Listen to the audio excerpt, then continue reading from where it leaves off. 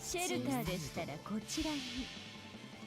太陽は死せり、大星は来たり。ことほむがよい。大地の流血をもつ我は泉。流れ星、中流水。レス、薄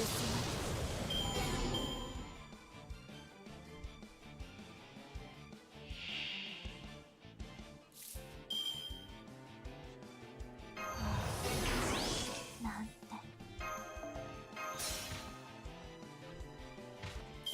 好き放題、はち切れそうでしょ。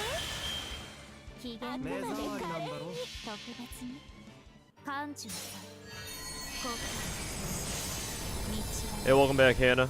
And hey, welcome back, David, over in YouTube chat. 月の城にようこそ。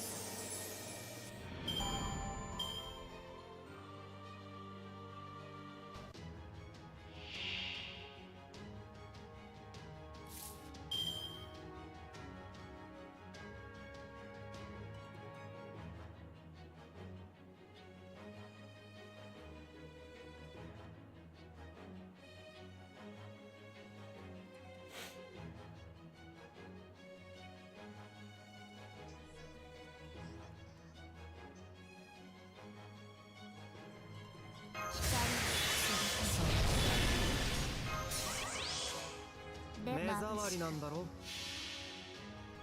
では報酬を与えましょう。熱、震え、別れ。我が手の上で。Is it farming time? Yes, it is.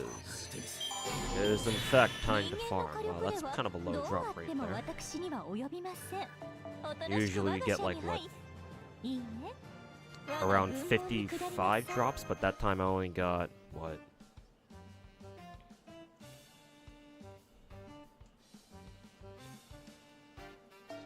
That run I only got like 46.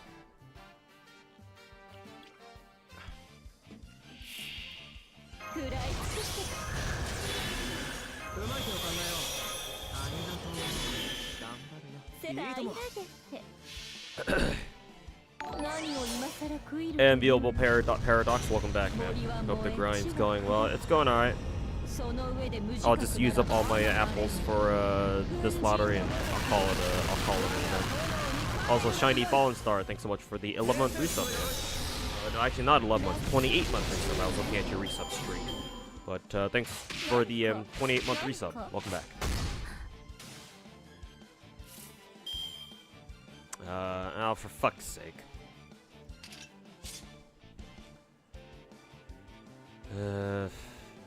Alright, command spell time.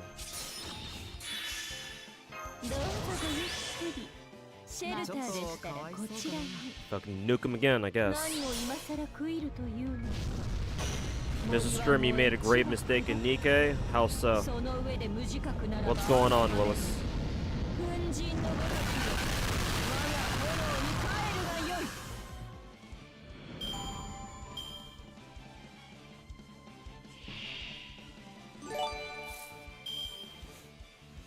And hey, Jaywalker coming in hot with the with another 10, not 10, with another 5 gifted subs, man. Lotto gifties. Hey, thanks so much, Jaywalker. Appreciate it, man. Cheers to you. Hopefully, if you are farming the lottery, hopefully you've been grinding it as much as you can, anyway. And yeah, cheers for the 5 gifted, as always, man. And hope you've been enjoying your weekend so far. You wanted to roll for more Cinderella by mistake, but you rolled on Grave Banner and didn't notice until you got another Grave, and you wasted like 6 multis that way. I mean, hey, at least you got a Grave. Yeah, it's easy to spend like 10 or more multis and not even get a single raid up, so at least you got something out of it. But yeah, it happens. Like, I still haven't forgotten my my Aventurine rolls where I'm pretty sure it was when I was rolling for Aventurine earlier this year in Star Rail, where I rolled on his banner, or I rolled him, and then I meant to roll on his light cone, but then I accidentally rolled more on his character banner or something like that. So I wasted like 4 multis that way, so I know what that feels like. Pretty sure I did that in FGO too at some point.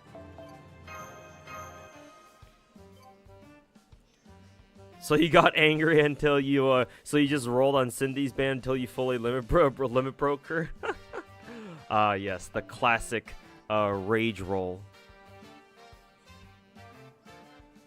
But hey, at least you got, at least you have 2-star, or technically 1-star, Grave and max limit broken, Cindy, right?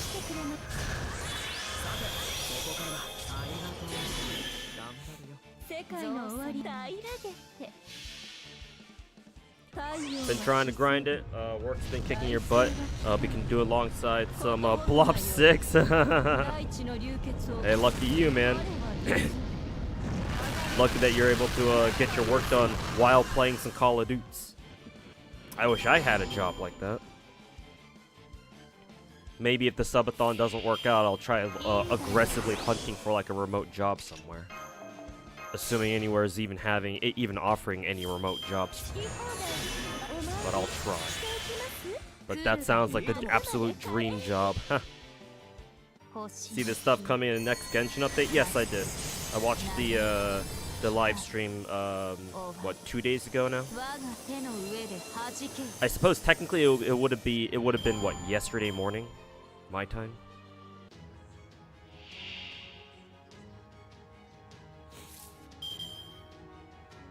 ARJD, welcome back, man.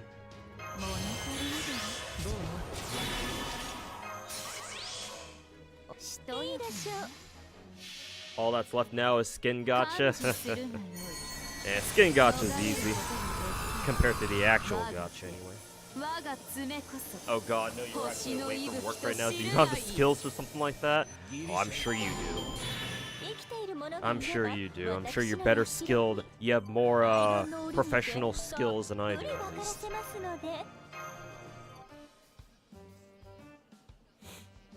Just started? Yeah, just started the stream. Like, not even 10 minutes ago.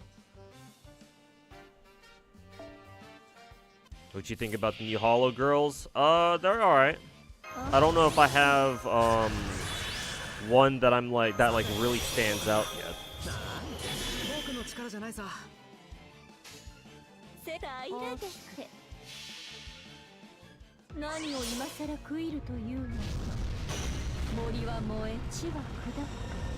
Are you using event damage bonus on Arc? Yes, I am. This is a 5-slot team. Arc, unfortunately, cannot 6-slot because even if she's perfect. The only way you can 6-slot this is if you have at least an MP5 Melusine who's level 100 and with 2k foes, apparently. Only then can you 6-slot this. Can you 6-slot 90++, apparently. So technically, you can do it as long as you just take a support Melusine, because that team, a 6-slot Melusine team, technically doesn't require any duplicate servants. So you can just take a support one if one of your friends on support has an MP5 level 100 Melusine with 2k foes, or at least 2k in attack at least. So yeah, if you're lucky enough to have one on your support list, and they have one up with what, max limit broken level 100 drop CE, then sure, you can do it. But obviously it's a very restrictive requirement, so not everyone's going to be able to do that. Certainly not me right now.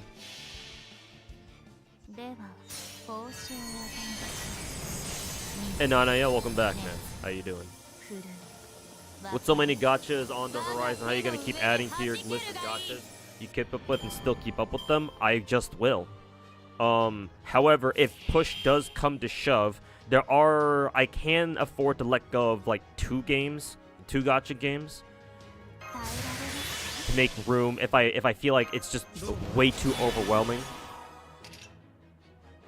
So I do have plans to drop 2 more gachas to make room for upcoming ones. Like, I don't mind dropping 2 more. I have my Melusine. Yes, I'm sure you do.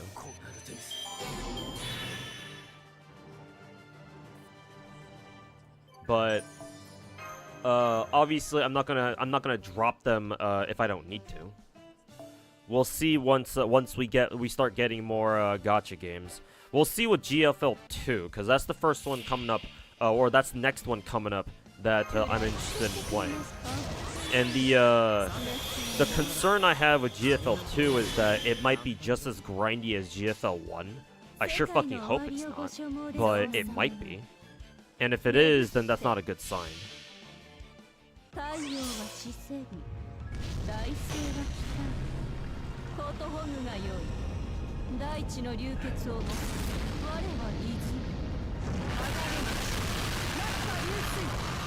Which two would I consider dropping if I had to? Blue Archive and Snowbreak Containment Zone. Those two. Actually, rank your favorite gachas. I think that's actually one of my sub-goals. Is it not?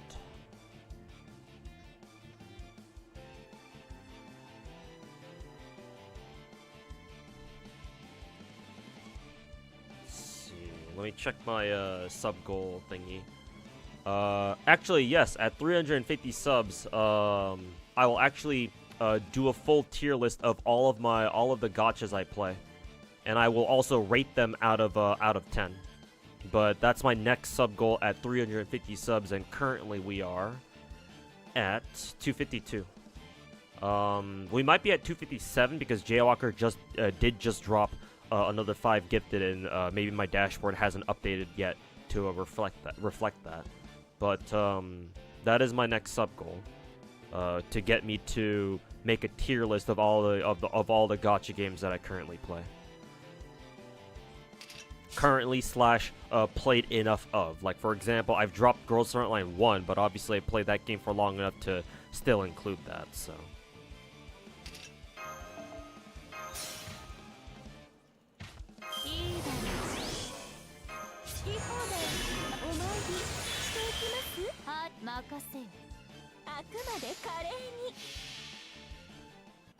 Can't wait for the Genshin update for better treasure hunting. Yeah, with the compass and all that. Yeah. Surprisingly, Natlan, 100%ing Natlan so far. The available parts of Natlan right now actually wasn't too bad. It was fairly simple. I only need to look up a couple more things to figure or track down like the last few bits of the map that I still need to clear. But yeah, I hear that they're buffing the treasure compass, so that's a good thing. Maybe that'll help me out when I go back to 100% clear Sumeru and the last Fontaine region, Petrichor or whatever it was called. Snowbreak was really nice. It was nice, but you can always just play a normal FPS. Yeah, true. Yeah. That and the fact that Snowbreak is bowing to CCP censorship, I don't, obviously I'm not a huge fan of that.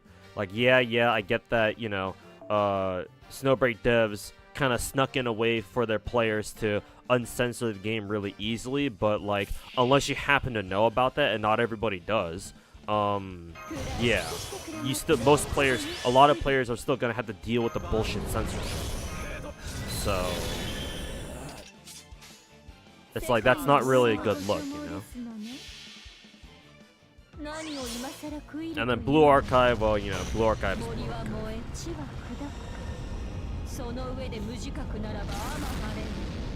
Who is a good 4th team member for a Nahida, Shincho, and Cookie team? Yelan's already part of your national, and you'd like to use the fastest second team in this. Nahida, Shincho, Cookie. You already have the 3 important ones for Hyper Bloom. I assume you're already using Raiden with Yelan. Otherwise, I would just tell you to run Raiden, assuming you have her, which I'm sure you do.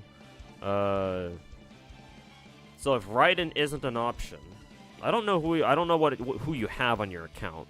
So I guess I'll just throw out some random. Suggestions.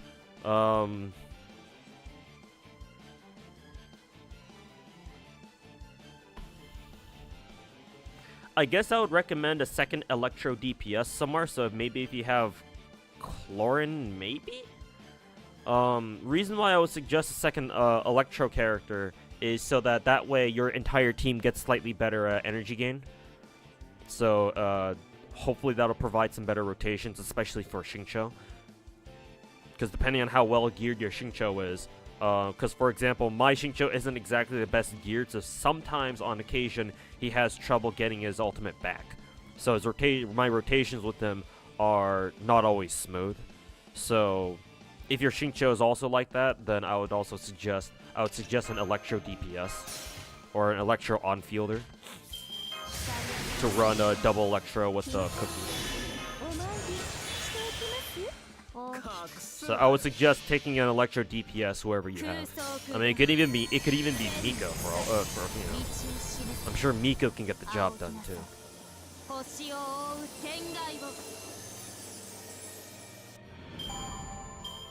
Recently logged back onto FGO, and then looking at your friend list is depressing. Yeah, kind of what happens. Yeah.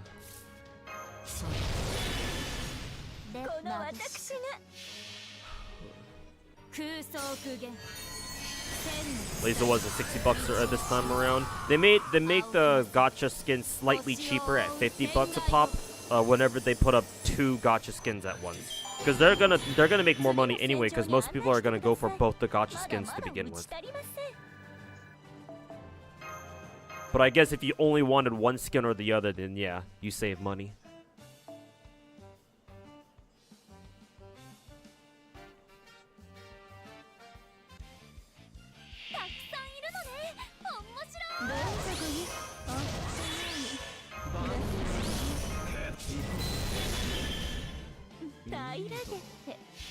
GFL2 is I know it's an XCOM style isometric cover-based RPG. Yeah, I've seen a little bit of gameplay for it, so I know what its genre is.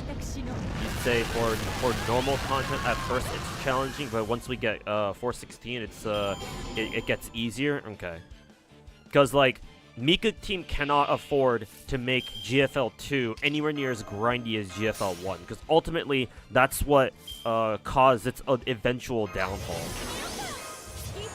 GFL1 was just way too fucking convoluted and way too fucking grindy from the get-go, and only got worse over time. So they cannot do that again if they want GFL2 to have more, you know, relevant longevity. What's my box goal for now? 1,000? Hell no, Articloss. Weren't you here yesterday? I told you I'm not gonna go that crazy anymore. I'm just gonna farm however many boxes that my apples can allow. And once I run out of apples, that'll be it.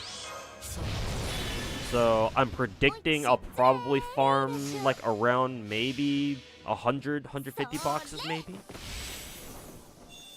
That assumes I actually get more lottery CE drops quickly. I'm not sure if that's gonna be even gonna be the case. Realistically, I'm probably gonna only farm like not even 100, maybe more like 80, something like that. But we'll see.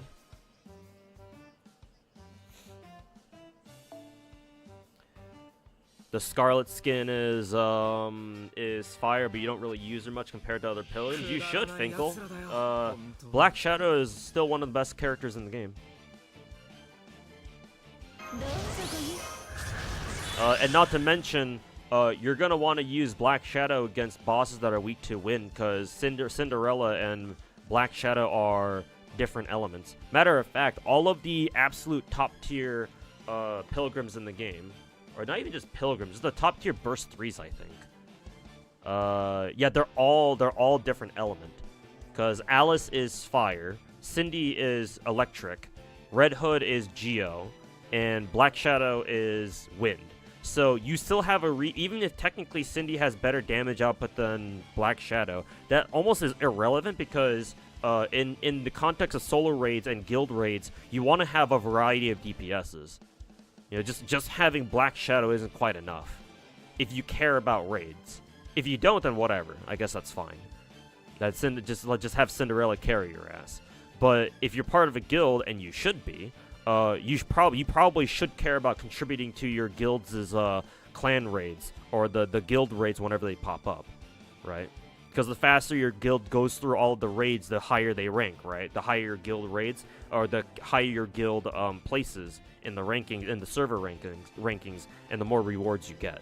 So, I would suggest you try rolling for Black Shadow too, or try getting her. But I guess if you don't really care for her much, then yeah, whatever.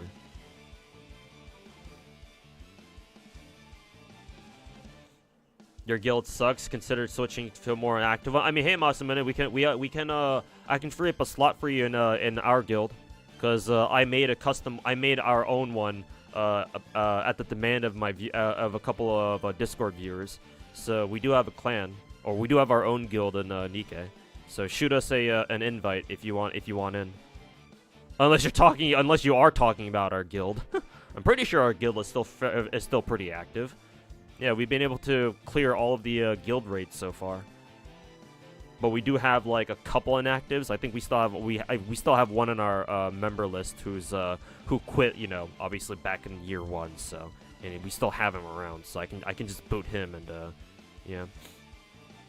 You play Oh, are you on the global server? Okay, that means you must be EU then. Because, yeah, I think the NA server and the global server are technically different in Nikkei. So, unfortunately, no, I don't think you can.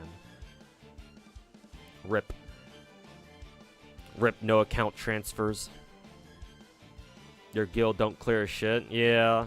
Try to join a more active guild, but yeah, I'm not too sure how feasible that's going to be if you don't know people personally. What are we talking about? Just random stuff. We were talking about Nikkei just now because my Twitch chat was chatting up about Nikkei.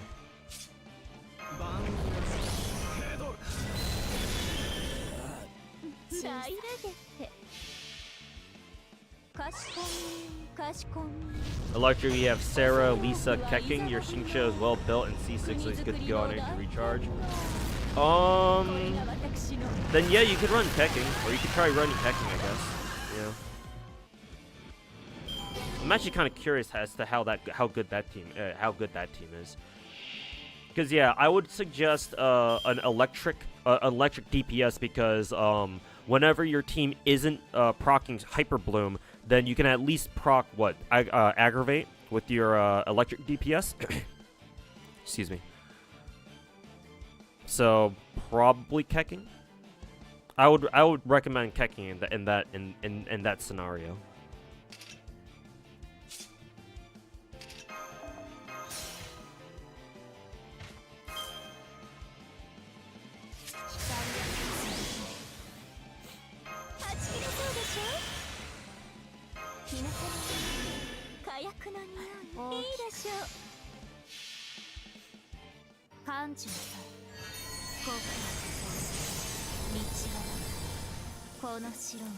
Just finished the Cinderella event? No, you haven't. We still have to wait for the hard mode of the final Cinderella story to unlock.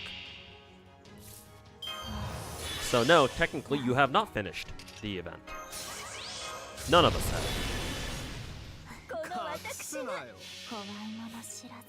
What's a good team for this node? The team I'm using right now, or refer to this spreadsheet, Jalter.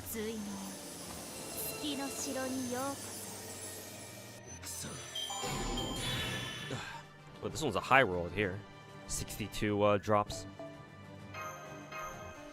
Kind of big disparity between low rolls and high roll drops on this node. You also made a global account because you didn't know the difference between NA and global. Yeah, I went with NA because, you know, well, I mean, if a server that says NA on it, then it probably is a dedicated North American server. Because, yeah, global usually refers to, like, basically everywhere else. But, yeah.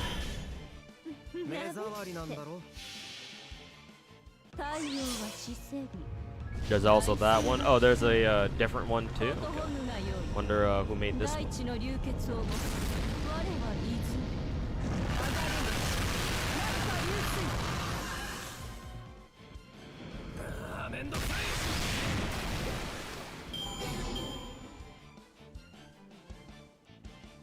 Let's see.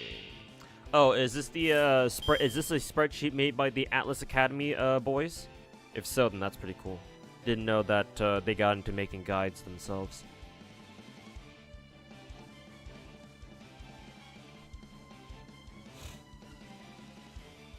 But I'll keep these two spreadsheets so that I can post them together later when people ask for them.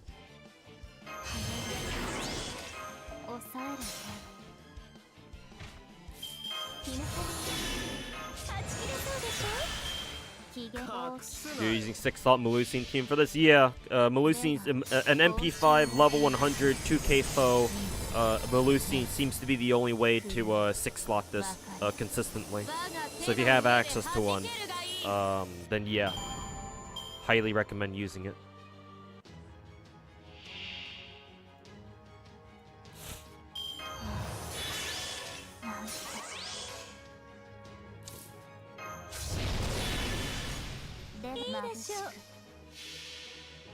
You're okay with global because you heard it's less competitive? Yeah, probably. You're probably right about that.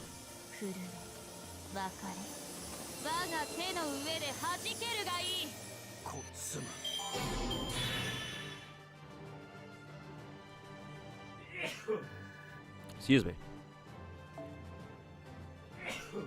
Excuse me.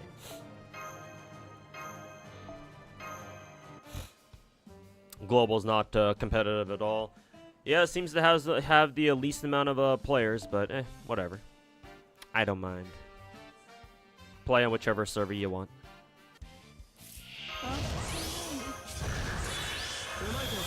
1P2 Melusine, work for this? No. From what I've been told, you have to have an MP5 level 100 Melusine who also has 2K attack foes. Otherwise, it will not work. Oh, and you also must have a level 100 drop CE.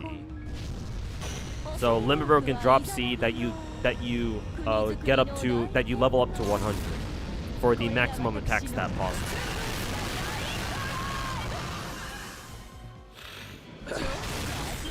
Yeah, the Melusine 6-slot team, from what I hear, is very restrictive.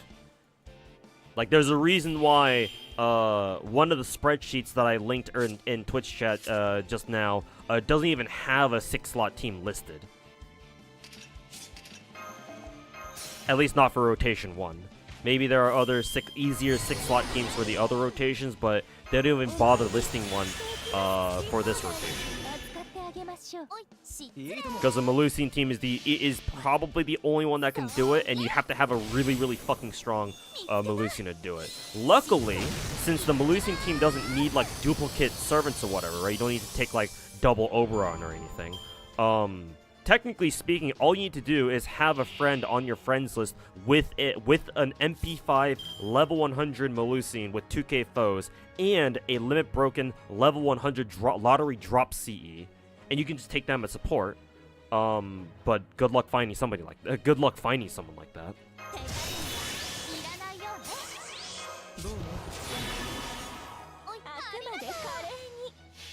Can you link the spreadsheet again? Just scroll up in Twitch chat, my dude.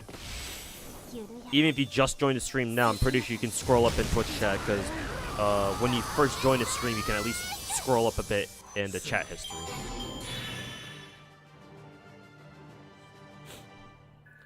Let's see. Oh, also, oh, nice. My KOD hit bond 11. Very good. 30 free Saint Quartz. Free. And also over in YouTube chat, I just noticed.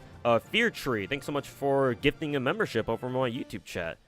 And thanks for gifting a sub, or a membership, sorry, to Lil Teggy Boy. And yeah, I know Lil Teggy Boy's been hanging out in chat recently. So yeah. Thanks so much for the gifted membership, man. Appreciate it, man. Thanks so much for your generosity. Oh yeah, that's right. I gotta go feed KOD another Bond Grail.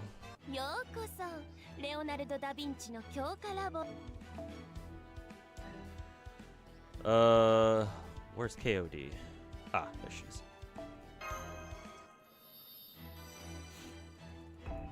Okay. Back into the mines you go.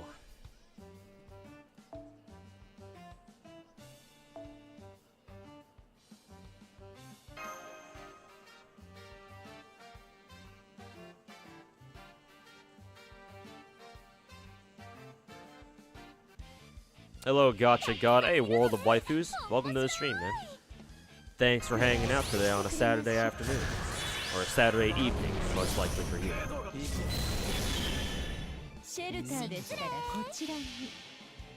Just showing a bit of your appreciation. Hey, thanks, man. Hope you enjoy the YouTube content. I'll have more videos up on the channel soon, because I got to get all my whales log and dolphins log videos out, because I haven't done them yet for the month of November. And I should have a couple more videos coming out later next week, or next week. I was about to say this week, but it's not the end of the week yet. So yeah, got more YouTube content lined up. Hopefully I'll be able to get them out over the course of the next week. But yeah, appreciate your support, man. Thank you.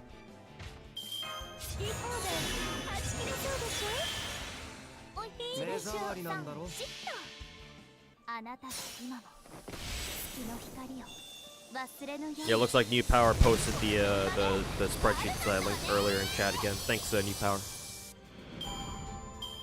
You do need double coin. Do you now? Because I wasn't told that. But I guess if you do need double coin, then that means that Melusian team is basically impossible for most people. Unfortunately.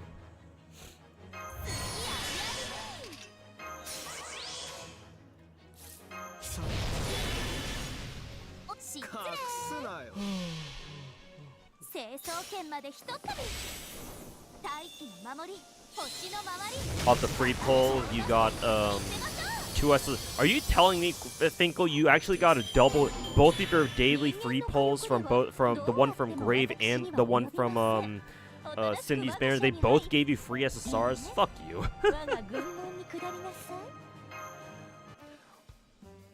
It should have been me, not you.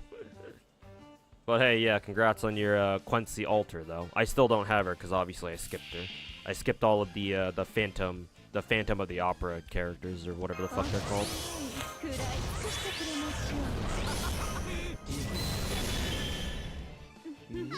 Nah, just off of Cindy's Banner. All right, fair enough then.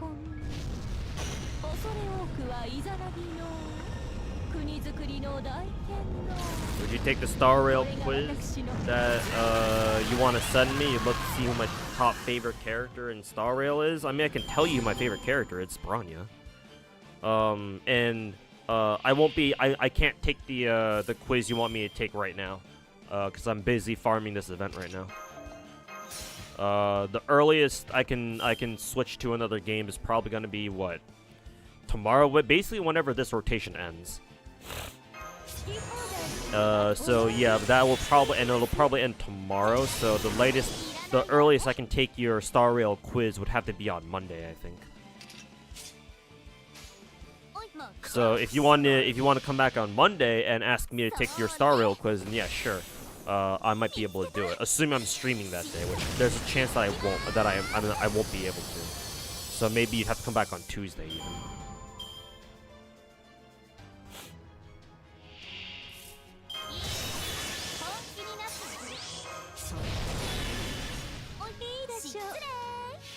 But yeah, I can just tell you who my favorite character is, Branya. Unless you want to know more about, like, oh, who I use most in Star Rail is. I mean, at this point, it's probably Firefly and HMC. I really like Super Break teams. In case you couldn't tell already. Gacha God, that suits him. I mean, I call myself as such too, so. I'm a big enough asshole to call myself the god of gacha games.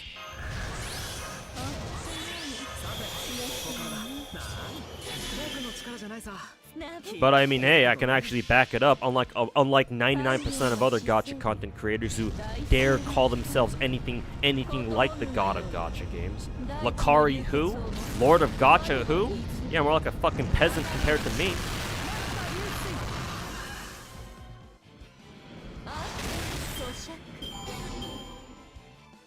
Is Sunday banner right after Rappa? No, Rappa. Once Rappa banner ends, we're gonna get what, a handful of reruns. Acheron's the main rerun target for once Rappa's banner's done. But yeah, Sunday's banner won't be immediately after Rappa.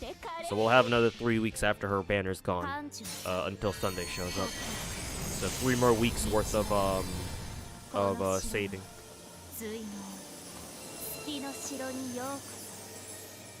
When your favorites go. Oh, I think I've seen. I think I know what that quiz is. I'm pretty sure I've seen. I want to say it was Numi. I think I saw. I think one of Numi's streams a couple months back. She took that quiz where she had where it pitted like her favorite Star Rail characters against one another or something. I think I know what quiz you're talking about. But yeah, hit me up on Monday or Tuesday so I can take it then, because I'm not going to be able to take it today or tomorrow.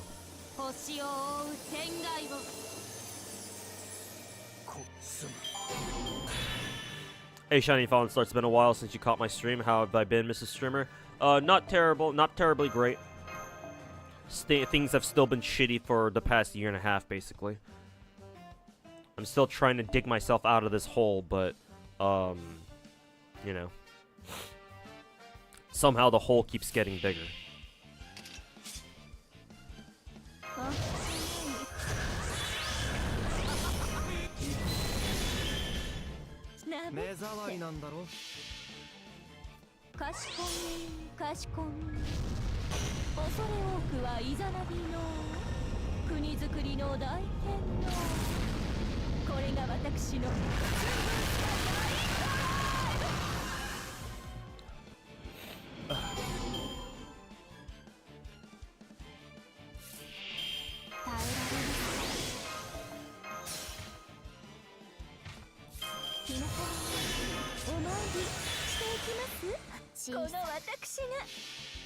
You want more copies of Akron, but Fugway is calling for you.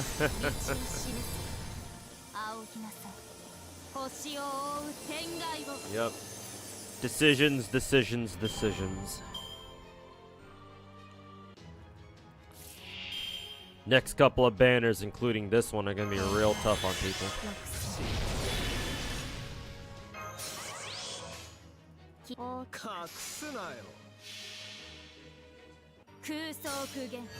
You interested in New Hollow Gen?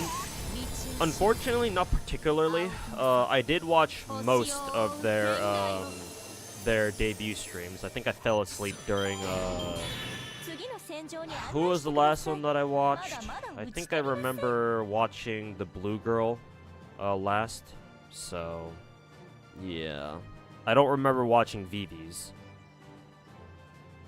Pretty sure I didn't watch Vivi, so I'm gonna have to go back and watch that again. But everyone else's, I think I should have watched. Yeah, because I watched Chihaya's. I watched the Blue Girls. I forget what her name was. I watched the Lion Girl, the Raiden lookalike. I also watched the first girl. The girl who kind of looks like Chloe. So yeah, Vivi's the one that I did the one that I didn't watch debut stream for because I just kind of clocked out. So unfortunately, I don't know if any one of them like really interests me immediately. The closest one to that would probably be Vivi, just because she looks like Crony and Raura had a kid together. The next one would probably be I would say Chihaya, simply because of the fact that she has explicitly stated that she allows lewds. She has given fan artists permission to draw lewds of her, so I'm looking forward to seeing more lewds of her on my Twitter timeline. So that'll be fun. Also, did we get a gift of membership somewhere? Hey, Shiny Fallen Star, thanks so much for the 10 gifted subs, man. Shit, bro. So we got looks like today people are really feeling real generous today, huh? First the 5 from Jaywalker and another 10 from Shiny Fallen Star. And you've already gifted 125 subs to the channel, man. So greatly appreciate the continued support, my dude. And cheers, thanks for the 10 gifted, man. And yeah, I'm still trying to make this content creation thing. Shit, I accidentally tapped my fucking mouse and I think I clicked on KOD instead of Oberon. Fuck me, dude. Yeah, took another fucking KOD. Fuck, dude. But anyways, besides that mishap. Shiny Fallen Star, thanks so much for the 10 gifted, man. Greatly appreciate it. I know you've already gifted a ton of subs to the channel before. And, yeah. I don't know what else to say except thank you so much. Because that's going to really help out. And, helping me stay afloat, at the very least. But, yeah. Cheers to you, man. Hope your luck turns around, mister. I'm trying, man. I'm trying everything I can. I persist, but so do the nightmares. I'm doing everything I can to get out of this. In one piece, anyway. But yeah, hopefully my luck does turn around at some point. Just gotta keep pushing out content, and maybe one day one of my videos will go viral and really pick up traction. So we'll see. How do you donate? There's a donation link underneath my stream. If you click on the picture of the dude smoking a cigar, or like smoking a fucking dollar bill or some shit, that should take you to a PayPal link where you can donate directly to me. And if you do, you'll fill up the oh, I forgot about this. I should probably have switched to this overlay right here. Yeah. So if you see on the bottom of the screen there, you'll see a donation like tracker. If you donate through that link, your amount will appear on that bar as well, and to like raise it up. But that is how you would donate to me if you are feeling so generous.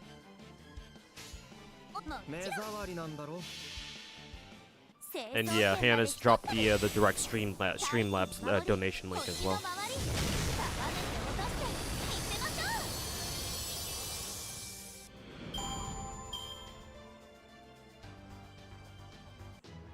How the video has been performing, at least compared to how I was expecting. They've honestly doing better than I expected. I was only expecting maybe a couple thousand views, but they've been hitting what, an average of 6-7K, and obviously the MTash roast video got more attention because I was roasting a more famous YouTuber, so naturally it got more traffic. But I'm actually fairly surprised that it's been doing better than I expected. Obviously not as much as I would want it to do, but you know, given my size, my current size as a content creator, you know, I got to start from somewhere. Yeah, given my current size as a gacha content creator, my YouTube videos are technically punching above their weight, but yeah, obviously I still want them to do even better.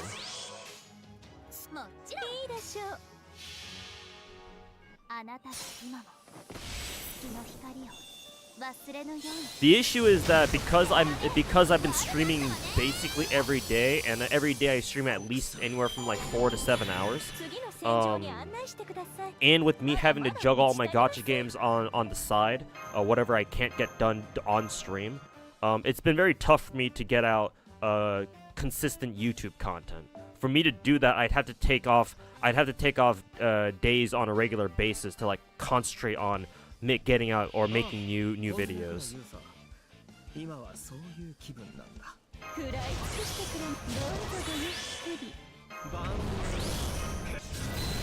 But I'll figure something out. I just gotta work harder, you know.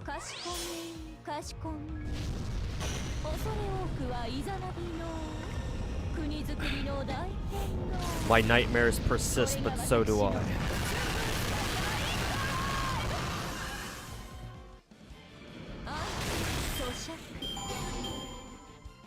Is Echolopolis? I don't even know how to pronounce that word. Is that a good game? I haven't played it. I have heard things about it.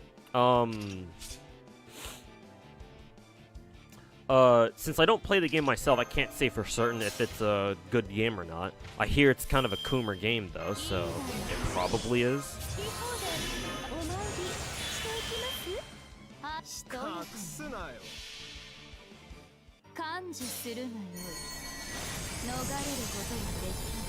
I don't even know what kind of genre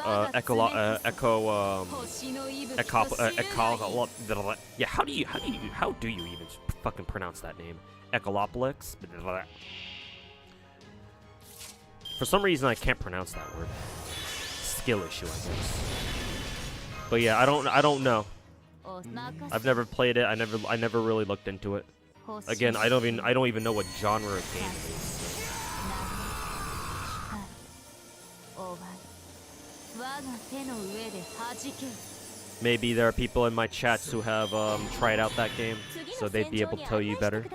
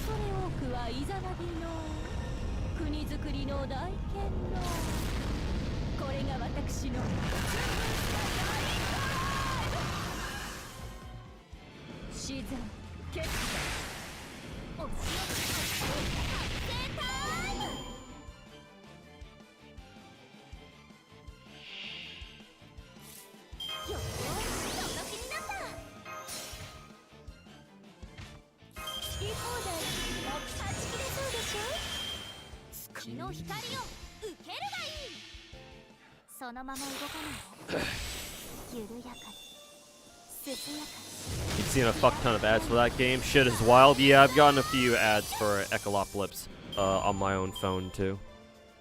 So like, I know it's a Coomer game because I've seen a lot of the I've seen a lot of like skins in their advertisements for the game. But as for the actual gameplay, I'm not sure. I'm not sure what that game's like. Also, I think I heard the donation alert. Thanks RJD for the 3713, man. Really appreciate it. That's quite the donation. Don't want me to be homeless, so donating for you to continue for you having to have or having a roof over your head. Thanks for streaming a lot lately. Hey, thanks, man. Appreciate it. And yeah, thank you so much for your generosity, man. You didn't have to donate that much, but you did, so appreciate it, man. And yeah, man. Trying to make the whole content creation thing work, and yeah, I mean, hey, if streaming long hours alone could keep a roof over my head, then I wouldn't have to do a fucking subathon just to pay the rent. But you know, the world doesn't work like that, unfortunately. But I appreciate the generosity. I appreciate the generosity, RJD. We're at $200 now. Oh, are we? Oh, yeah, we are. Yeah, we are at the exact $200 mark. I was wondering why RJD's donation was at such a arbitrary number, like 3713. And I just realized, oh yeah, he donated just enough to get us to the $200 dono goal.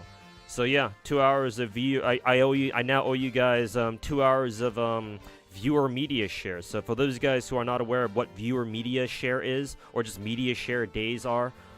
It's when streamers let their viewers just send them like video links, TikTok links, or TikTok or YouTube video links or whatever, and we just watch them together. We just watch them together in on stream. So yeah, I owe you guys 2 hours of media share. I'm gonna have to figure out a way to like. I'm gonna have to figure out a way for you to like be able to send me viewer shit. I guess I can just I guess I don't really need a system for that. You guys can just post links in chat, because I allow people to post links in my chat anyway.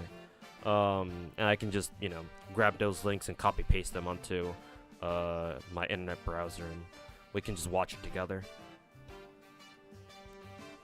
Though I will have to be careful with the links, and I'm gonna have to pre-screen them to make sure that they don't have any like sussy content in them that that flashes like a big throbbing cock on my screen or something, and that gets me banned or some shit.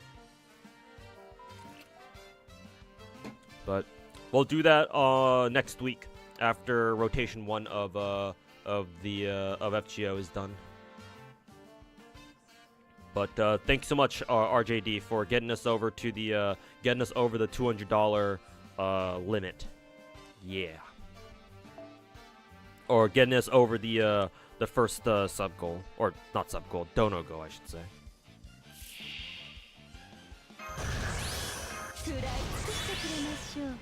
Cock attack.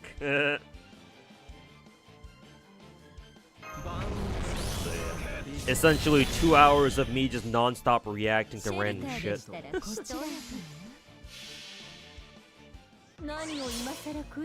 It's good at getting people demonetized, maybe on YouTube, but on Twitch, as long as Ecolopolis isn't a banned game on Twitch, which I don't think it should be. Yeah, I can just stream it on Twitch.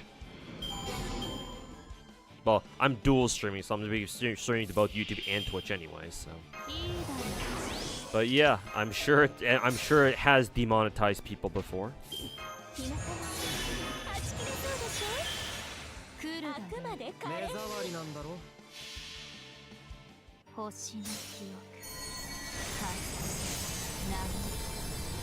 TOA is not fun. Why is the impertinence Heron so toxic to fight against? Oh, the big purple burb in Wuwa.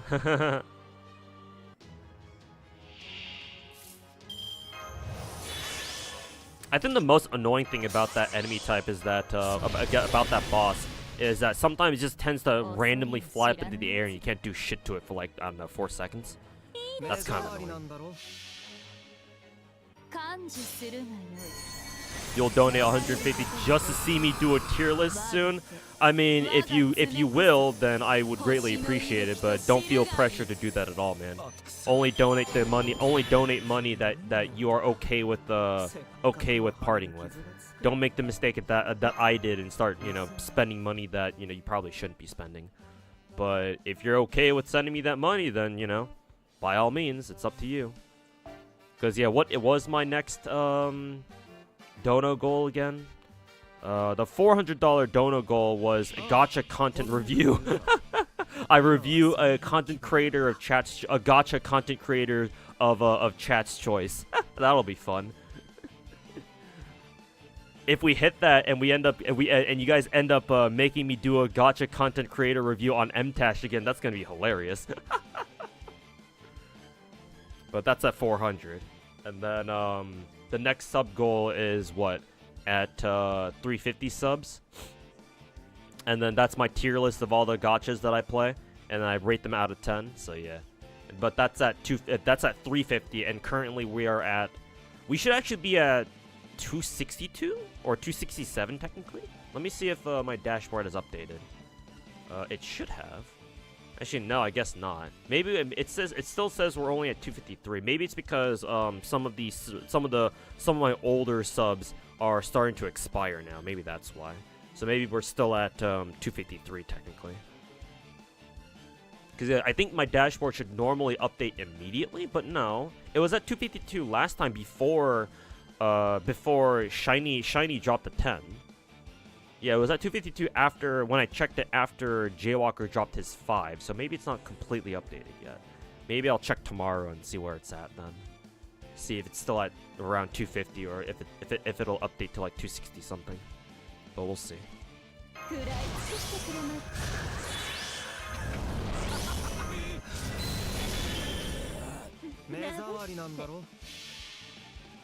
Sounds entertaining. Roasting gacha creators is always a fun time. Yep.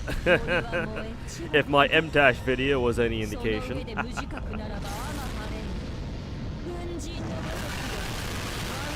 Hot take, you don't like Ruwa's bosses because you have yet to find the team that's actually fun to play. Well, it's nice that you can use different characters. You feel like there's not still enough synergy yet. Like, who are you supposed to use with Chun-Li?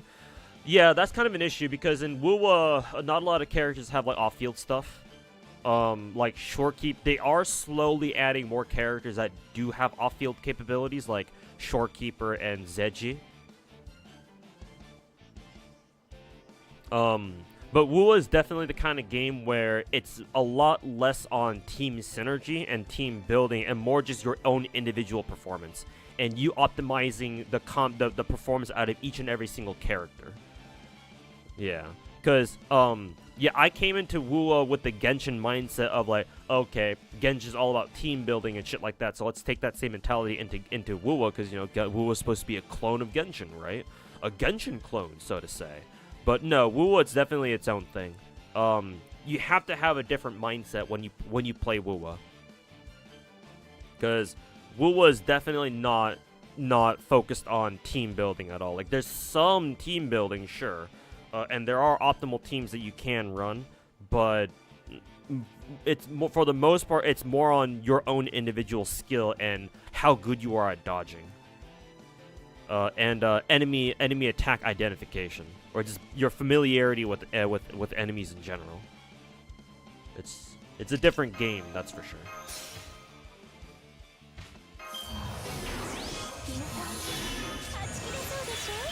So like, if you're looking for a team to give to your Chun-Li, unfortunately, unless you have like Zeji or at the very least Shorekeeper, or maybe there are other characters in the game that also provide some sort of off-field utility. Like I know Yuenwu, the 4-star, the old man 4-star Electro character, has an off-field skill, I believe. But unless you want to use those characters with Chun-Li, you're basically looking at just you optimizing your Chun-Li's gameplay as best you can, and just practicing your dodging.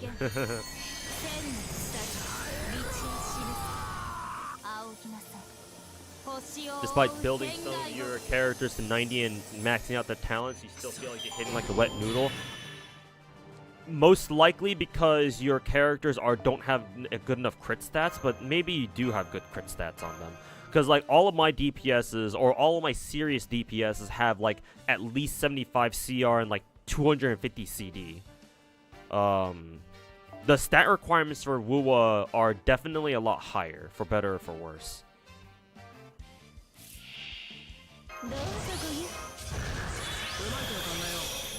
Because remember that in Wuthering Waves, all of your characters start with a base crit damage bonus of 150%, whereas compared to Genshin, your characters only start with a 50% crit damage bonus, and then you give them more crit damage on top of that.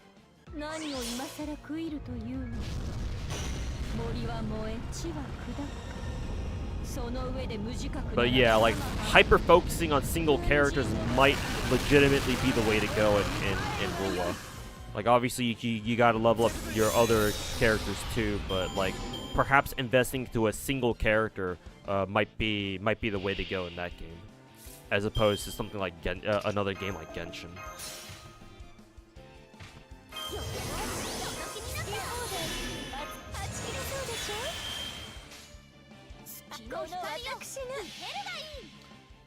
You were going to request the K-Drop video? Yeah, not only that, but you don't have to worry about requesting it, because I already said I was going to eventually watch that K-Drop video on stream at some point anyway. So you don't have to worry about taking up the viewer media share day just because of that. I probably wouldn't even allow clips or videos or clips that are like longer than like, what, 5 minutes or something. Maybe I'll make an exception and bump up the limit to like 10 minutes or something if I really like it or not, but yeah, you don't need to worry about that, Foolish Monkey. I'll watch that video, that K-Drop video eventually.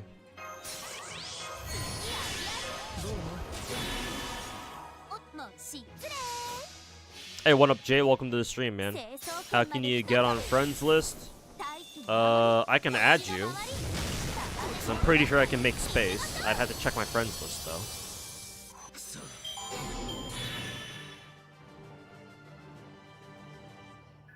But then again, if you're asking to get on my friends list, that means that everybody else in my chat also wants to be on my friends list too.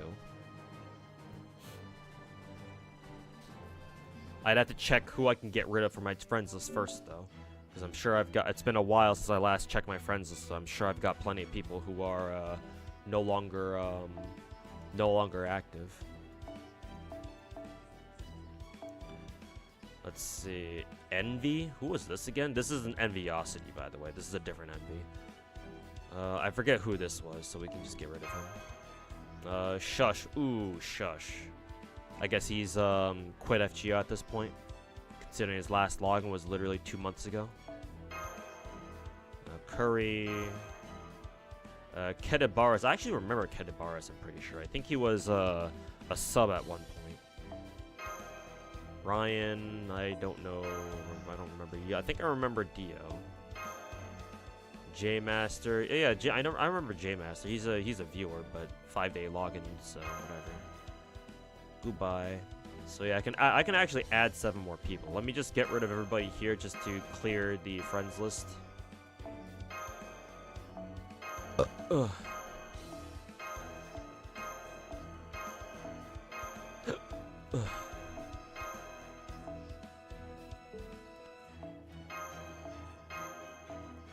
Deny, deny, deny, deny. Okay, my friends list is, or my friend request list is empty now, so if y'all want to send me a friend request for this lottery, hit me up.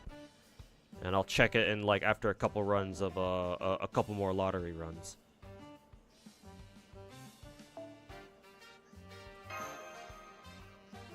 Can you be on the list? Yeah, sure, Cannon Turtle. I'm surprised you're not on it already.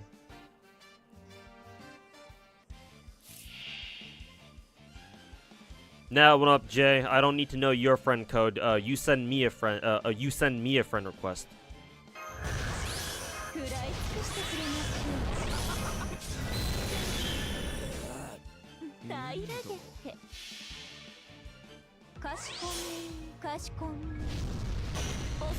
You'd like to as well? Oh yeah, that's right. YouTube chat doesn't know my friend code. I will post my friend code into YouTube chat so that the YouTube viewers can get it also. Or can send me a couple friend requests too.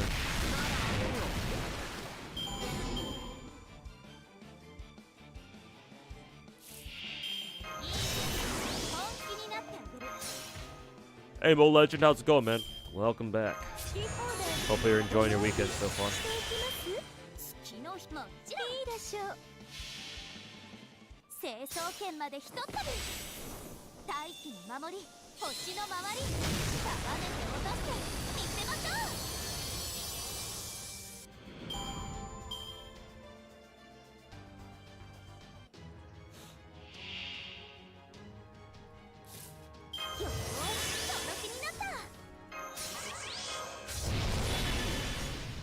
目障りなんだろ Been good, just been on a lot of grind. Hey, just like us.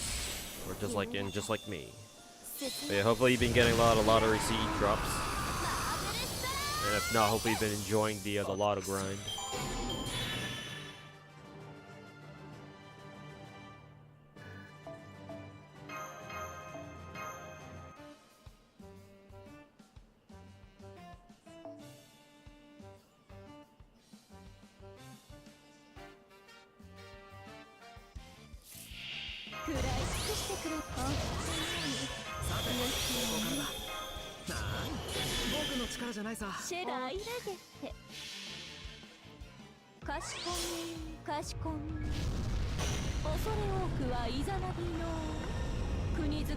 How many boxes so far? Not very many, I don't think. I would estimate probably around like 20. Definitely not a lot though.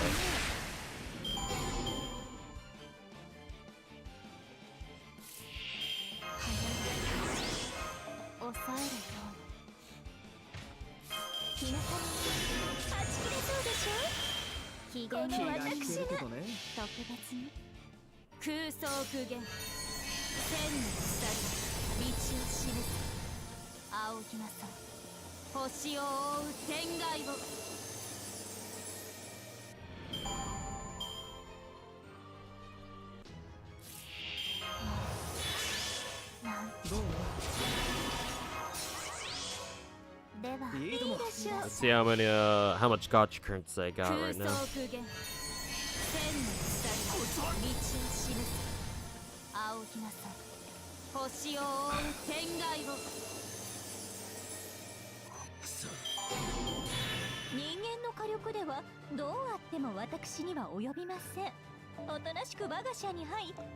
Let's see, 8K, so yeah, about another, what? So that's 20 boxes. Probably about 23, 24 boxes. Not much. But doing what I can.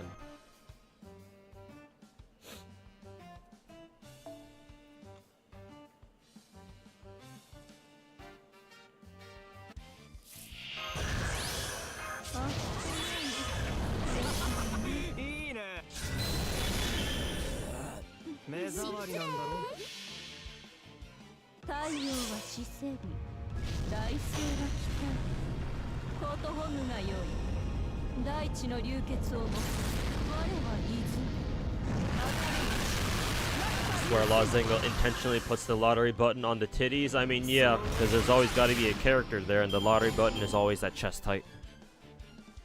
So yeah, very common lottery joke.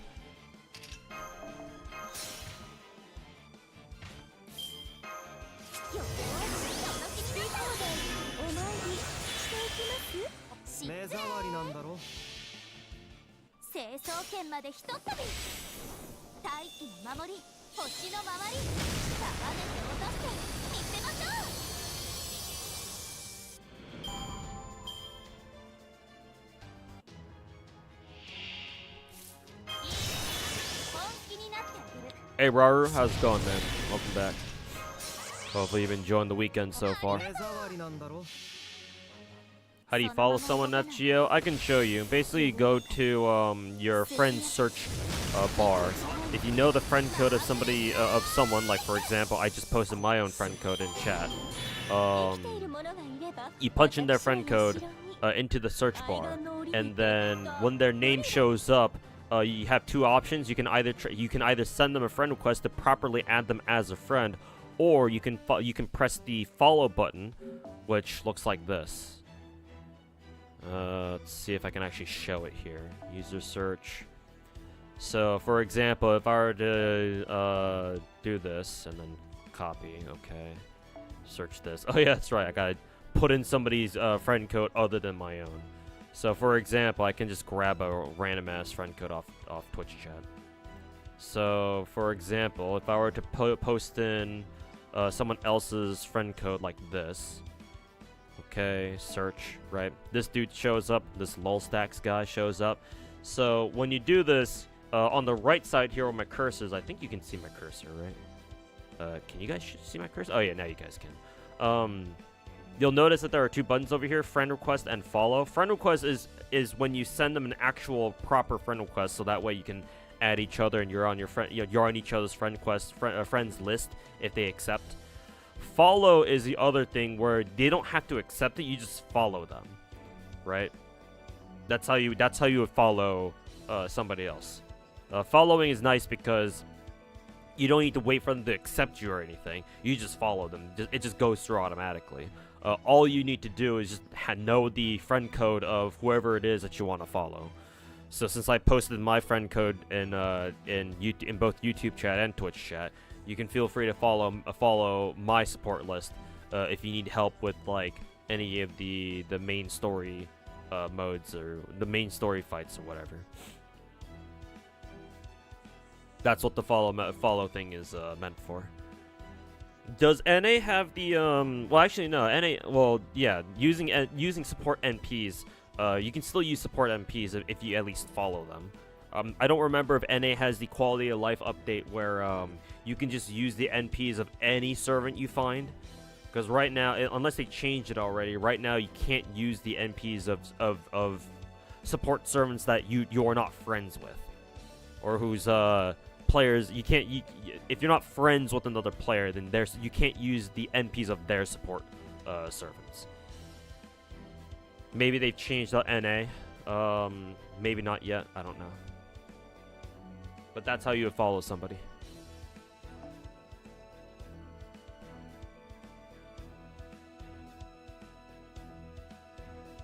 Played mouth-washing last night. Oh boy, great game to you know, fall asleep to, huh? Let's see, Mo Legend, I recognize you. Lolstacks, I did tell you to accept. I did tell you to send me a friend request, so there you go. Best of luck with lottery. Already, I assume this is Articlaws. There you go. Power Mega, I think I know you from where is it? Twitch chat.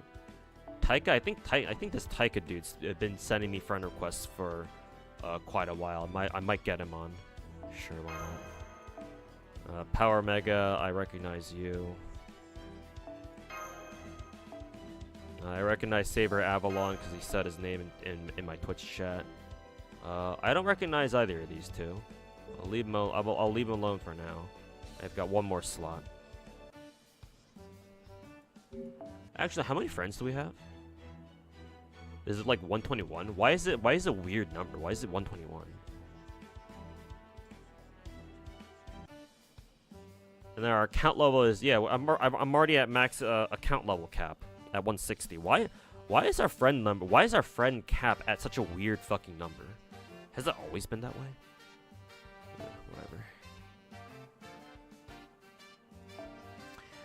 Whatever, back to the grind we go. What's my highest box count in lottery? 2,000. The most amount of boxes I've ever farmed in a single lottery was 2,000. And I did that 2 years ago. 2 Christmas lotteries ago.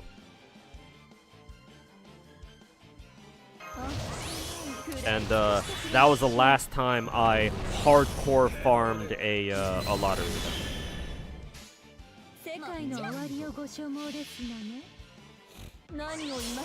Oh, it's you actually? You just changed your name to New Power? Okay, gotcha.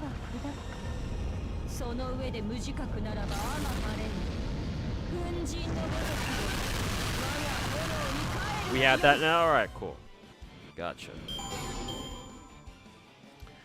That's good, that's good. A feature that should have been part of the game since the very beginning. And they finally added fucking 7 years later. Congrats. Huzzah! Los Angeles, huzzah!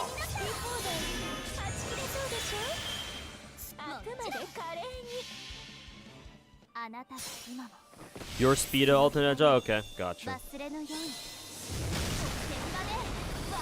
Gotta go. Oh, you back in like maybe 2 or 3 hours if I'm still on. Alright, Finkel, I should still be on like 2 or 3 hours, but yeah. If I'm not, then yeah, have a good rest of your Saturday night. But yeah.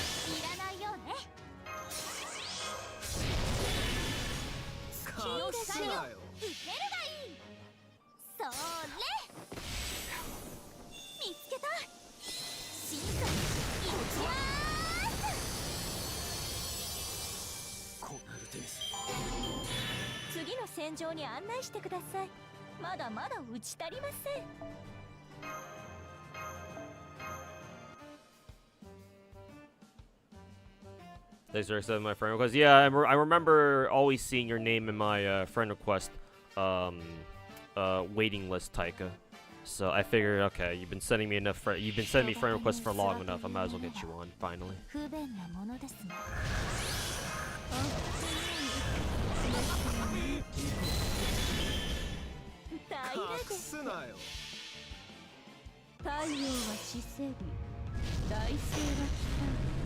Is it 6 slot or 5 slot? Only 5 slots. Apparently for this rotation, 6 slots are not possible if you don't use a Melusine. So since I'm using Archetype Earth here, I am foregoing a 6 slot team intentionally. I don't even have enough lottery drop CEs to even try to field a a 6 slot team to begin with. So I have to default to this no matter what anyway. You currently have a 5 slot team with the Damage C Melusine going? Gotcha. But yeah. If you have, what, a level 100 MP5 2k attack foe Melusine with level 100 limit broken lottery drop C, then you can 6 slot, but barring that, no, you're looking at a 5 slot. Let's see. I think this should be okay.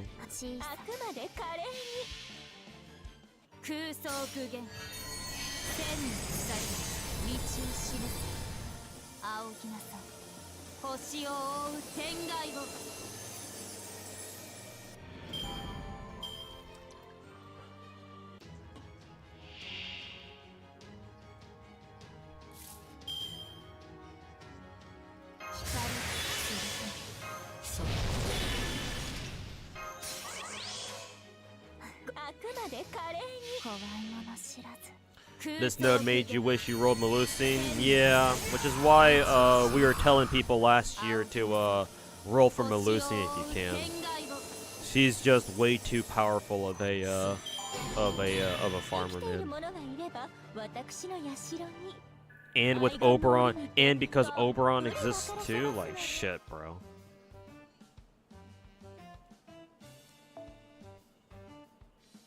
Like, I don't even like Melusine that much, and I still have her ass level 90, MP5, and max skilled.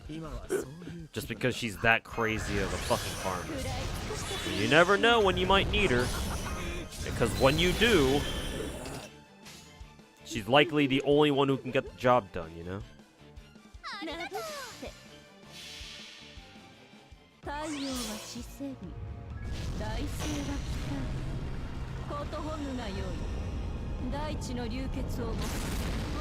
All the Lost Spell 6 servants are broken AF. Everybody should roll them.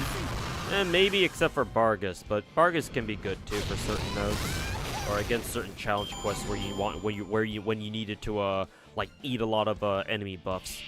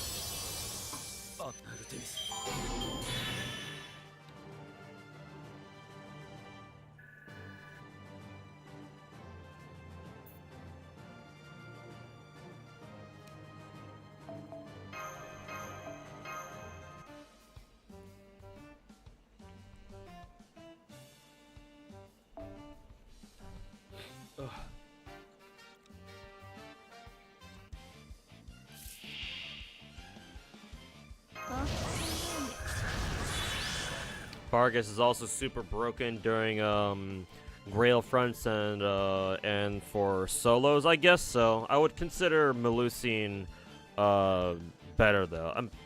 Bargus is probably better than Fairy Tristan in solos. But then again, who is it? Even Fairy Tristan has uses in certain farming setups. Like during one of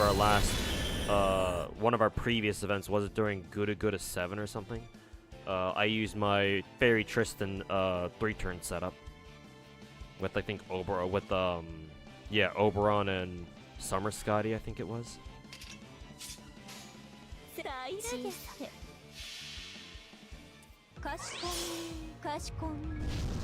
No one argues about how broken Melusine is. Yeah, because you can't argue with somebody who has a fucking 100% battery and change the MP to AoE.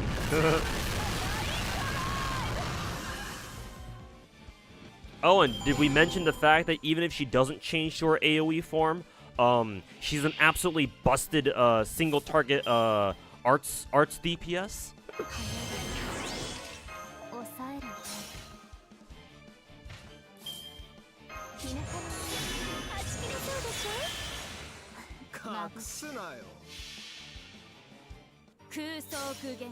Why don't you use Melusine or my bond farming arc? Bond farming arc mainly. I could use Melusine, to be fair. She's almost bond 10. But I'll save Melusine for another node where I absolutely need her.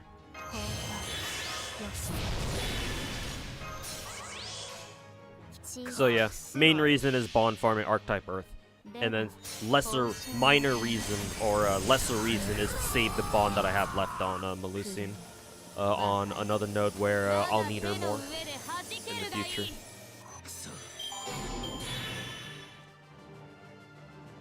Excuse me.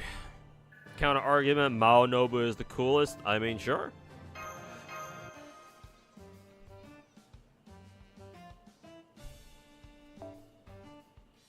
Can't argue with that.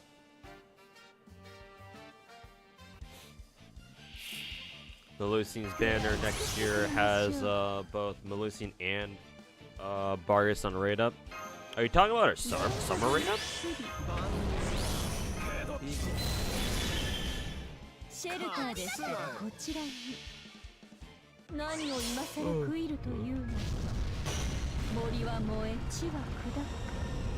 その上で無自覚ならばあま晴れる。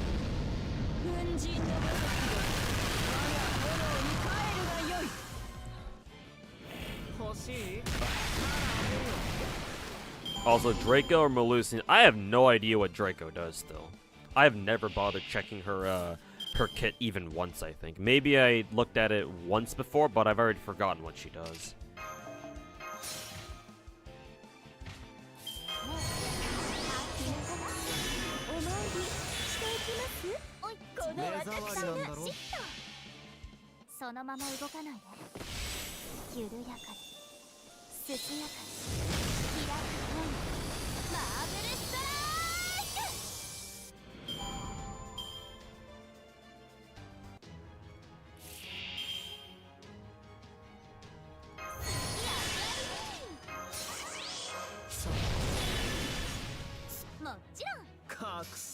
Refresh your game client. New power or power mega. Like either reset your client or what is it? Log out to the main menu screen and then log back in. It should update afterwards.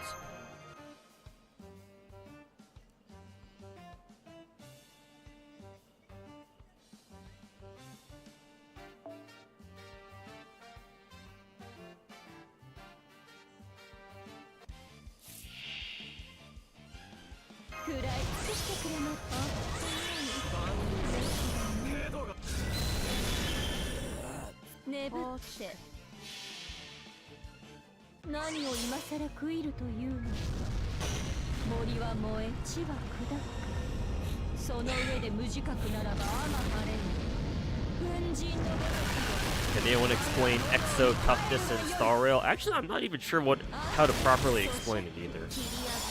Maybe somebody in chat can explain to you exactly what it is.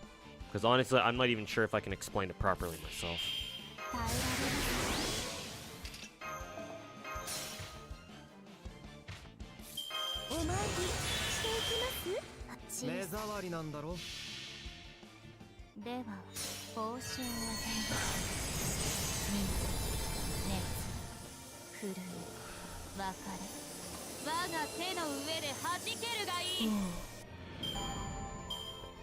Draco's single target arts unit. Oh, she's arts? Oh, but of course she is. 30% battery and then damage mod on MP versus all original 7 classes. Cool. Beast privilege, I guess. Omega beast privilege, am I right?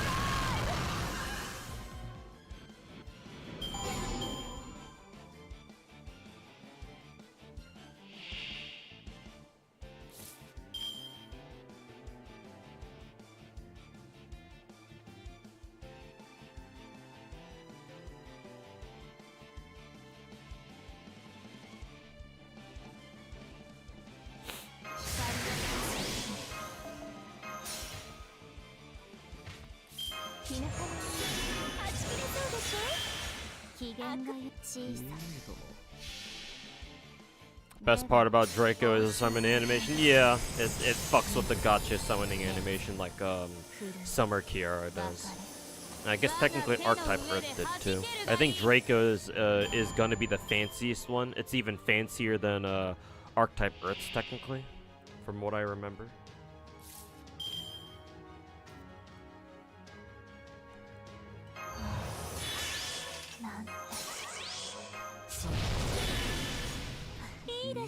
Just found a pseudo-hardcore gacha game. Hardcore as in like it's gameplay content, or like the prawn. We talk about hardcore porn or hardcore gameplay. Well, either way, you're getting fucked. But yeah, we got a lottery going on right now, and lottery takes precedence over everything. Oh, not even just a single 30% battery. It's 30% per turn. Wow, okay. Well, technically that's... if it's 30% per turn, that means she doesn't get it immediately, so I don't know. Hard for me to understand how good that is for her. I'm sure it'll be great for her during challenge quests and whatnot, but not so much for, like, farming setups mainly. I don't know. Maybe it can still be useful.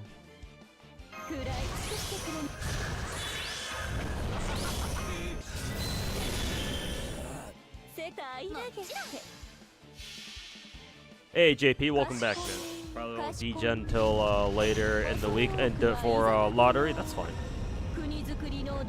But yeah, good to see you back though. Yeah. Get started on lottery whenever you whenever it's comfortable for you, or whenever you can.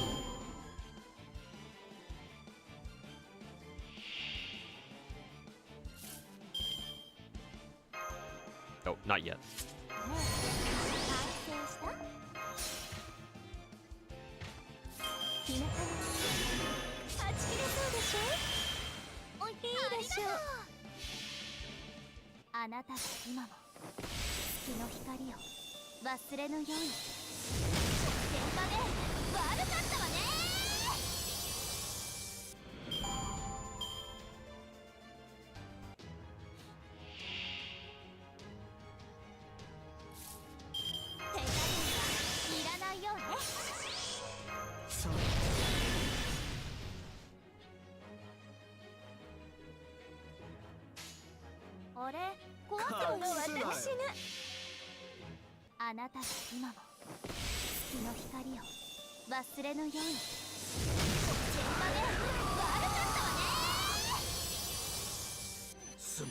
Hey, finally, got another lottery seed drop.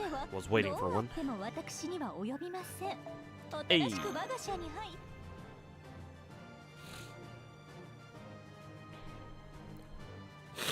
Excuse me.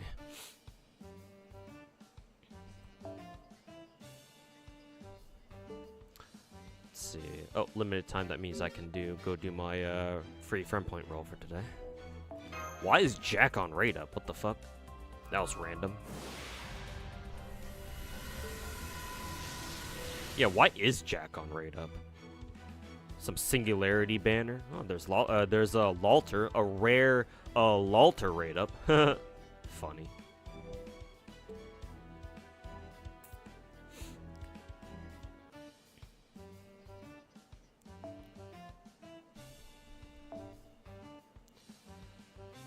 Okay. Oh, now I can actually properly field a 5-slot team. Though, unfortunately, this does mean I have to drop Suzuka now.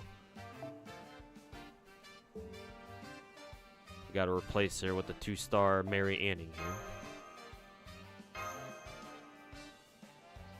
Rate up for all the OG singularities. Okay, that's good at least.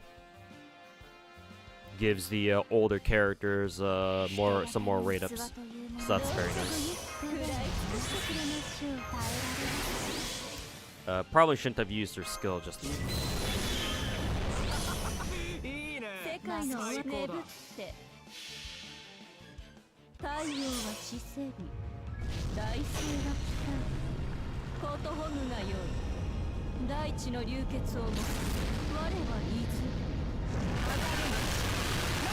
What's your box goal for this lottery? However many boxes my current apple stash gets me. Once I run out of all my silver, gold, and bronze apples, that'll be it. I'll call it an event there. So I expect to only get around, if I'm lucky, I'll get 100 boxes.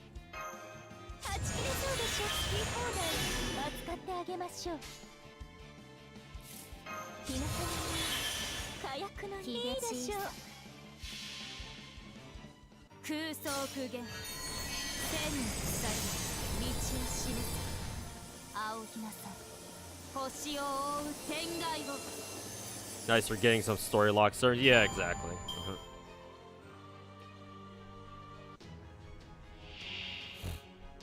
Can Arc 3 turn this with double coin Oberon? Double coin Oberon? Arctic Clause, remember that archetype cannot is not Oberon compatible. The problem with archetype Earth is that you cannot use Oberon with her, at least not normally. As far as I'm aware, she's not normally Oberon compatible. At least not a double KOL Oberon compatible. The reason why is because her skill, even at max level here, her battery it has a 7-turn cooldown. That's a problem. Because if you want to run double KOL Oberon, you have to use a DPS that has a maximum of a 6-turn cooldown battery.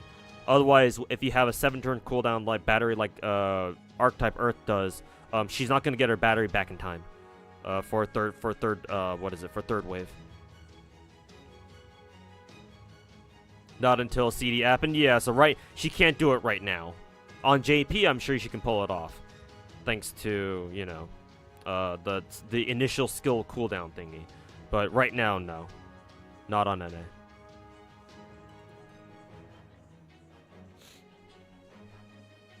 Forgot about that. Yeah. I mean, hell, I didn't even know about it. I forgot about it too, because obviously I don't play JP, so I didn't take JP's new A5 into account. But I suppose with A5, yeah, she can do it now, or she is now Oberon compatible, so that's cool.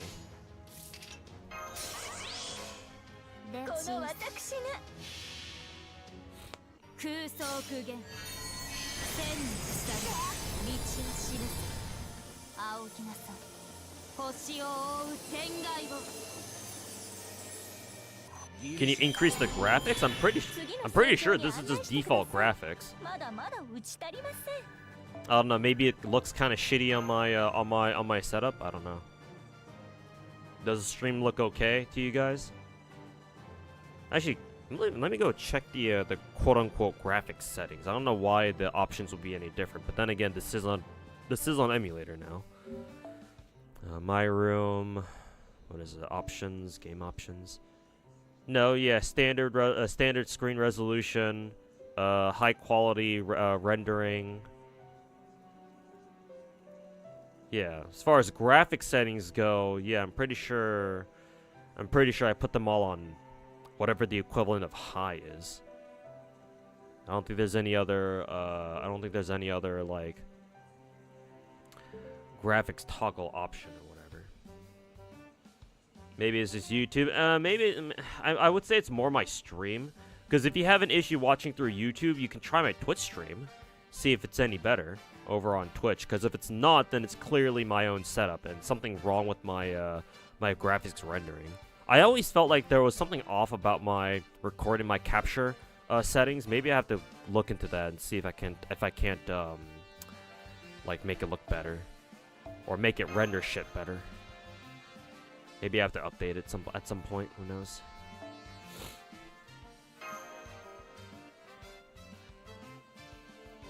It's just old Gacha with the classic graphics. Yeah, it could also be that FGO is just fucking 9 years old by now, and its graphics could use an upgrade.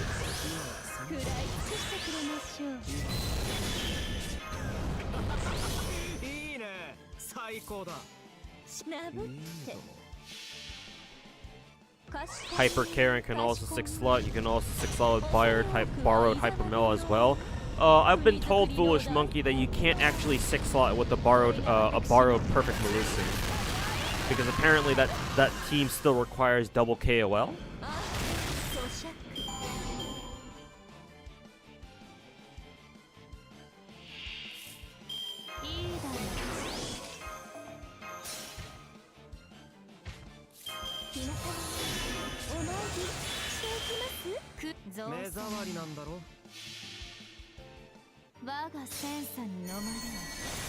You hope NA gets the extra appens early? Nah, fat chance, man. I don't think we're gonna get the appens early because they're actual gameplay altering appens. Then again, though, we got 120s and servant coins early, and technically those updates are also game altering. So maybe, actually, now that I think about it, maybe there's a chance that we get the appens early, but I won't believe until I see it type shit, you know? So we'll see. Hopefully we get them early, but I don't know, man. I would say it's unlikely. But, you know, weirder stuff has happened before, so.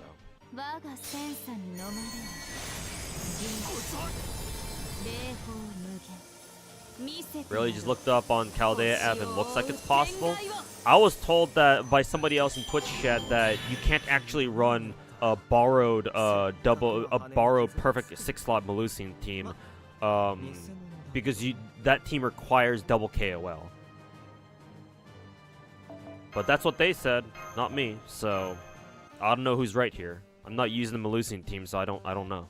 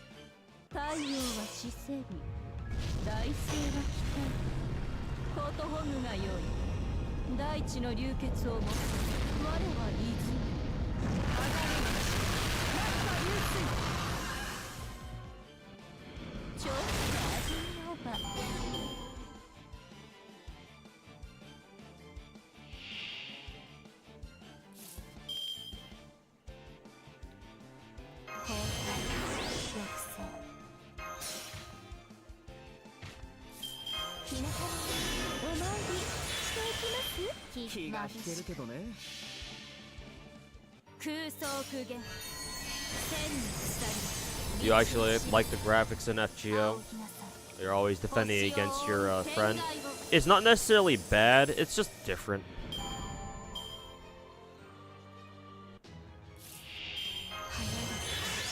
But it's undeniable that there is a certain like stiffness to FGO's graphics and their animations.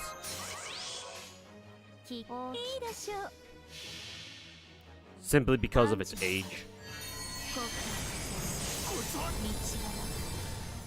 But you know, that's what gives this game its charm, you know?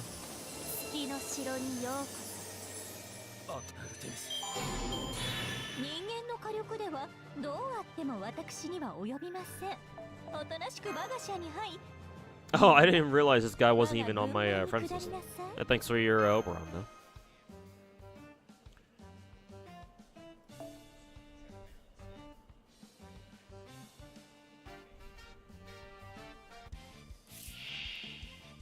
You assume they mean since you can't reload her battery, which since Melusine is so stupidly broken doesn't matter. Well, as long as it's a 3-turn, then yeah, it doesn't matter. As long as you can still 3-turn with the borrowed, even with the borrowed perfect Melusine, for a successful 6-slot team, then yeah, it doesn't fucking matter.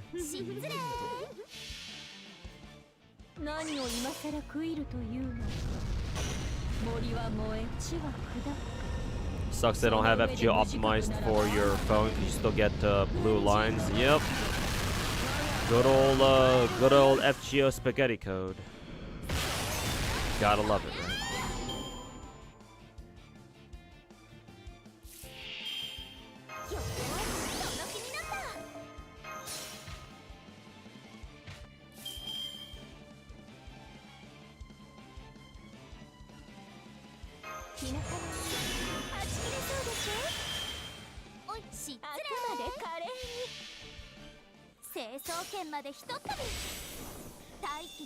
Hey Rother the Paladin, how's it going, man? Over in YouTube chat.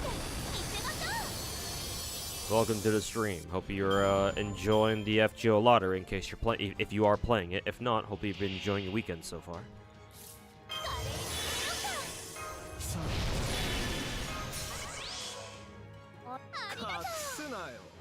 You plan on playing any new Gacha games? Yes, I'm looking forward to 5 more Gacha games in the future. Those will be, in no particular order, GFL 2, or stands for Girls Frontline 2, Arknights Enfield, NTE, Project Mugen, and Azure Parmelia.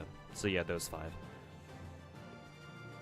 The next one, the one that's gonna come out the most recent, or is gonna come out soon, is Girls Frontline 2, and then most likely followed by Arknights Enfield. GFL 2, we already know the release date for, and that's on December 5th, I believe. So we have less than a month to go before I add yet another Gacha game to my rotation. Tomorrow is GFL CBT, yeah. So I hear. I didn't sign up for it. I didn't bother signing up for the CBT. I will just play once the game goes live, when it fully releases. Also, why are they even having a closed beta, like not even a month left to go to full release? Like, what the fuck are they doing? Now that I think about it, like, why the fuck are they having another closed beta client?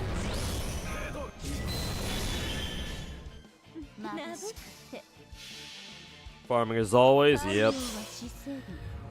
What else are you gonna do in FGO, right?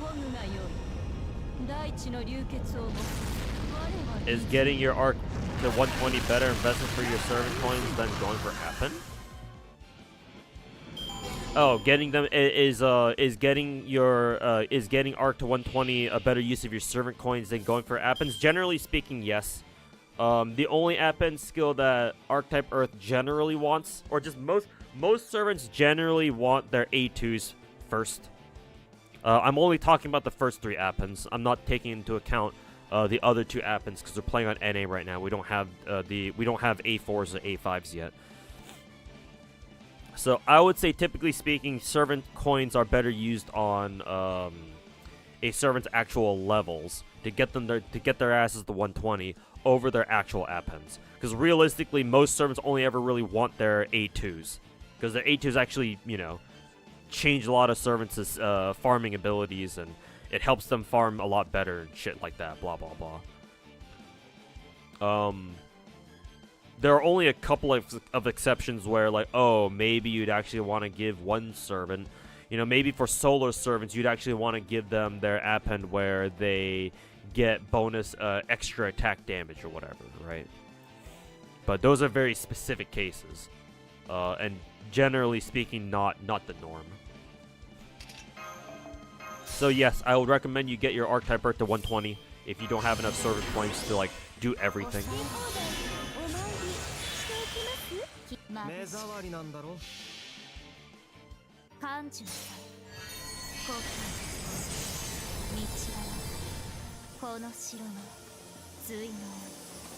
Your sister had to get a new phone because her old one straight up couldn't even run FGO post engine update anymore. Oof, that's rough.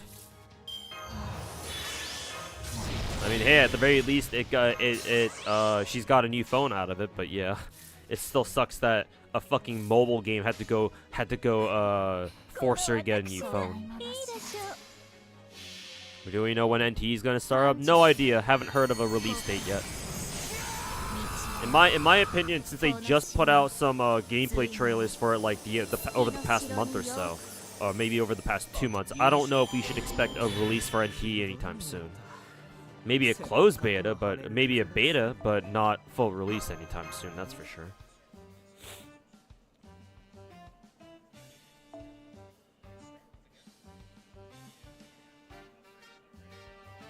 My KOL is Bond 14. I'm getting my money's worth out of her, that's for sure. Which is ironic because technically speaking, my KOL from 2 years ago, or from last year's anniversary, she was technically free. Because technically I didn't have to spend any money for her to get her to MP6.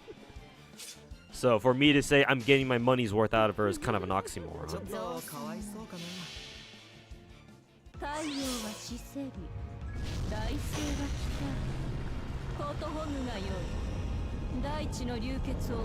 FGO looks like a Newground Flash game sometimes. Yeah, sometimes, especially if you look at the older animations this game used to have.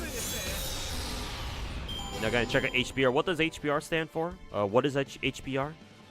I may have heard of it. I might not be familiar with the acronym.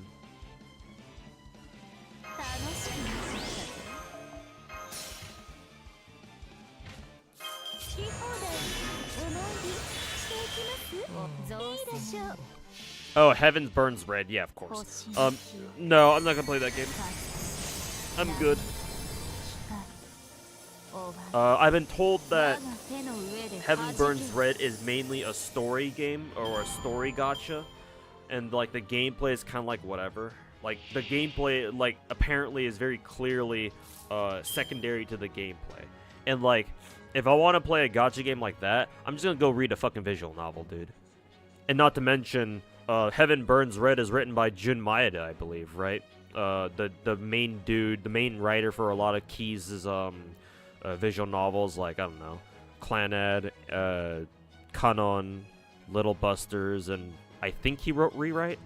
So, like, if I want to read a fucking... If I want to fucking read a story-driven gacha game that doesn't even have a lot of focus on the gameplay, then I'm just gonna go read one of his fucking other visual novels, dude. They're probably better than whatever the fuck Heaven Burns Red is. But that's just me going out. That's just me roasting his ass. If I want to play a gacha game, there has to be some sort of element to the gameplay that I actually find interesting. So from what I've been told about how HBR is mainly story, then like I'm good. Like if that's the case, then yeah, I'm good, man. Like gacha games should have great stories, right? Obviously. But if great story is all they have, then why even call it a game to begin with, right? It's kind of like my logic, so.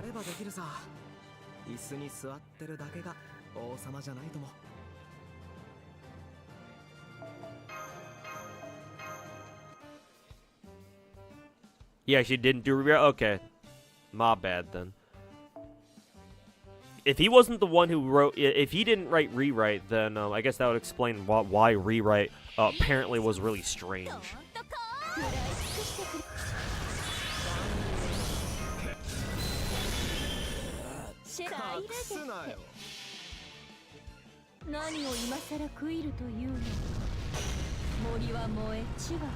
Year 1 FGO MP animations still give you nightmares.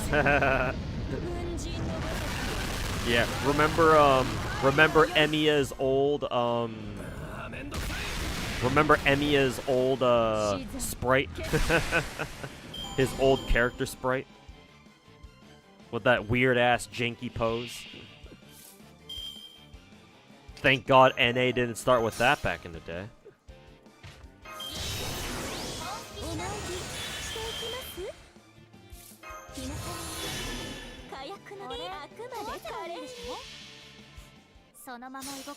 What about the global release of Uma Musume? I have no interest in it personally. However, it is one of my... Because I do have a subathon going on right now.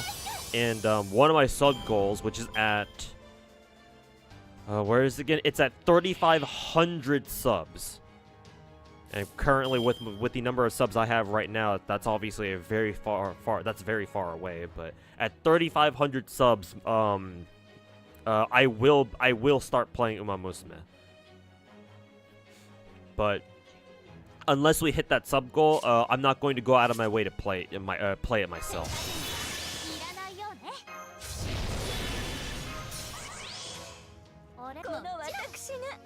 Like, it doesn't really feel like a game for me. Not to mention, I don't really particularly like any of the characters. Maybe the closest character I would actually like to have is maybe Scarlet Daiwa. Or maybe Rice Shower, but... Like, I don't feel very strongly for those characters compared to, like, you know, characters from other gacha games, for example. So yeah, no, not going to play Uma Musume when it comes out. Do we even have a release date for Global Uma Musume? I know they had a. I know not Crunchyroll. Fuck Crunchyroll. I know that Psy Games had a booth at Anime Expo earlier this year, and they had an actual playable localized version of Uma Musume at their booth. And it's been what, like 4 months since then, and they still haven't dropped a global release date. So I don't know what's going on there. Don't know what's taking them so long.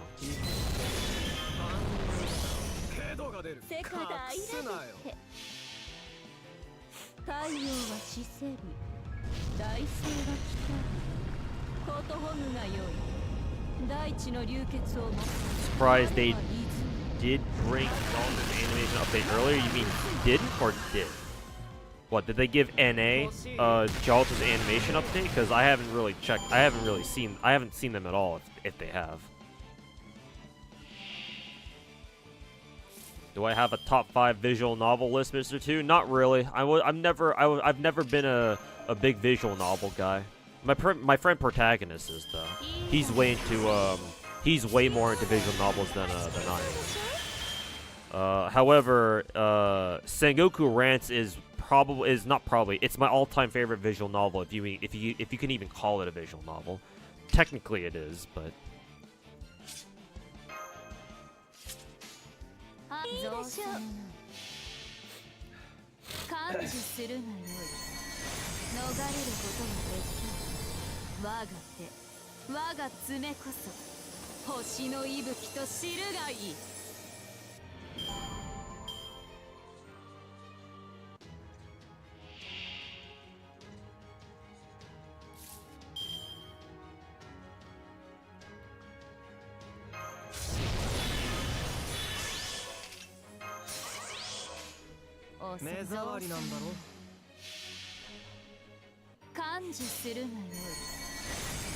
the days where we couldn't just return everything. I mean, if you were whale enough back in the day, like me and the old school Farmville boys were, yeah, you could still return everything. We were degenerate enough to find out 3-turn teams for every farming event. I mean, back in the day, my biggest regret as a whale, an early FGO whale, was how I didn't go harder on I didn't roll what who was it, Berserker Kintoki MP5, because it turned out we all used Berserker Kintoki during when was it, Da Vinci lottery. Because he was our best single target option against assassin enemies.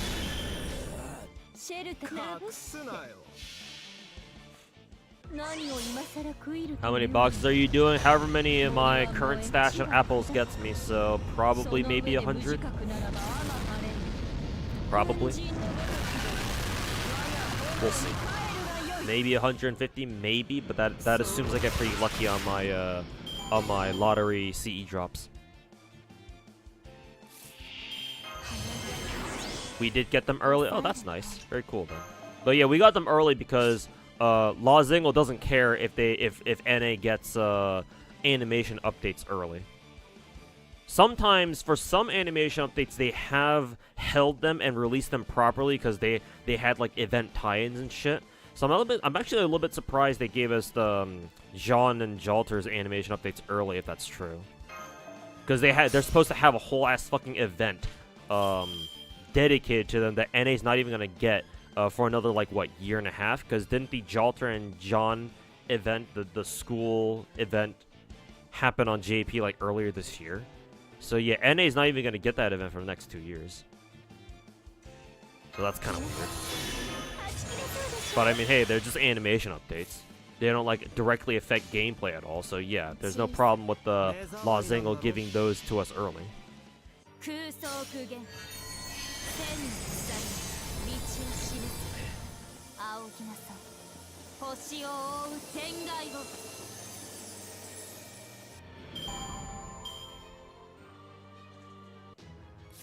No rappling this year? Nah, man. I haven't been I haven't been munching on rapples since 2 years ago, man. The last lottery that I took seriously and grinded like a fucking degenerate motherfucker was 2 years ago. The winter lottery of 2 years ago. That was the last time that I actually wailed on a lottery. Did I use Oberon's Buster Buff? Yes, I did. Ever since then, every lottery that I've played, I've taken more casually. A lot more casually.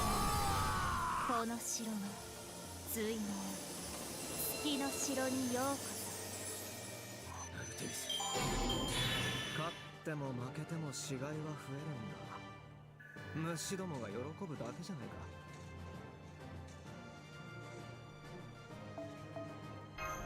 Oh, I got another lottery seed. Huh, when did that happen?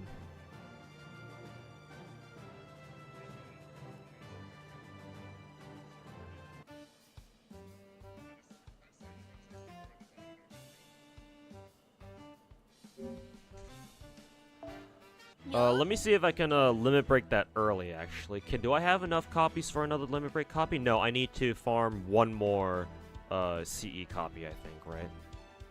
Let's see, 1, 2, let's see, 1, 2, yeah, one. I only have 4. This one's already max limit broken. And obviously I'm using this one as my my damage CE. Excuse me.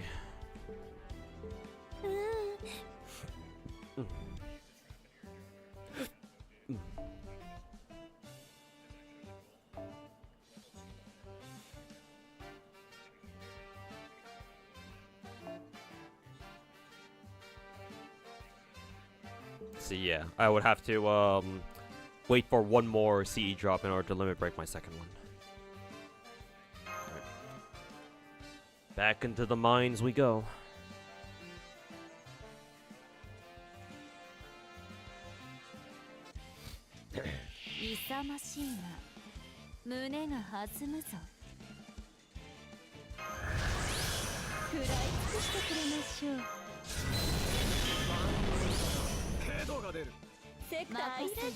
Did Jalter get any buffs on JP? I believe she did. I know that Jalter now has a an MP damage buff, so that's nice. I believe one of her skills also should have gotten a buff too.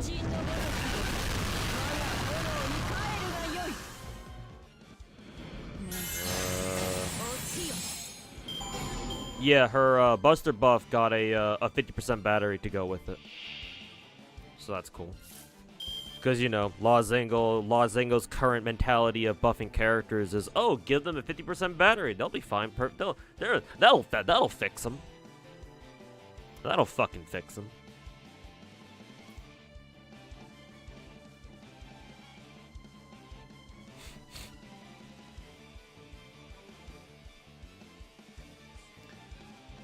So she has a third skill buff on her mana burst. And then she should have an MP damage buff now, yeah. So upgraded damage scaling, and then generates 30 stars instantly. So she can use them next turn with her her first skill. So she's gotten 2 buffs so far. I think her mana burst buff is the more recent of the 2. I don't know if she got it with the Jalter school event though. Probably.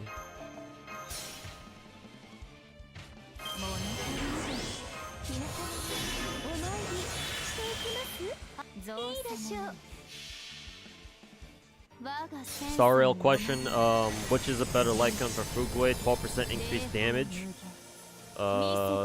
from S1 Silver 1 light cone versus 16% defense down.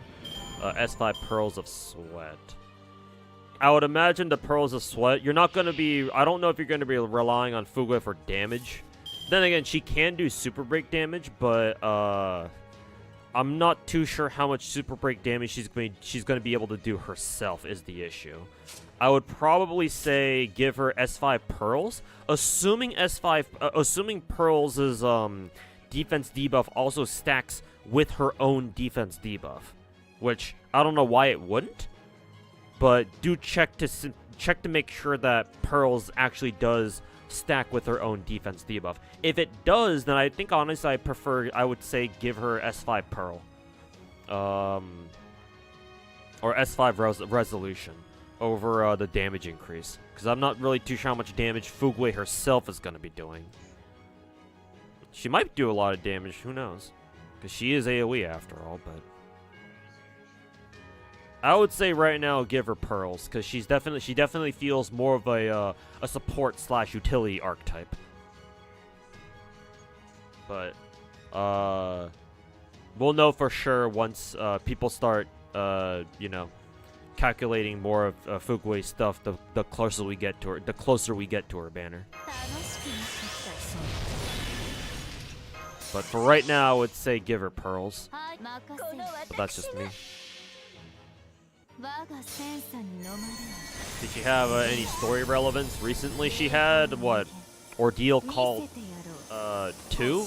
Like they had a whole like fucking back to school event where FGO MC goes back to fucking school or some shit. And then other servants like pretend to be your classmates or some bullshit like that. Because you know Japan and their somewhat unhealthy obsession with high school life. Also, Bakaneko909, hey, what's going on, man? Thanks so much for the 54-month resub, man. Welcome back. Thanks so much for the continued support, my dude. Hope you're doing well. Happy 54. Haven't been doing very well. I've been struggling, honestly. The nightmares continue to pursue me in the middle of the night. But I persist somehow. But I'm hanging in there for now. Not sure what the future holds, though. But I appreciate the continued support, Bakaneko. And yeah, hope you've been enjoying your weekend so far.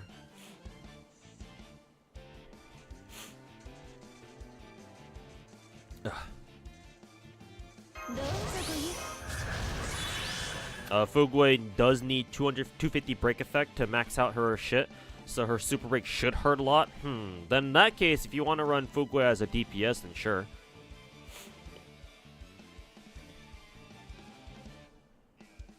Maybe the extra damage might you know, might be worth something.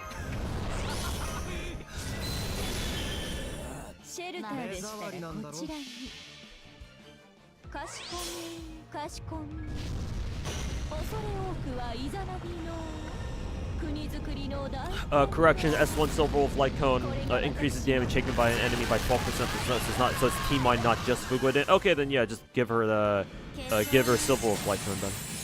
If you're not going to use Silver Wolf anymore. Yeah, because if it's damage taken increased debuff, that should also stack multiplicatively with Fugui's own defense debuff. So yeah, give her Silver Wolf's Light Cone then, yeah. Easy.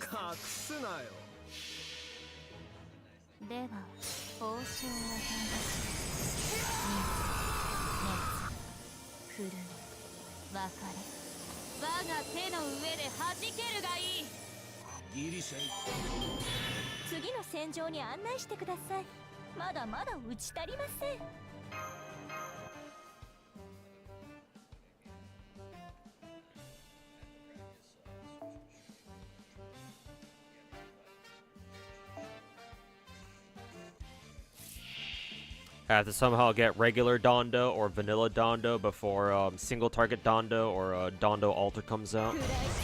Yep. Dondo Alter seems pretty fucking cool too. It makes me sad that I don't have to skip his ass.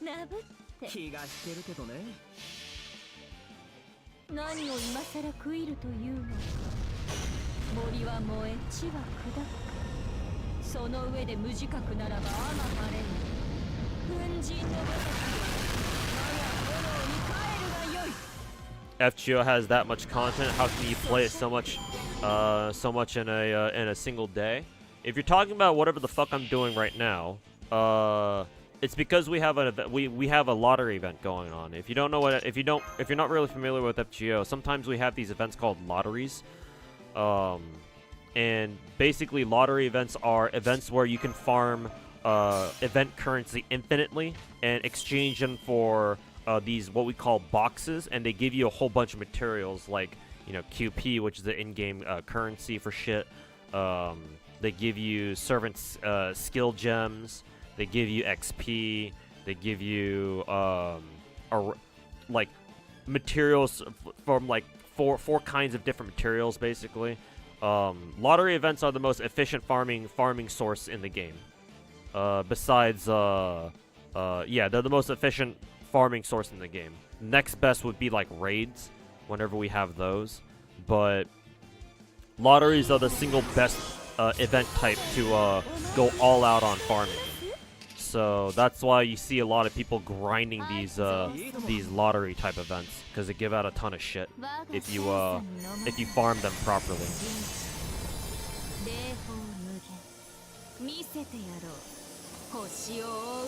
But obviously these events don't happen all the time. These are definitely limited time events that only happen like maybe once or twice a year. I mean, hell, over on the JP server, JP hasn't gotten a single lottery in an entire year so far, right? Because JP hasn't had another lottery, hasn't had a lottery at all this year. So like the JP players are kind of starving for another lottery at the moment.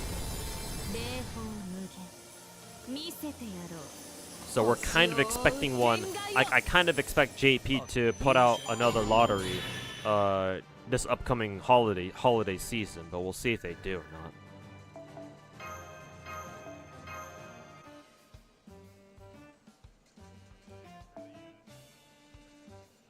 Yeah, lotteries are basically unlimited resources in FGO, but you do have to put in the work to farm enough to get all the shit you need.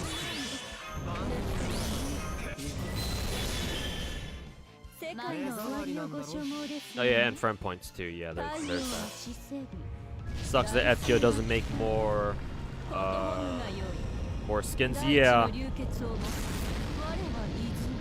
Technically speaking, FGO is already better than, like, say, the MiHoYo games, because technically speaking, all characters in the game except for the welfares get 3 different costumes, don't they?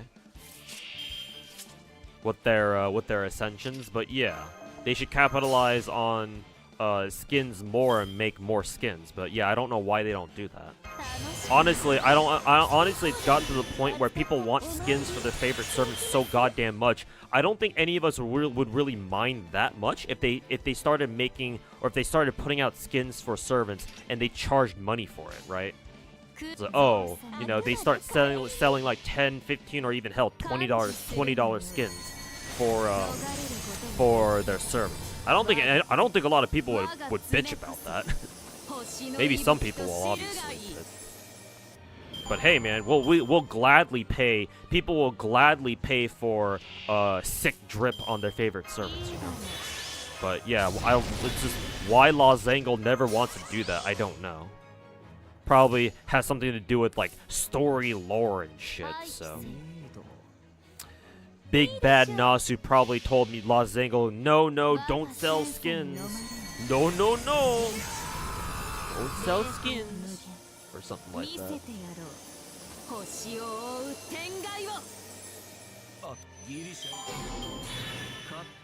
No. Yeah, so far JP hasn't had a lottery in at all this year, right? Yeah. So I'm sure they're starving. The JP players are kind of starving for another lottery right about now. And I hope they get one sooner rather than later.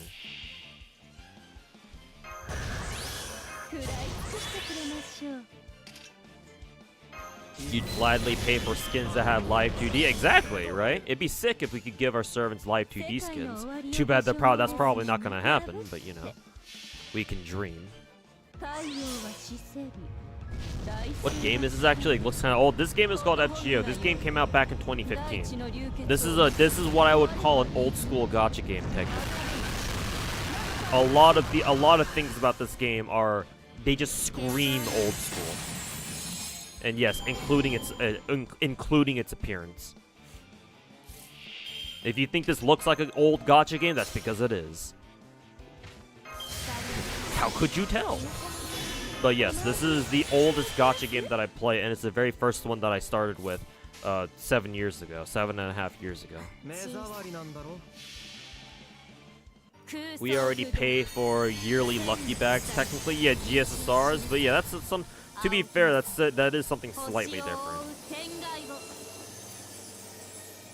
But yes, we do pay for GSSRs.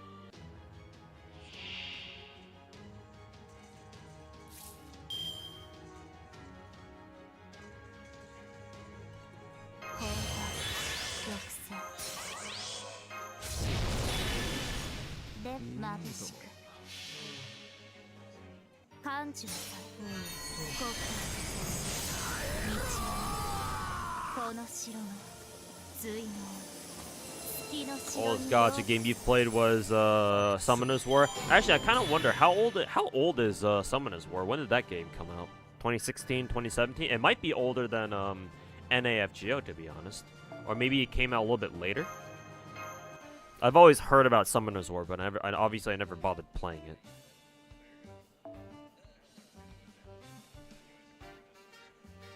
You only know one gacha that's older than FGO, and that would be GBF, yeah, Grand Blue Fantasy. Because I think GBF came out like less than a year before FGO did, or something like that.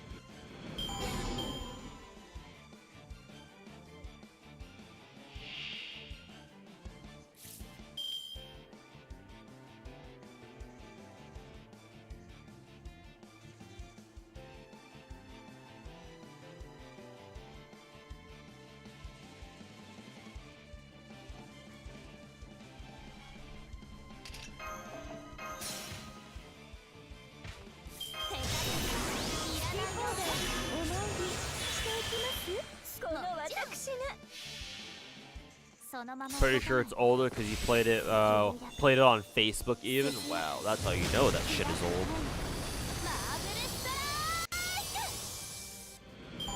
Honestly, Sony and Aniplex are losing money by not doing live 2D in Nikkei. Yeah, I'm assuming they can't do it because of whatever the fuck Nasu says. Whatever the fuck Nasu wants. Nasu probably wants even skins to be lore accurate, so.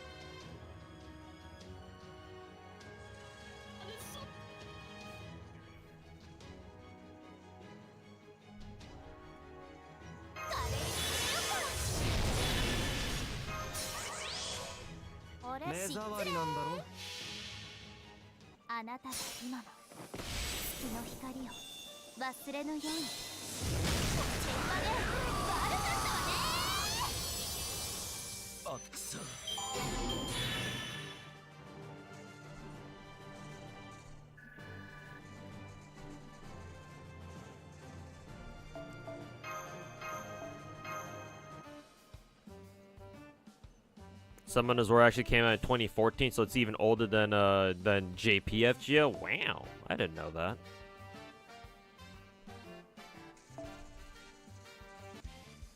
And Dokkan Battle is 6 years older than FGO. With FGO, I assume you mean JP, which is crazy to you. Yep. Lots of, maybe I should say lots of, but still a handful of old school gacha games still kicking it out there.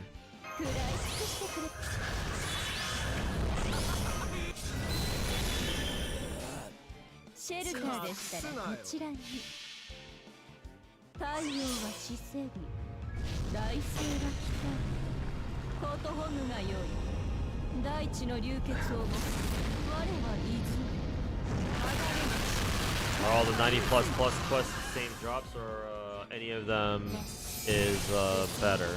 Maybe there's like a slightly higher chance to get lottery drop CEs, or lottery CE drops maybe.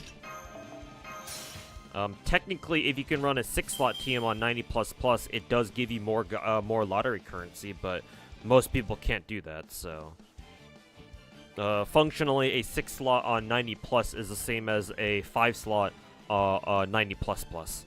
So at that point, just take your pick, I guess. I know some people are farming 90 plus because they want egg drops in the 90 plus node. So whichever you're more comfortable with, or whichever material you want to farm more of.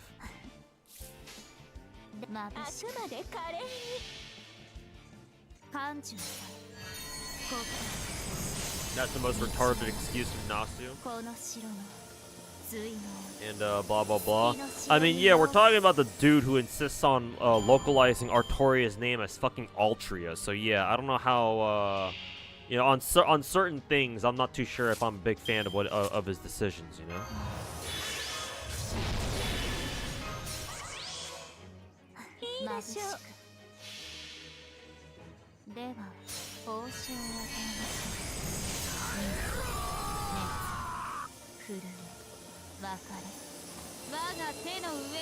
The worst one is next rotation. Yes, the one against Charlemagne and Brad.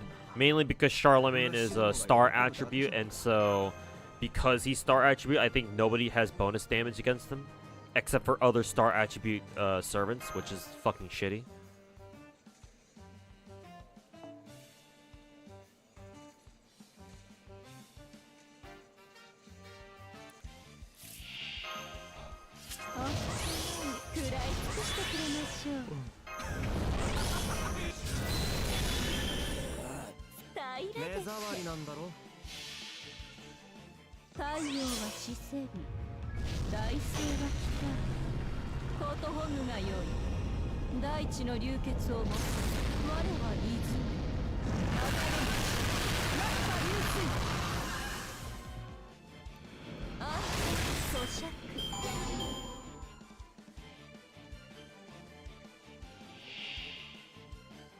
Not even Gil can beat him because he has anti-anima unleash. Yeah, most star attribute servants have anima unleash immunity.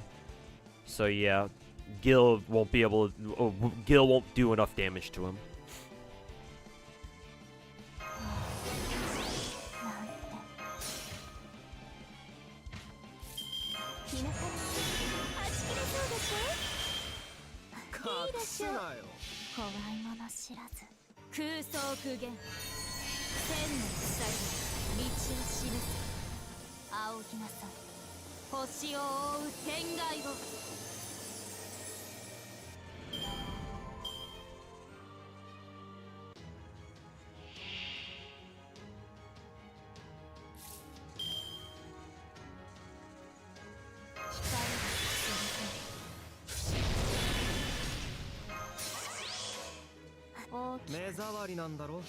Why did she break through the sound barrier? You mean this girl right here?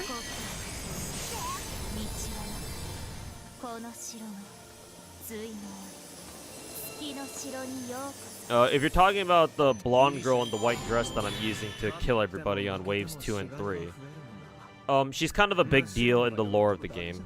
Well, not this game specifically, but in this universe, in this game's universe. She's on some shit, basically, is the easiest way that I can describe it. Gil can actually clear it with damage C. Oh, can damage C just carry everybody that hard?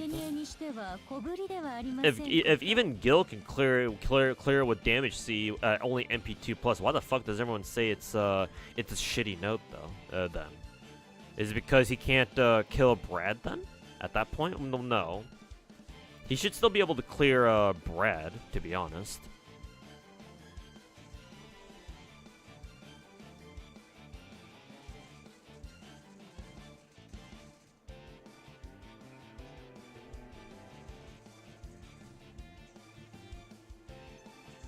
Let's see.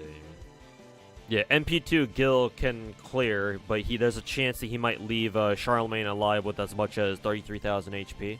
So you would have to bring, you'd have to finish, lead off with, or you'd have to follow it up with either Gil's cards or Oberon's cards, I guess.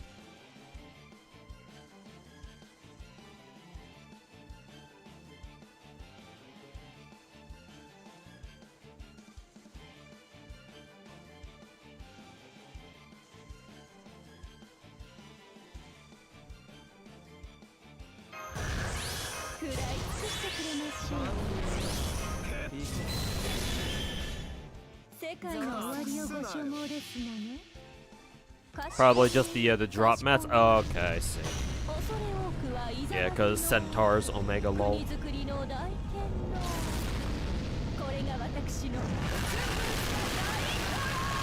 Yeah, you're talking about the middle girl, yeah.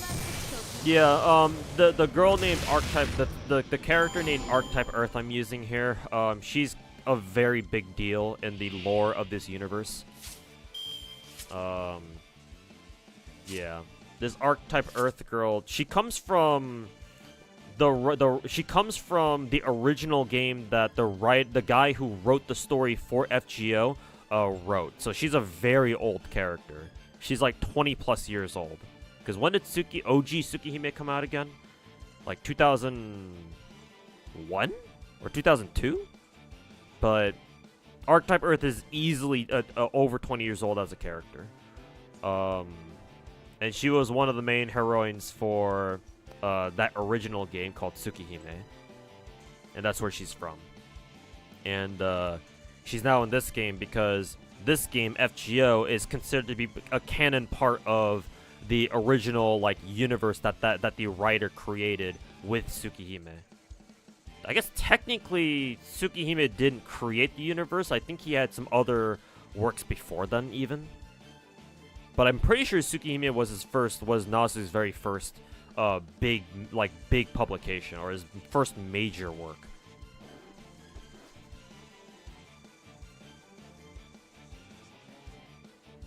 That's when you were born. Okay, then this character is basically as old as you then, yeah. But anyways, besides the whole legacy thing, I suppose this is spoiler territory, but I don't know if you're ever going to read Tsukihime, so whatever. She's supposed to be the manifestation of the planet Earth. Or, the will of the planet Earth. Nasuverse lore is very strange. If you don't follow it completely. Lots of very abstract shit in there that you kind of have to wrap your mind around at least 2 or 3 times to really kind of get a sense for what the fuck he's talking about. But this Archetype Earth girl is supposed to be some sort of manifestation of the Earth, which is why she's called Archetype Earth. Yeah, something like that. I forget it. She's also what's called a true ancestor in the Nasuverse. I forget if true ancestors are considered aliens. I think Archetype Earth should be. I think she should be native to the planet. I mean, that's why she's called Archetype Earth to begin with. So she's probably not. So the true ancestors probably aren't aliens. The Olympus gods are actual legitimate aliens. If we're gonna call anybody an alien in the Nasuverse. Angel Notes? Did Angel Notes come out before Suki? Maybe. I forget if Angel Notes came out before Suki or after.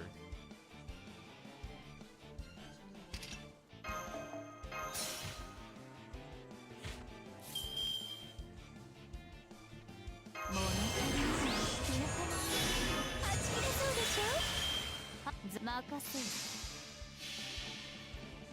感受するがよい。逃れることができる。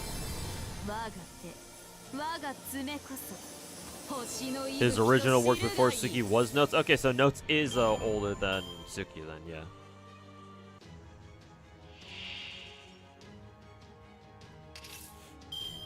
楽しくなってきたぞ。くしとの私が星の記憶。 Long story short, Archetype Earth is some shit. 我が手の上で弾け。人間の火力ではどうあっても私には及びません。おとなしく我が社に。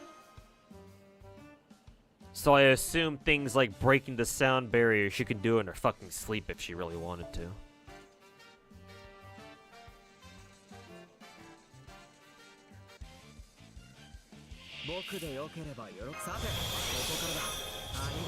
There's more to that, but it would take too long to explain. Yeah, that basically sums up all of the Nasuverse in like, you know, a minute.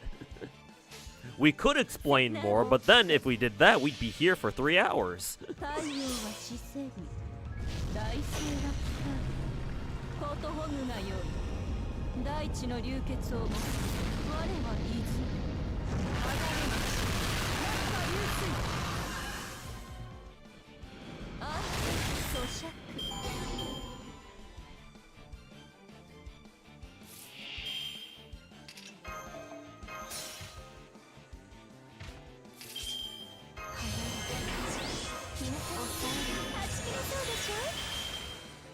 気が引けるけどね。感じなさい。ここ道はなこの城の随能月の城にようこそ。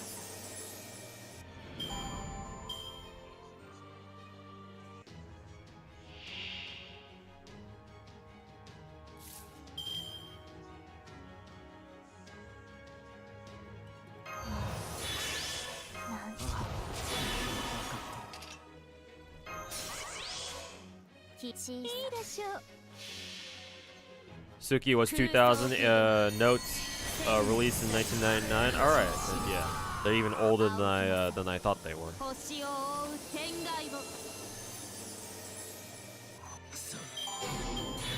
僕だってやればできるさ。椅子に座ってるだけが王様じゃないとも。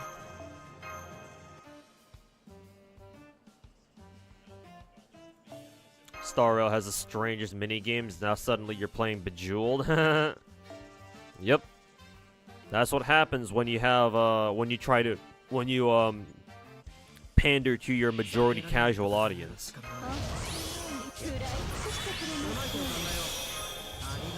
But hey, they're not bad. ちょっとかわいそうかな。かしこみかしこみ。恐れ多くはいざなびの。 国づくりの大剣のこれが私の手が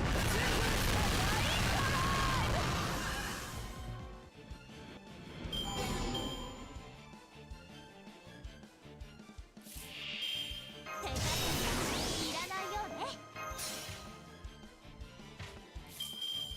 好き放題お参りしていきます。この私が Why have all the people in your friends just put fucking Lady Avalon instead of Oberon? Casuals is what I say.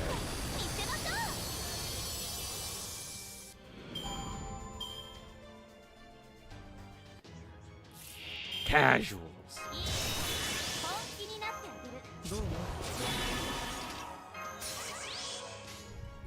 ちょっとかわいそうかな。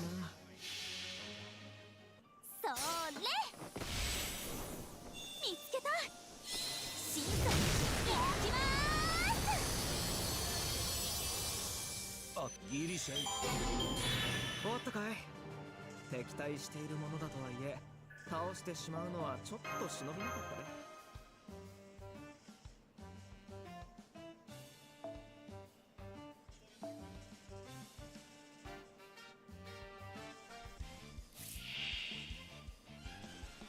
こ食らい尽くしてくれまし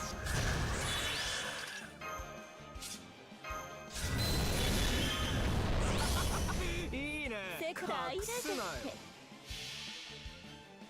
かしこみかしこみ Some people actually put Arc in sport list. How nice to Hey, I used to have Arc on my sport list. これが私の Who knows, right? Not everybody has a perfect arc like you know, like I do. 欲しい？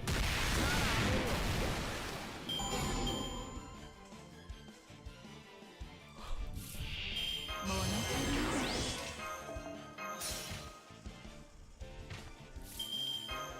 ひなさんお参りしていきますあくまで華麗に Not on lottery though. I mean, the fact that Archetype Earth can clear wave 3 here is really nice. The problem is that she has her. The problem is her damage on wave 2 though is the issue.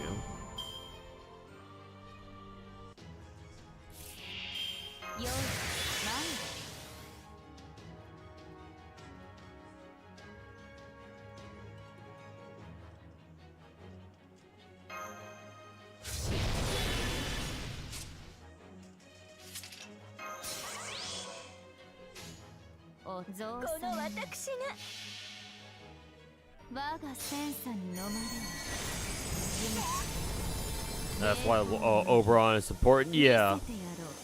Yep. Ultimately, you still have to bring Oberon anyway, one way or another. 人間の火力ではどうあっても私には及びません。おとなしく我が社に入いいね。我が軍門に下りなさい。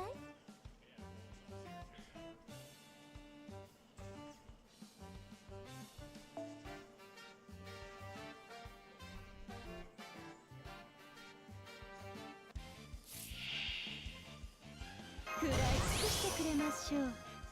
どうぞごゆっくり。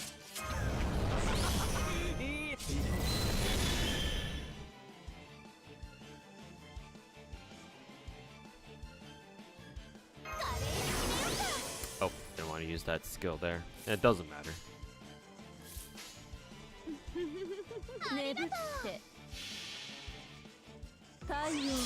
Using double Oberon, Arc, Coin, Team, KOL for now because you just started lottery. Gotcha. Everyone says Genshin TCG is unpopular, but physical cards were sold out basically the moment they were put on sale. Yeah, whoever says the Genshin TCG is unpopular doesn't know shit. Whoever says the Genshin TCG is not fun or is unpopular is probably some fucking try-hard bozo. Some free-to-play try-hard bozo who only cares about optimizing his shitty-ass Raiden National build. Like, no, the Genshin TCG is very popular. I mean, MiHoYo even bothers hosting official fucking tournaments for it. That's how you know it's got a following. Matter of fact, they probably pay more attention to balancing their fucking TCG than they do paying attention to the balance of their own fucking characters.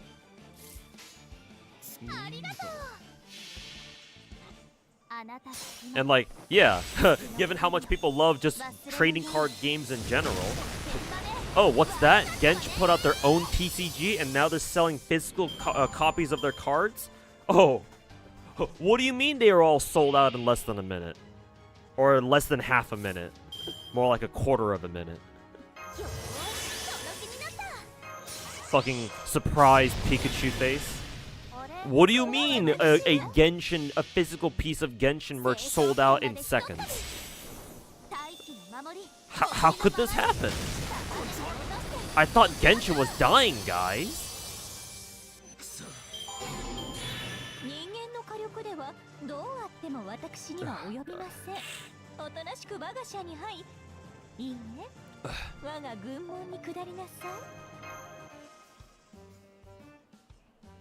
Plugless team for this, but it involves Tomalancer. I don't know if I actually want to use Tomalancer though, because if I use Tomalancer, that means I'm not gonna be bond efficient, because I already have Tomalancer at fucking bond 15.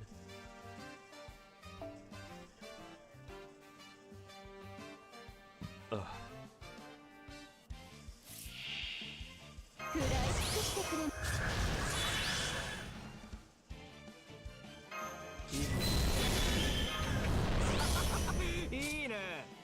高だ。世界の終わりをご所望ですのね。何を今さら食いるというのか。森は燃え、地は砕く。その上で無自覚ならばあま晴れる。軍人のごとく。Genshin is modern day Pokemon. I wouldn't go that far, man. Pokemon, nothing. I don't know if anything can come close to how popular Pokemon is. Like, Genshin is the biggest gacha game in the world, but not everybody plays gacha games. But everybody knows what Pokemon is, you know? Like, Pokemon is like on a scale of popularity that Genshin wishes it could hit. MiHoYo wishes they were fucking Pokemon popular. Because if they were, then we'd have Genshin on Switch by now, wouldn't we? 目障りなんだろ。感受するがよい。逃れることができぬ。我が手、我が爪こそ。The question is, though, should we buy the Genshin TCG cards and keep them sealed for 20 years? Maybe. Maybe somebody in 20 years will care enough to buy that.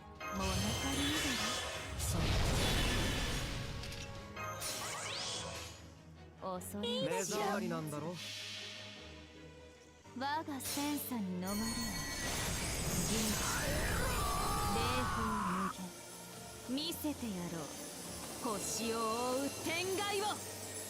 But compared to Pokemon back in like the 90s, I mean, I'm sure Pokemon was even more popular back then, and nowadays maybe its popularity isn't as big as it was before, but still, man. Like, Pokemon has a legacy of fucking 20 years. What does Genshin have? Barely 4 years of existing?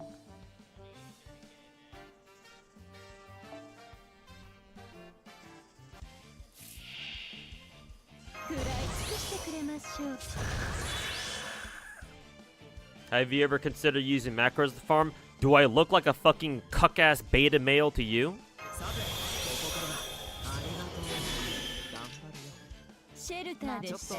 No thank you on macros.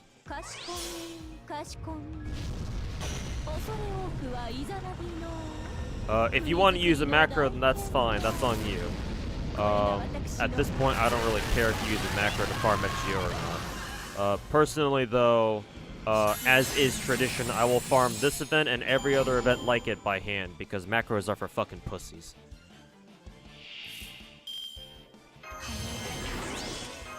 But if you want to use them, that's fine. You do you, man. Just don't let me catch you bragging on Reddit about how many boxes you were able to farm with your shitty-ass macro. But no, as for me personally, I ain't using no filthy fucking macro. I believe in organic farming around these parts. Y'all can enjoy your GMO infested, you know, gluten infested, gluten stuffed artificial macro farming, but that ain't for me.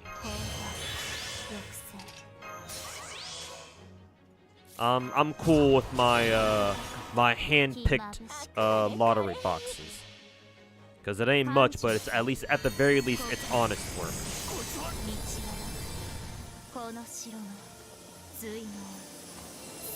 But again, if you want to use a macro for whatever reason, then sure, go ahead. Ain't nobody stopping you.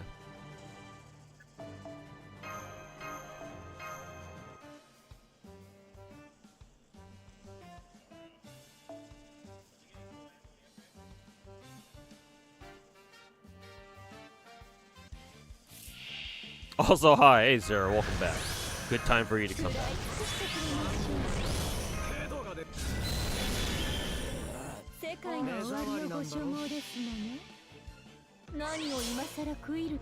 Difference between Pokemon and Genshin is that you can get your hands on just about every Pokemon. I think you're talking about Genshin as from a gacha point of view. I was talking more about the TCG in Genshin. I'm assuming you can obtain every card in the Genshin TCG without having a gacha for it. Last I checked, there wasn't a fucking gacha to roll for Genshin TCG cards now, is there? この私が特別に館長さん告白道はなくこの城の対の月の城にようこそ。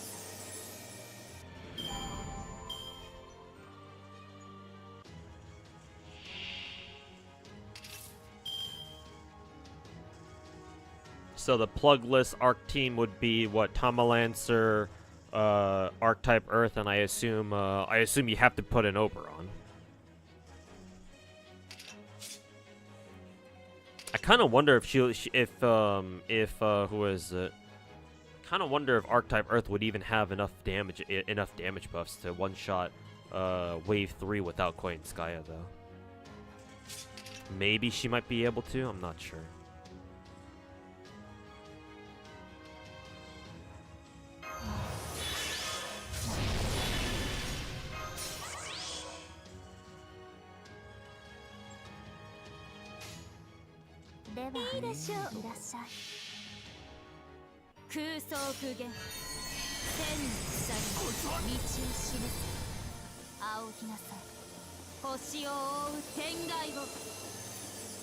You hate the Genshin TCG, the TCG though. Just let you farm coins from NPC so you can buy the cards you want instead of whatever the fucking bullshit they make you do. Oh god. Yeah, I haven't really bothered with the Genshin TCG at all. So I don't know how bad the grind is to get like the cards, all the cards and whatnot. But it just from your account, it sounds like it's very tedious to do.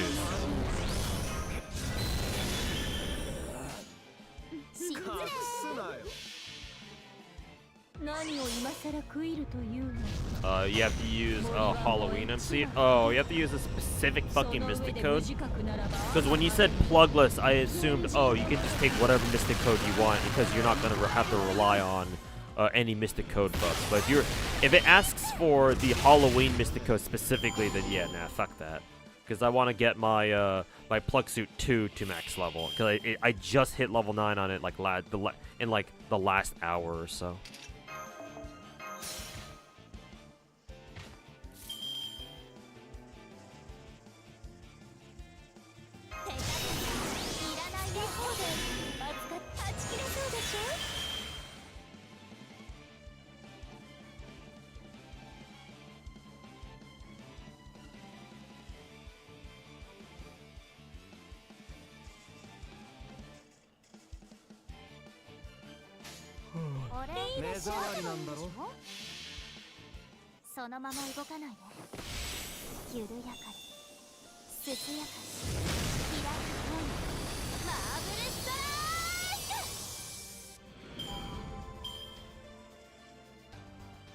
Did Nintendo release like a mobile TCG for Pokemon? Yeah, they put out a new Pokemon TCG Gacha recently, I think like the last week or so. And yeah, a lot of people have been on that. I think Mr. Slice was playing it on stream a couple times over the past week.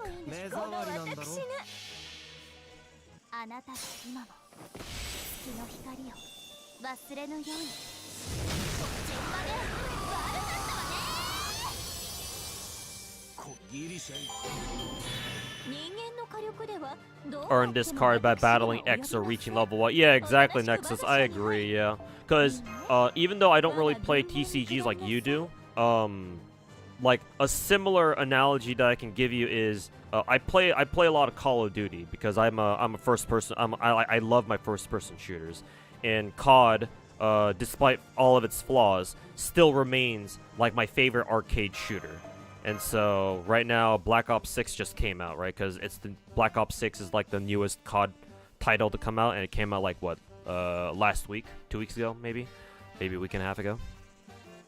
And it's the same way in Call of Duty. It's the traditional traditional COD leveling system is really annoying because you have to grind for, you know, attachments for your gun, and like I guess that's fine just because we're all so used to it by now, like because of all the fucking years that we've had to fucking do this shit over and over and over. It's just kind of part of the process, I guess.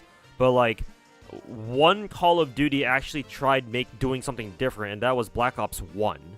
the original Black Ops Call of Duty game back in like when did Black Ops 1 come out again? Like 2011 or some shit, or maybe even 2010. How they did it was how Black Ops 1 handled like gun attachments and stuff was that you just earned currency, right? You just earned in-game currency after playing every every match or whatever, right? After you finish a match, the game gives you like bonus currency, gives you currency based on how well you did, and it gives you bonus currency as like the end of match bonus or whatever, yada yada yada, blah blah blah. And so you could just earn that currency, and you could spend that currency to unlock whatever attachments you wanted to, right? In any order you want. Because unlike in most Call of Duties where you have to every gun has a level of progression, and you can only unlock attachments in this particular order, in the order in which by like what level your gun is, basically. So it's like, yeah, I completely agree with you, because it takes a long ass fucking time, relatively speaking, to get like any one gun to like its maximum level, so that you can unlock all the attachments. Technically, for the optics, for like the sights of your gun, technically you can't even unlock all of them at once anyway, because a lot of the optical attachments on guns, especially in newer Call of Duties, ever since the engine update, so from Modern Warfare 2019 onwards, you have to use other guns in order to unlock like specific attachments. So like if you like this one sight on, or like this one scope on a gun, right? That means that you have to go unlock the gun that unlocks that sight first, get kills with that gun, or level that gun up to the appropriate level, and then you could start using that sight that you unlocked on that other gun on whatever gun you wanted to use it on in the first place. So yeah, I'm with you there, man. Fucking modern day online gaming fucking progression leveling is fucking shitty. Yeah, just let us earn currency so that way we can just buy whatever the fuck we want, right? Instead of having to grind hours and hours and hours doing this dumb shit just to unlock something we wanted in the first place. So yeah, I feel your pain there, man. Even if, you know, the genres of game we play are different, the pain is the same, or at least it's, you know, similar. Wish they did it again. The Black Ops 1 like attachment unlock system, yeah, where you just earn currency, you can just unlock whichever attachment you want as long as you have enough currency for it. Yeah, exactly. That's how it should have been. That's how it should always be. But no, grind. Fuck Activision, man. Fucking AAA gaming is fucking cooked, bro.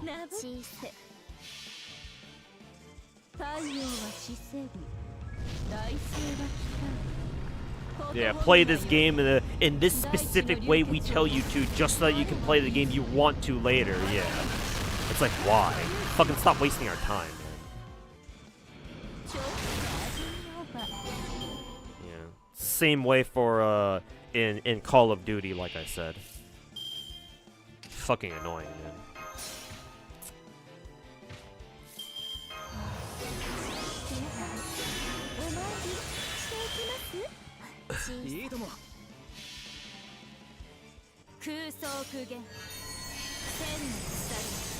You get tutorials, but tutorials should just teach you how to play it and then let go of the reins. Yeah, exactly.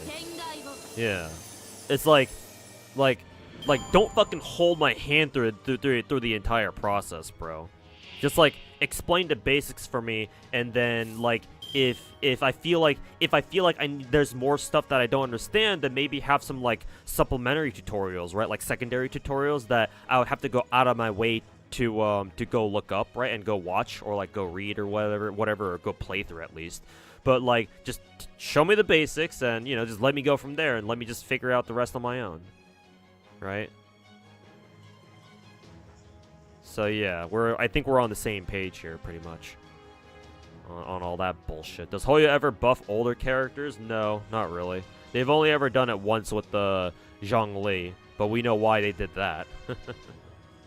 But no, Articloss. Hoyo never really buffs older characters. Maybe they've done that for Honkai Impact 3rd, Because I don't play that game, so maybe they do that. They give Honkai Impact that treatment, but as far as their bigger, newer games go, no, they've never really buffed. Outside of like 1 or 2 exceptions, they don't ever buff older characters when they absolutely should. But you know, it's MiHoYo, so of course not.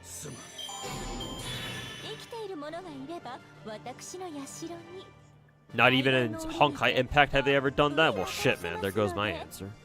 Or there goes that question.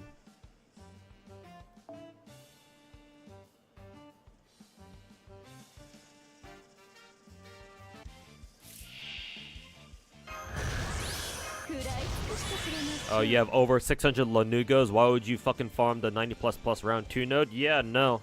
You probably shouldn't. Lots of people are gonna skip round. Are not gonna bother farming the 90++ node for rotation 2, because the materials they drop there fucking blow dick. Because what they drop Lanugo and then horseshoes because there are centaur enemies there. So yeah, it's trash.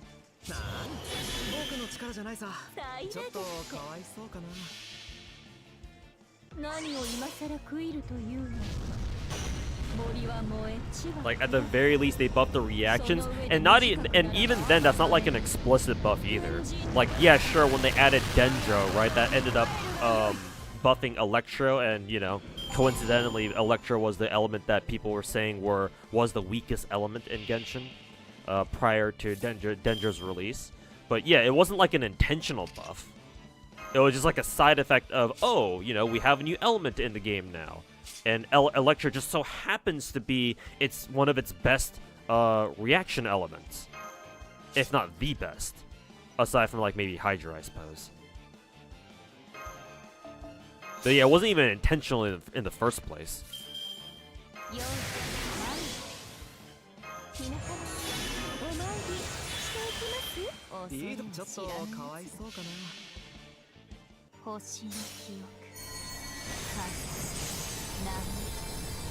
Hey, Go Train Chaser, how's it going, man? Any farming comps? Let me give you the links to the spreadsheets that I have access to right now.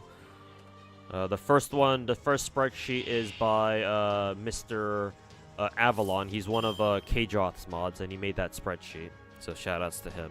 And the second spreadsheet is by the boys over at the Atlas Academy Discord server, I believe. So yeah, take those two spreadsheets, pull them up, and see which one has got teams that you'd like, that you think you can use.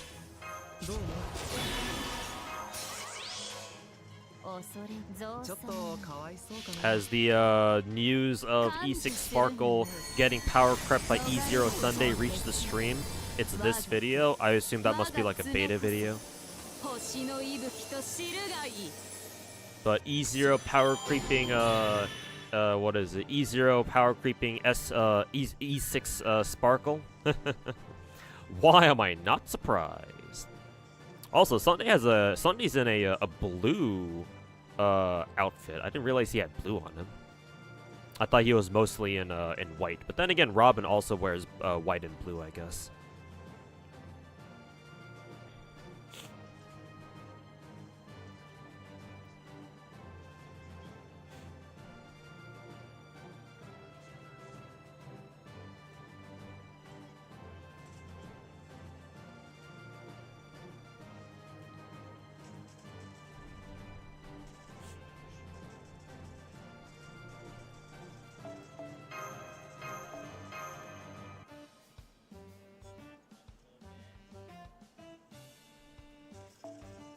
And Daniel Alter in that video isn't even a summon user, too.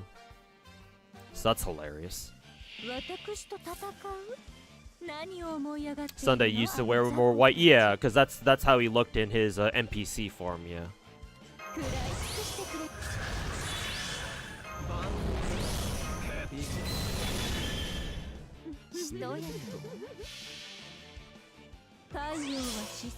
Wonder when FGO will EOS? Not anytime soon, that's for sure. So long as JP players continue throwing their yen bills at Mozango and Sony for more FGO characters, then FGO will stick around for a while. It's just, will it stay relevant is what I'm concerned about. And right now, my answer is it probably won't. It'll probably only be only relevant on JP, and like the NA server will slowly just kind of get phased out of relevance.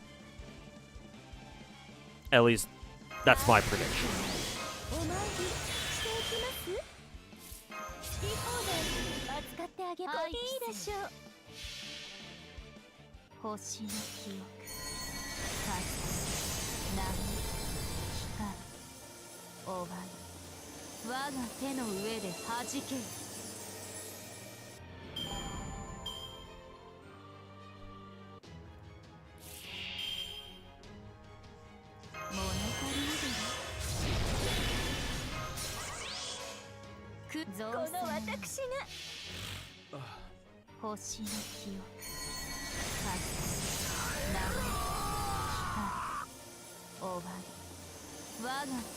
It'll still earn a lot. Don't know how long it'll last though. It'll last for a while. Don't worry. And it'll still make money. It's just that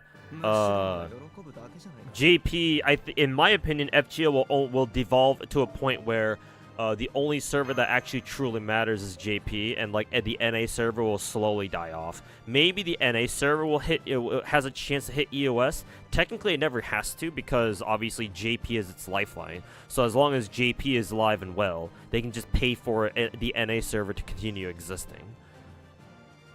I mean, hell, as long as the NA server pays for itself, that's fine. Even if it doesn't make a whole ton of money. But the issue is that, you know, if a situation like that unfolds, then like nobody outside of Japan is gonna keep playing FGO anymore, because other gacha games are gonna come out that are just straight up better than FGO. So who outside of Japan is gonna have the fucking time to go play a fucking, you know, decade-old gacha game like FGO that clearly does not show any signs of, you know, changing or evolving or whatever? So that's kind of my concern.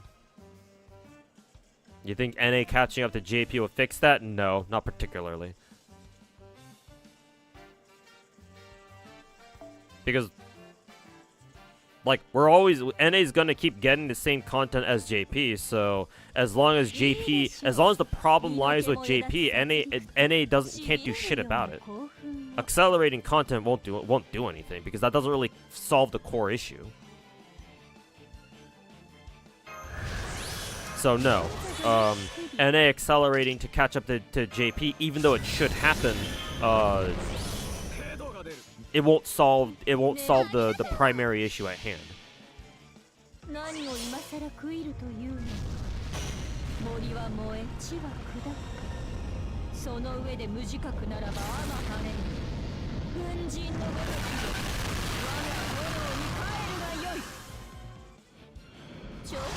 Wouldn't know you still don't have Himeko Sag? Yeah. Rip.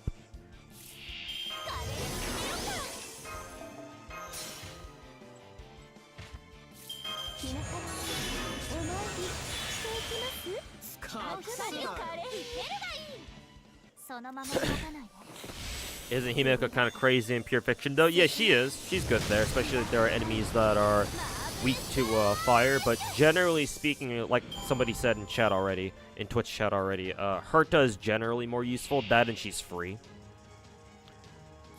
Like, Star Rail gives you, what, like, E3 or E4 Herta for completely free. So you might as well just use Herta over a Himeko you may or may not even have.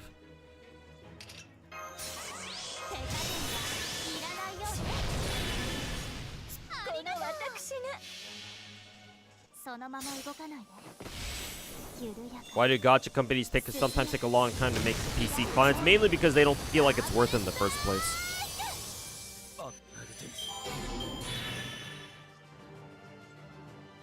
At least in my opinion.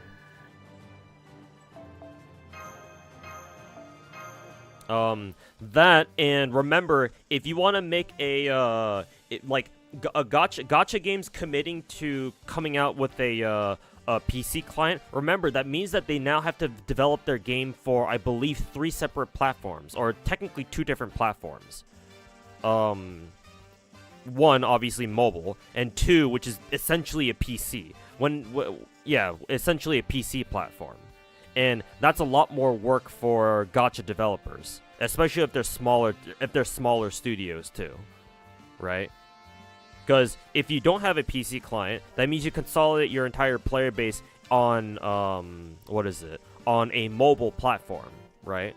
Obviously, you'll have quote pseudo PC players who play on emulator, sure, but obviously emulators is not the same as having a dedicated PC client.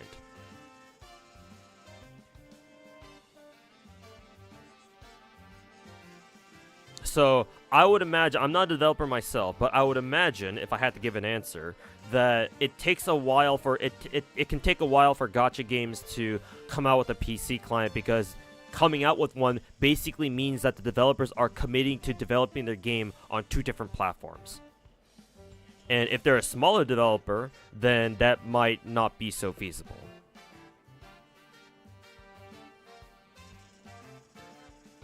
Didn't know it was separated like that? Yeah, because I would imagine, like, I'm not a coder, I'm not a programmer, but I would imagine that developing a game for PC and for phones is going to be a different process, right? It's different. I would imagine it's different enough where you would need to have, like, you know, like either 2 different teams or at least more team members that can work on each version of the game and make sure that they're the same, right? And there's no, like, huge disparity between the two. Because, yeah, like, making a dedicated PC client for a gacha game is not easy.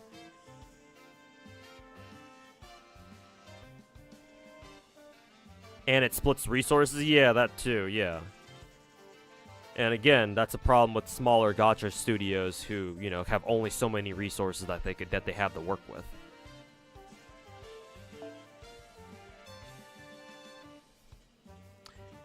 FGO PC client? Yeah, never gonna happen. Nope.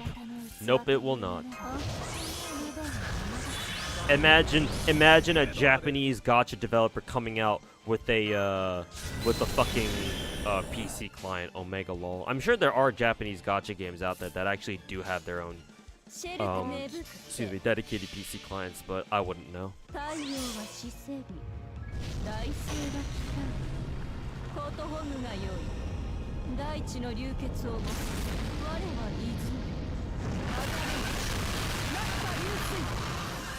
It would be really nice though, so that way we can have hotkeys to press on the cards. Yeah, exactly. It would be nice. But you know, we can dream, right?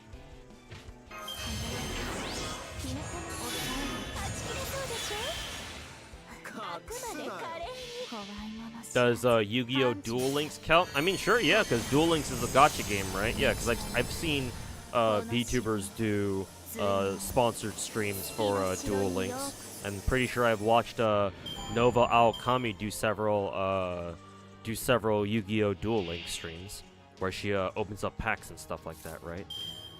And if Yu-Gi-Oh! Duel Links is also developed by a Japanese studio, then yeah, that would count.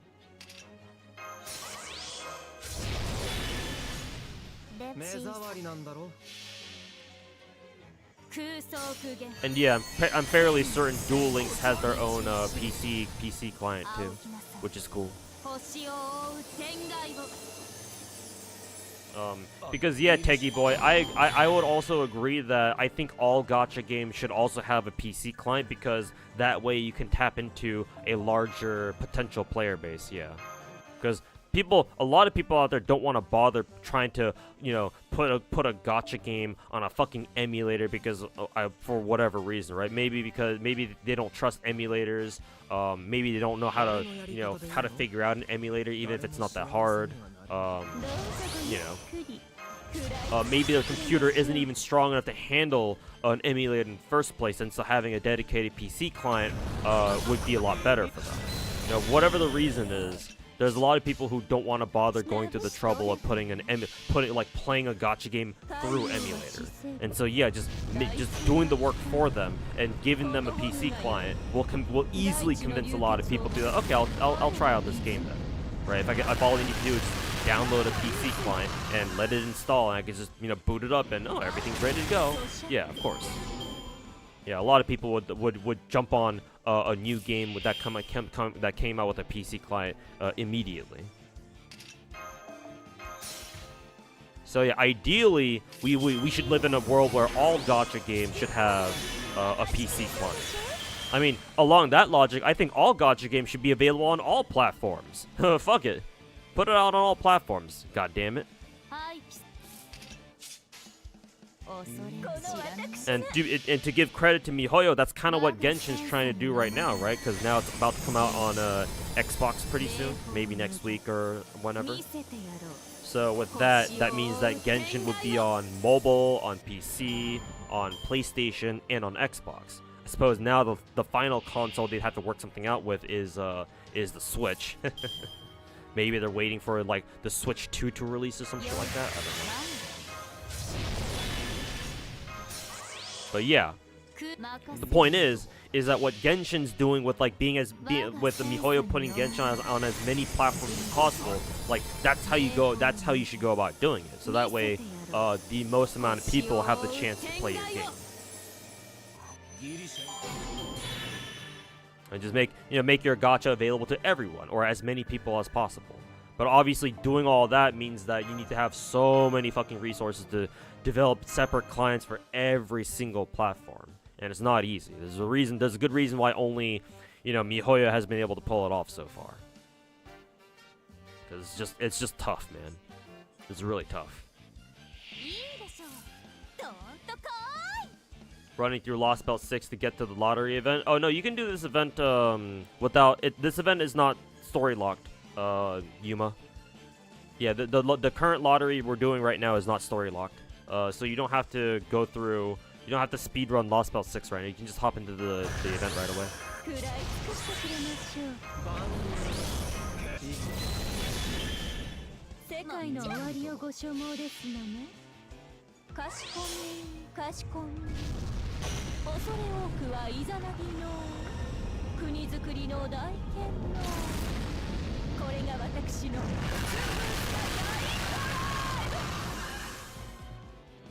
It's nostalgic how it goes to Farm Mission 2. Hey, White Fury. Wait, and what do you mean nostalgic? I saw your fucking friend message on my support list, and you've already farmed like 200 boxes or something? Or unless you're talking about how coming into chat right now and watching me farm lotteries is nostalgic. In which case, yeah, that would probably be the case. But yeah, how's it going, White Fury? And how goes the farm? It's going alright. I'm just casually farming it. I'll probably only end up farming like 100 boxes or so. Basically however many that my Apple stash will allow, basically.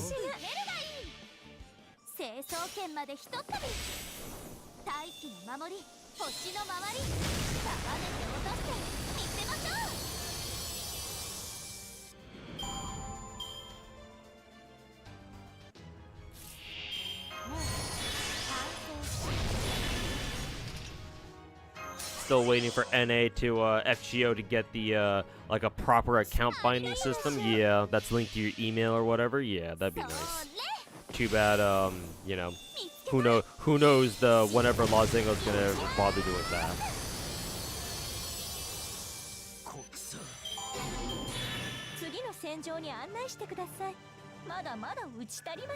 Been playing WoWo on, or you've been waiting for WoWo to come out on console. You play your Switch a lot more if it had if it had gachas on it. I know, right? Yeah, especially because you can just because technically speaking, the Switch is a portable system, right? So yeah, just take it around everywhere with you.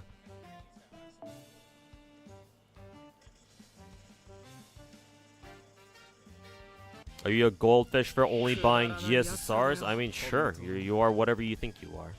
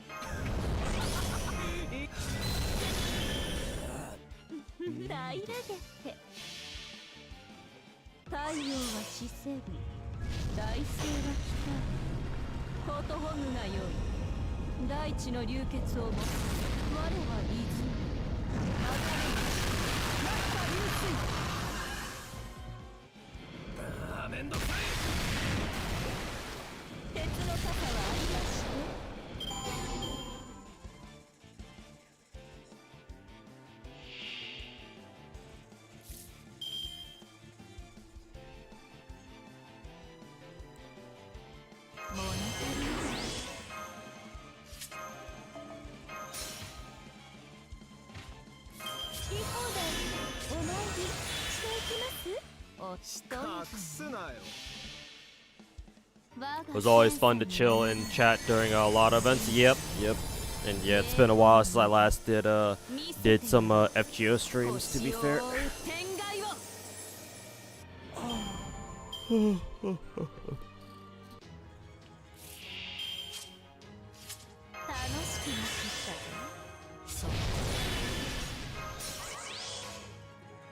目障りなんだろ。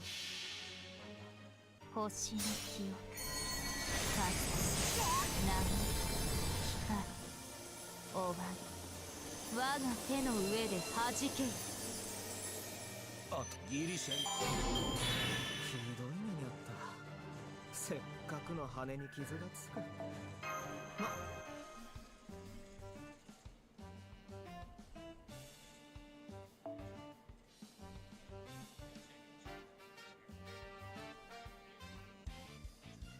くだらない奴らだよ、本当に。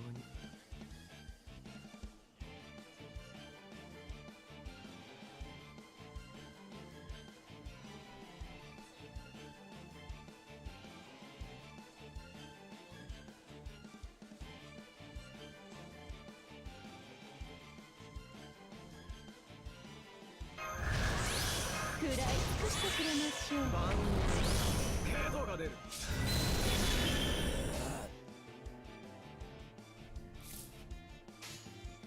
隠すなよ。かしこん、かしこん。恐れ多くはいざな When Type Moon announced Suki PC releasing in 2024, they really meant 31st of December 2024, huh? Yeah, probably. Wouldn't surprise me. Classic Japanese marketing.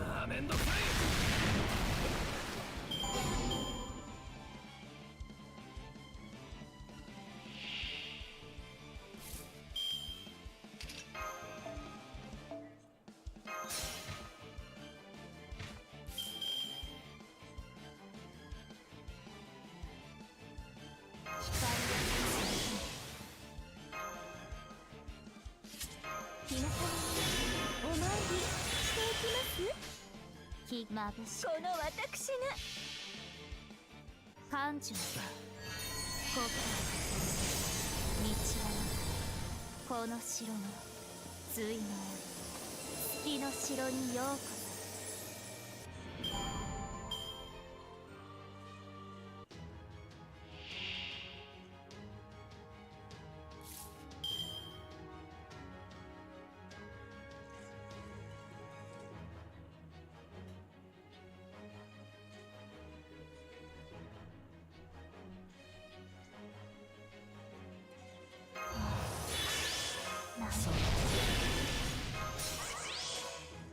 眩しく目障りなんだろ。空想具現、千の鎖、道を示す。仰ぎなさい、星を覆う天外を。あ、勝っても負けても死骸は増えるんだ。虫どもが喜ぶだけじゃないか。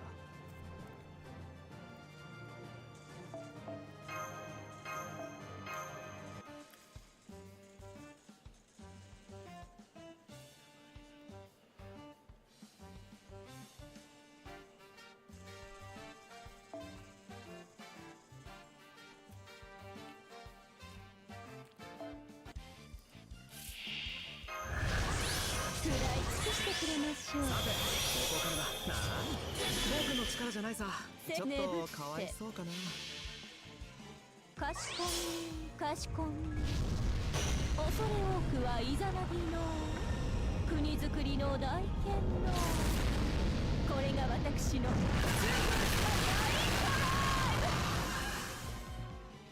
手作りですね。落石注意。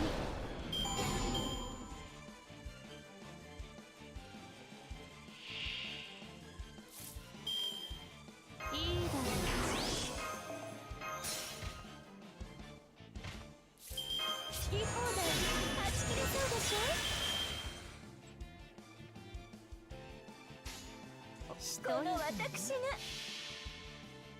感受するがよい。逃れることのできない我が手我が爪こそ星の息吹と知るがいい。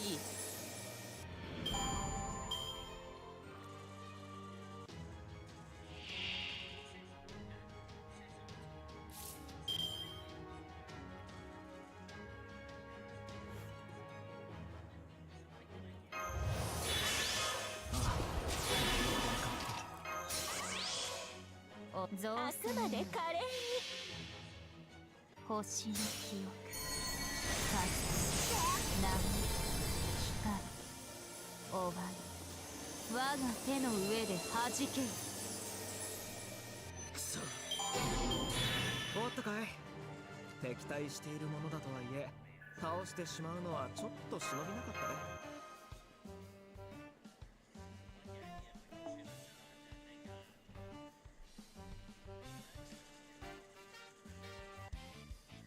いいでしょう。身の毛もよだつ殺戮としびれるような興奮を。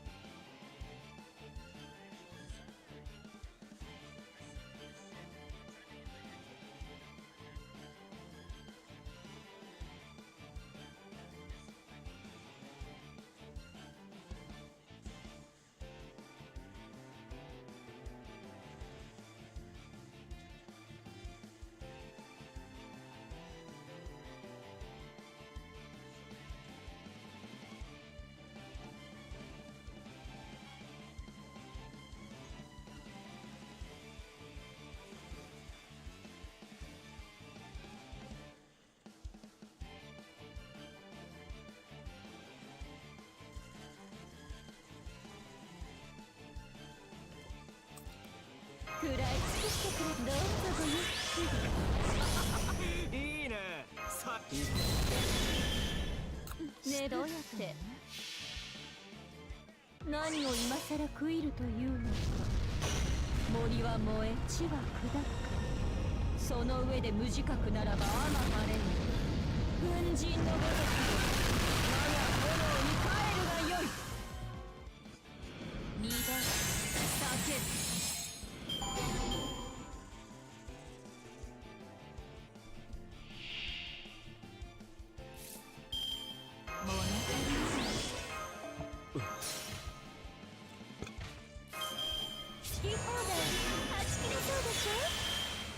目障りなんだろ。我がセンサに飲まれぬ。銀霊峰無限見せてやろう。星を覆う天外を。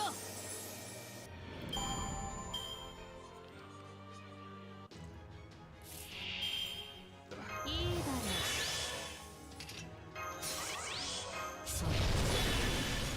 う。目障りなんだろ。How do you like Yanagi so far? You're out of Denny, so you can't build her at the moment. She seems fun to play. Yeah. She's definitely a lot different. She's definitely different from playing who was it, Jane. So yeah.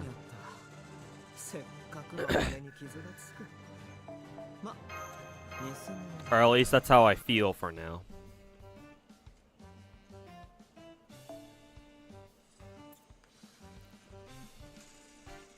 But yeah, I was able to fully gear her out for now.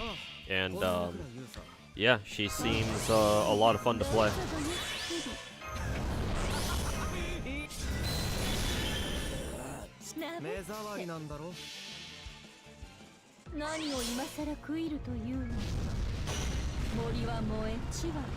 Is it possible to 3-turn this with a 6-slot team?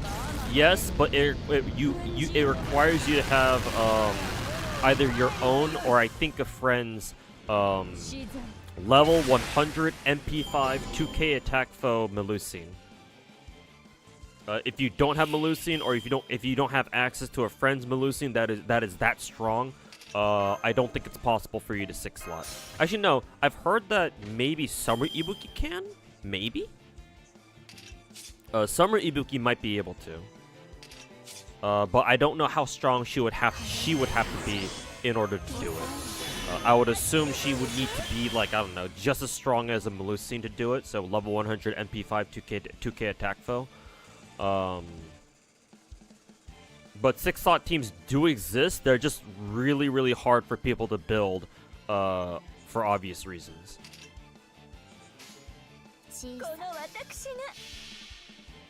Yeah, this lottery is really annoying to 6-slot Wolf.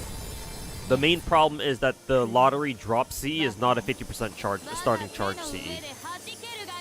So right off the bat, teams are very restricted for this lottery.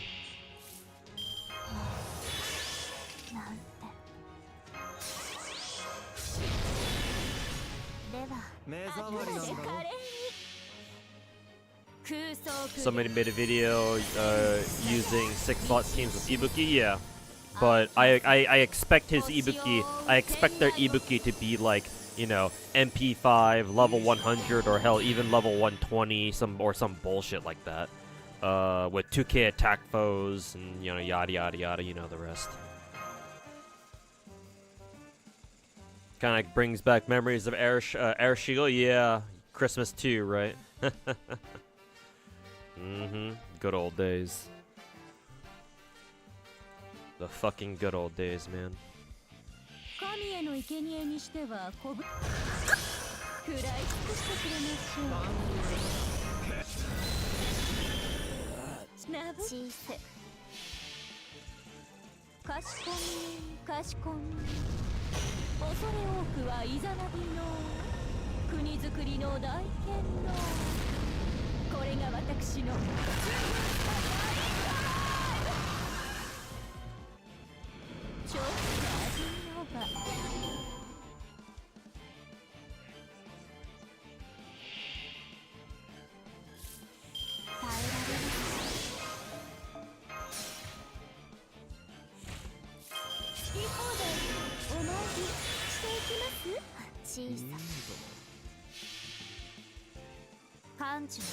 At least the HP values weren't this bad. Yeah, but then again, we didn't have Oberon back then either, though. But to be fair, yeah, to be fair, honestly, Christmas 2 was a lot worse just because we had to deal with fucking 400,000 HP Salter without Oberon. So like, Jesus Christ, who the fuck could even do that? Gil, Ishtar? And those were like literally our only options. Maybe maybe MHXA. Why do I remember MHXA having a being able to do it? Oh yeah, right, because Salter, and she's a Saber, so yeah. MHXA was one of like the 3 DPSs we could use. At least here there's a decent variety.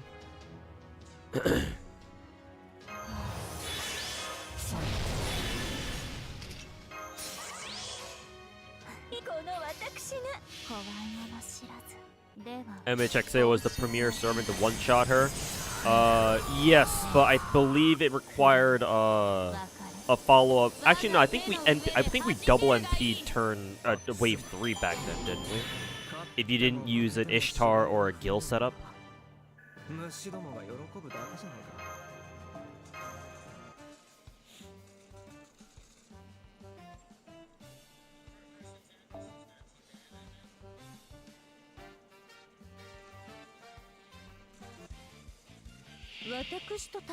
Third round is easiest to 6-slot with Morgan and Maeve. Yep, seems like it.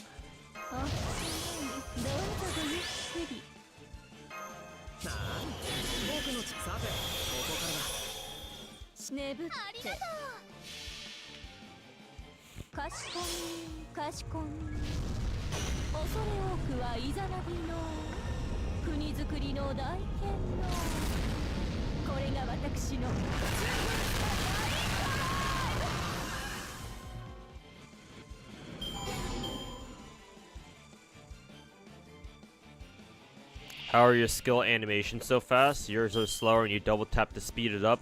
Did you make sure to set your battle speed to fast?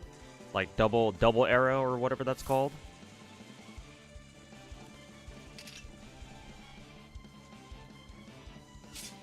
Because I think that's what mainly controls it. Like the speed of the skill skip.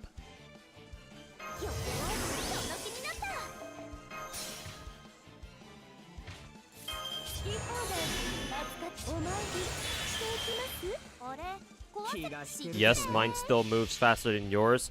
At that point, it would probably be a device difference. You might still be playing on your phone or whatever. I don't know. Maybe you also play on PC. I don't know. Via emulator. If you're playing on emulator, then it should be very fast. It should be as fast as this. Assuming you have a good enough computer, I guess.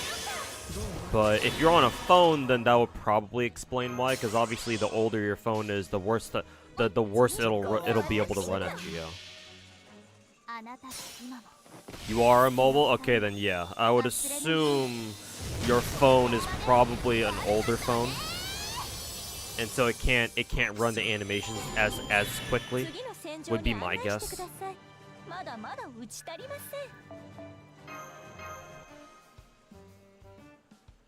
Yeah, on fast forward.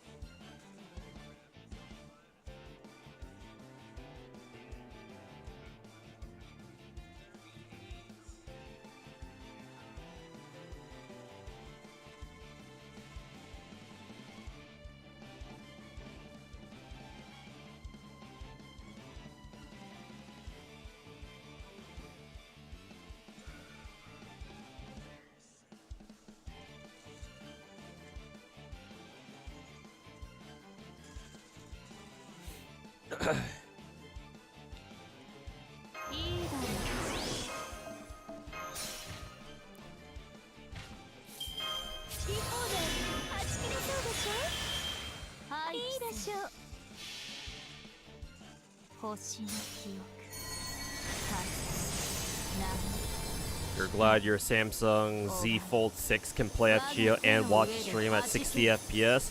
Must be nice having a strong-ass phone like that.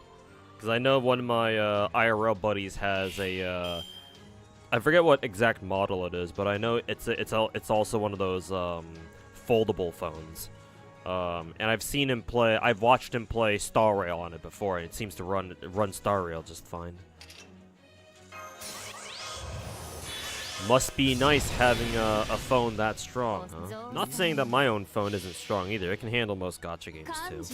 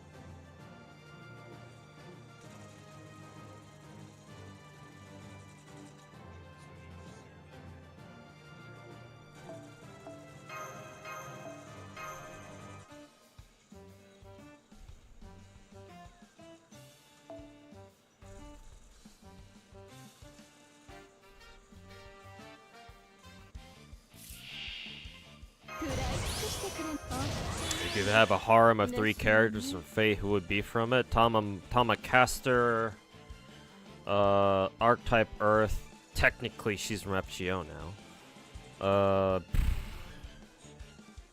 And Yang Yuan. There you go.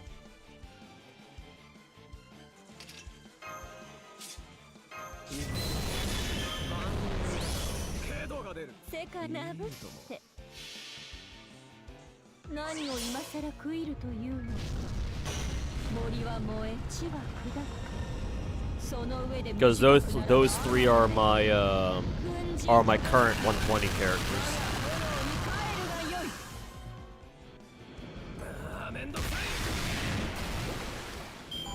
Because the first 120 I ever did was Tamacaster, obviously. The second one was Tama Lancer, but I mean, you know, I'll treat for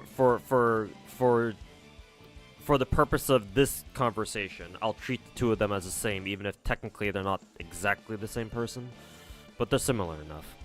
So yeah, I'll group them together as one.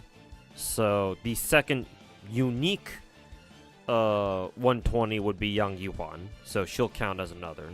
And then the third one is, who was it? Archetype Earth. So yeah, those 3. Boom. Easy. Who was the third one? Yang Yuan. She goes by Yang Gibi in this game. She's the Chinese foreigner. The one with the blue flames.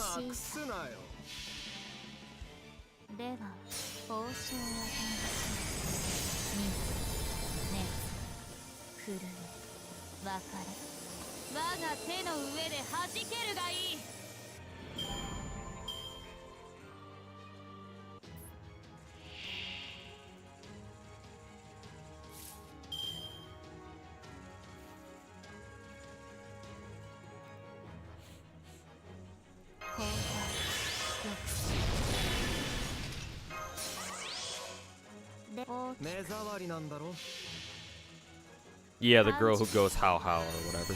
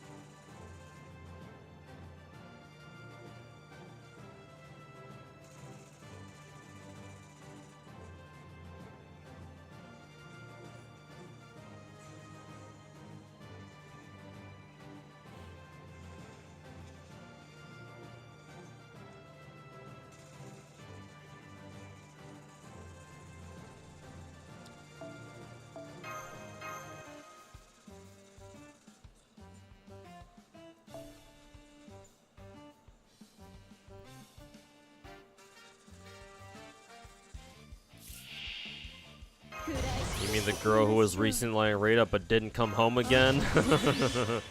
Oof. Did we hit a little bit too close to home there that time?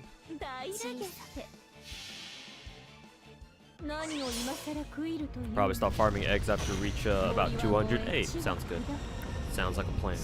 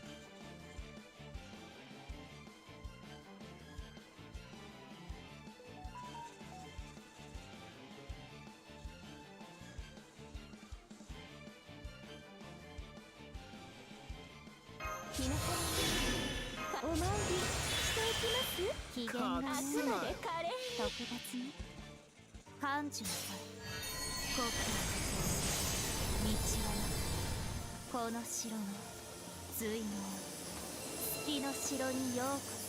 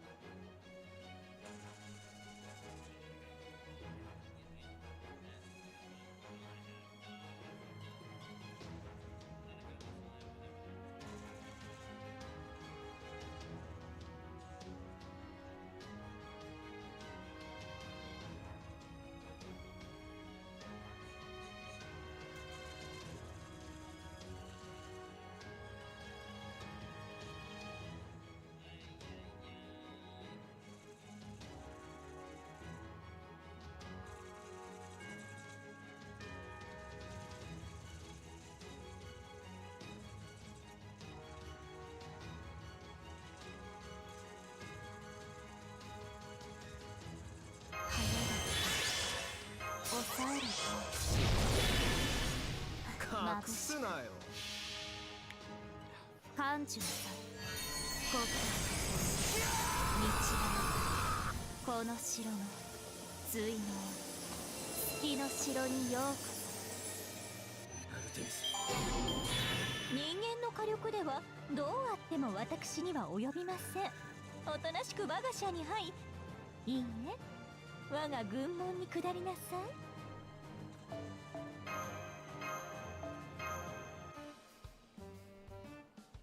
What makes 90 plus plus better than 90 plus, or other than the bond? Technically, if you can run 6 slot on 90 plus plus, then it does give you more lottery currency on average. But obviously, like I said earlier, with how hard it is to run 6 slot teams during this rotation, effectively that advantage is like negligible. So honestly, not much, other than, I guess, the extra bond, I guess. Plenty of people are farming regular 90 plus, because it drops eggs this rotation. So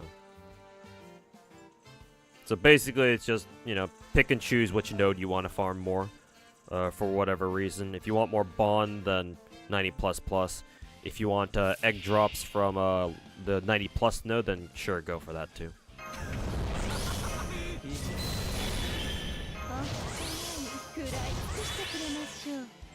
世界の終わりをご所望ですがね。何を今さら食いるというのか。森は燃え地は砕く。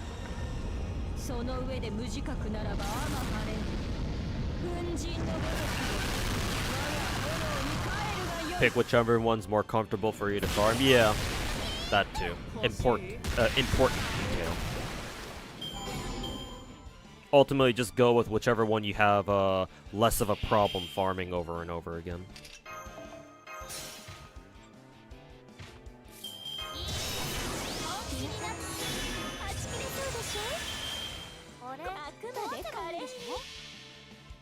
成層圏までひとっ飛び。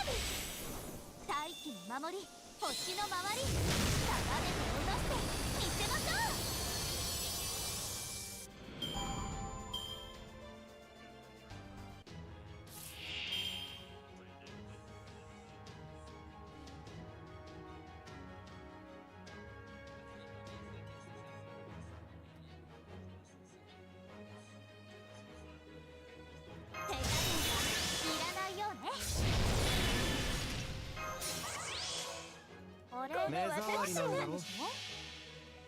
あなたは今も月の光を忘れぬように。現場で悪かったわね。アルテミス。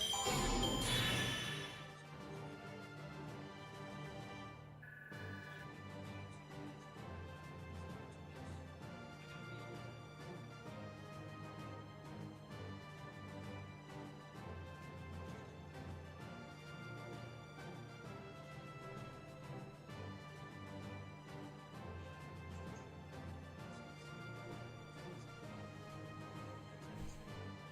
see. Koyan KOL is actually, I just realized, very close to hitting, what is it? Bond 15. I wonder how close she is. She probably still has maybe a couple hundred left. Or a couple 100,000 left.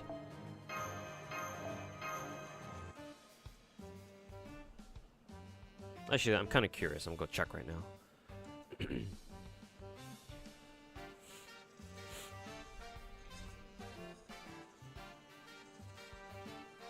Just realized after this we probably won't see another FGO stream until Draco comes. Yeah, probably not.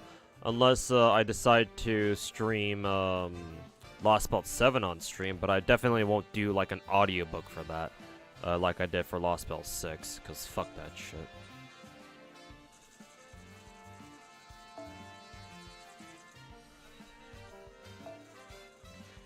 Let's see.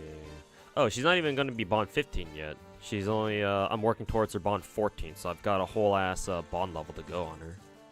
But she's got 257k left.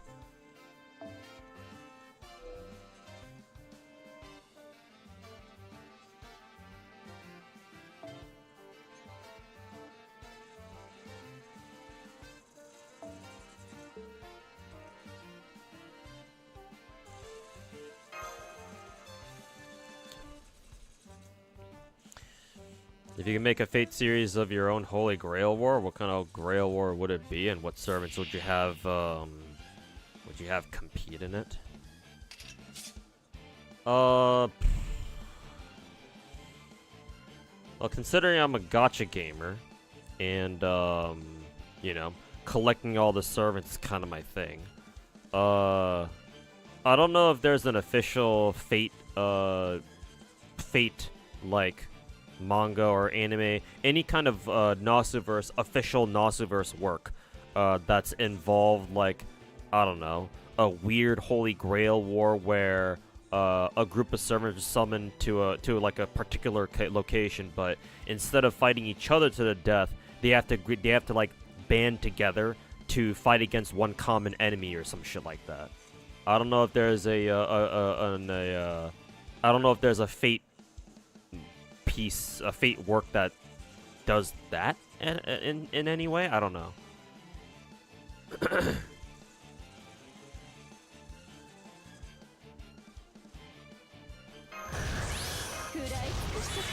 So, like, obviously, it would be yet another one of those, oh, our Holy Grail War just became weird.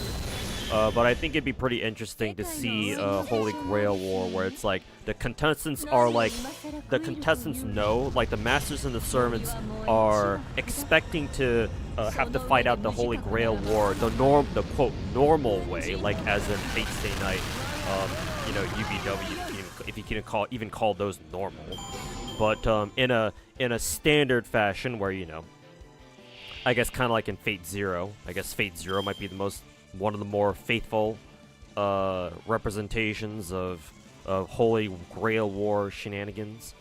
But yeah, the story would start out as, oh yeah, all the masters get summoned, or all the masters are designated, and they all summon their servants in, blah blah blah. They gear up to start fighting each other in, you know, in a normal Holy Grail War fashion, right?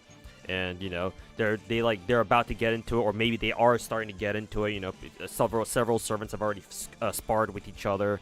They're skirmishing and all that. But before they get to like really make some serious moves, and you know, masters and servants like really start killing each other off for real, they realize, wait a minute, something's wrong, and like there's like this common enemy that's trying to kill all of them, or whatever, right? And so I think it'd be a pretty interesting story to see how a story like that would unfold, where it's like, okay, some of those masters and servants realize what's going on, and it's up to them to try to convince the rest of the masters and servants that are participating in the Holy Grail War to see, like, okay, there's something that we have a common enemy here, like there's something else that's going on here. We can't afford to just fight each other and kill each other off, because all we're doing is just, you know, decreasing our own chances of surviving at the end. So how about we, you know, call a truce for now, deal with this outside enemy that's trying to fuck with the Holy Grail War or whatever, and see where we go from there. And, you know, yada yada yada, something like that. Yeah, APOC is a team battle, yeah, but that's not exactly that's not quite exactly what I'm trying to get at there though. Because at the end of the day, it's still servant versus servant.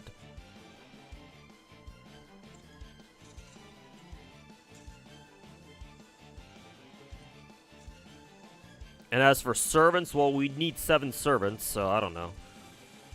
I would throw in Tamakaster and then Yang Yuhan, but I don't know if Yang Yuhan can apply, because she's a foreigner, and normally you can't make a contract with a servant who's not part of the original 7. Obviously, there are some fucked up shit that goes along the way, but typically speaking, I think foreigners are outside the realm of possibility. To be, like, eligible servants you can, like, summon in a Holy Grail War, but then again, you know, we can always come up with bullshit excuses to summon her anyway. To, like, end up summoning a summoning a foreigner anyway. So I don't, but, you know, if we wanted to keep the story as pure as possible and not include FGO bullshit, then, yeah, I don't know how Yang Yuhuan would qualify there. So let's ignore her for now. So yeah, I'd probably throw in Tamakaster. I'd have to decide on who the other 6 would be, though. And you'd have to give me some time on that.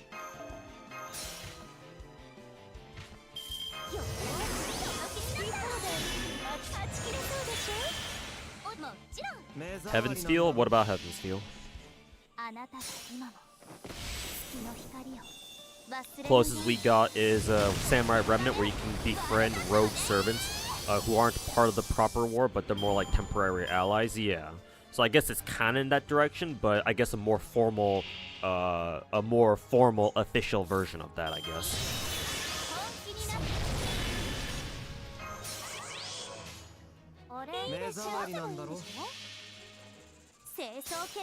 And ideally, I'd like to put it in like visual novel format, where maybe like my dream scenario for a Fate game like that is to have it in a visual novel format, so just like the OG Fate Stay Night visual novel. But you can choose any one of the 7 characters as / masters, right? You can choose to play as any one of the 7 masters, and you know, depending on who you play and depending on the choices you make with them, obviously you'll get different endings, and you know, you'll see how the story plays out differently between every single one of them. But that would require a ton of story writing, I would imagine. God knows how many routes you would have to write for a visual novel like that. At least 7, 1 for each of the fucking masters, that's for sure.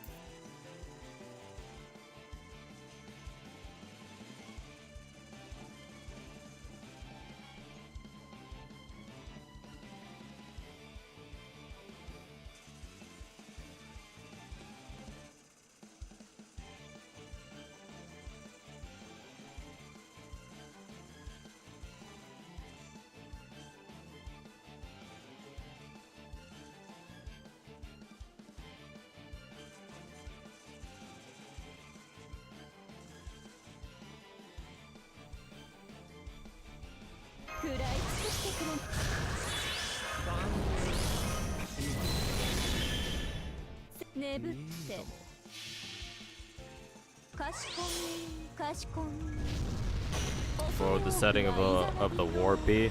Just modern day, just present day.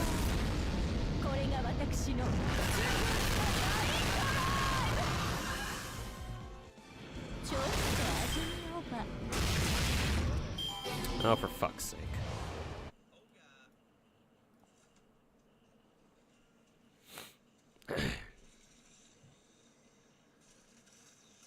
Does Heaven's Feel count as masters fighting a common enemy? Yes, but in Heaven's Feel, it's not like all of the other servants came together to fight against, you know, Salter and, excuse me, Salter and Kire, right?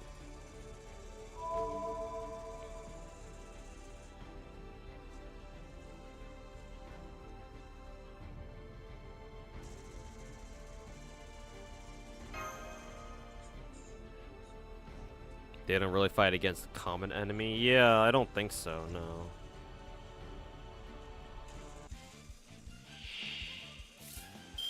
Yeah, Heaven's Feel is kind of weird. It's not, it doesn't really fit the thingy of like, oh, all the servants coming together to fight a common archetype kind of thing. 太陽は死せり、大星は来たる。ことほぐがよい。大地の流血をもつ。我は泉。流れなし。我は流水。Mostly because most of the servants get fucking murked early. Yeah, exactly. And it's all down to Emiya and Rin to finish the job with Ryder.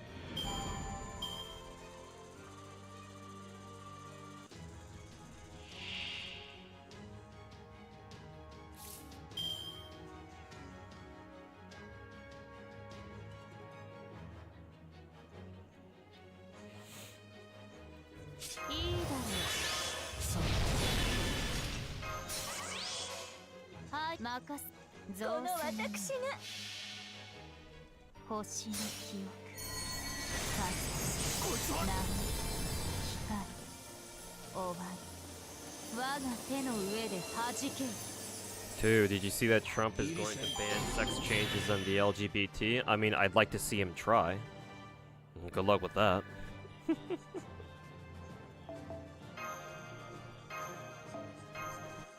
I'd like to see him fucking try, man. Yeah, Mystic, you have this MC to, level 9 already? Yeah, I've been working on it for, like... How long has it been since we last got this plug suit? Like, it's going on almost a year, right? Because we got it last December. Yeah. I've just been, leveling it up, basically constantly. I pretty much haven't used any other Mystic code outside of, like, challenge quests, pretty much. So, yeah.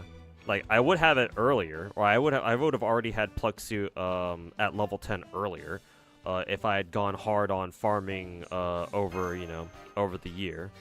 But, whatever. I'll take a level 9. Because, yeah, I just got to level 9 earlier today, actually. So, yeah, we'll see how much of the Mystic Code XP I can knock out during this lottery event. I should be able to get a lot of it done throughout the rest of this lottery, because I just got this Mystic Code to level 9, and I've already built up a good decent chunk of XP for it. So we'll see how much more I can knock out during this event. Maybe I can get up to half if I'm lucky, halfway to level 10. But we'll see.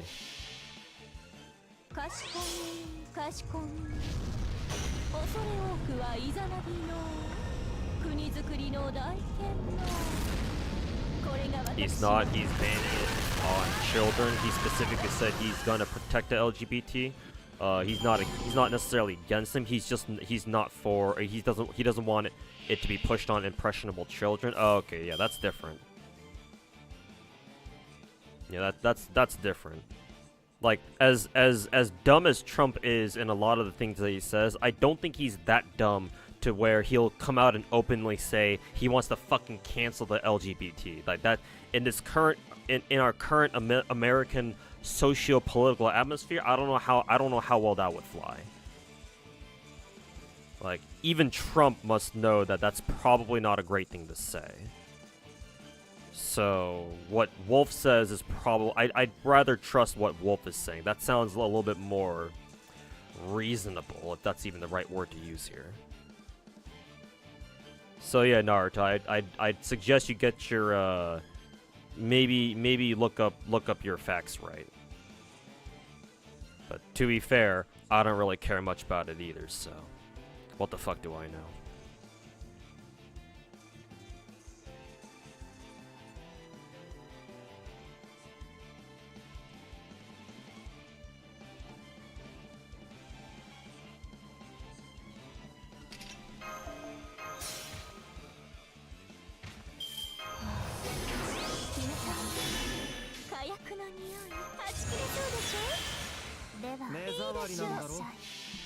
What are my thoughts on the LGBT? Do I think it's wrong or right? I don't give a shit what you think about yourself, as long as it doesn't bother me personally, or as long as it doesn't bother me physically personally.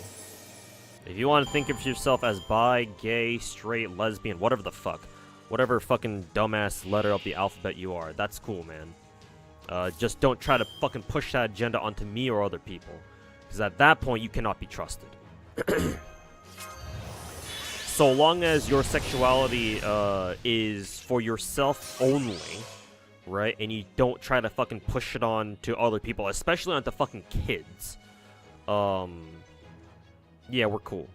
Like, I don't give a fuck what you are.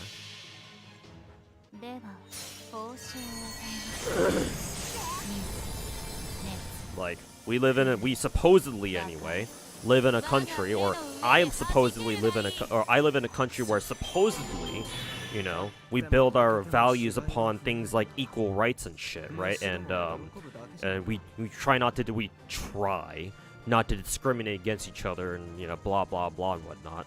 So in my efforts in trying to be a decent American, I will try to uphold those values as best I can. So whatever sexuality you are, I don't give a fuck. So long as you don't try to fucking push that on me or anyone around, or people around you, or hell, even over the internet. As long as you keep it to yourself, that's fine. There's nothing intrinsically wrong with you being gay or straight or not. Or whatever the fuck you are. Just don't, you know, make a fucking agenda out of it. And we're good.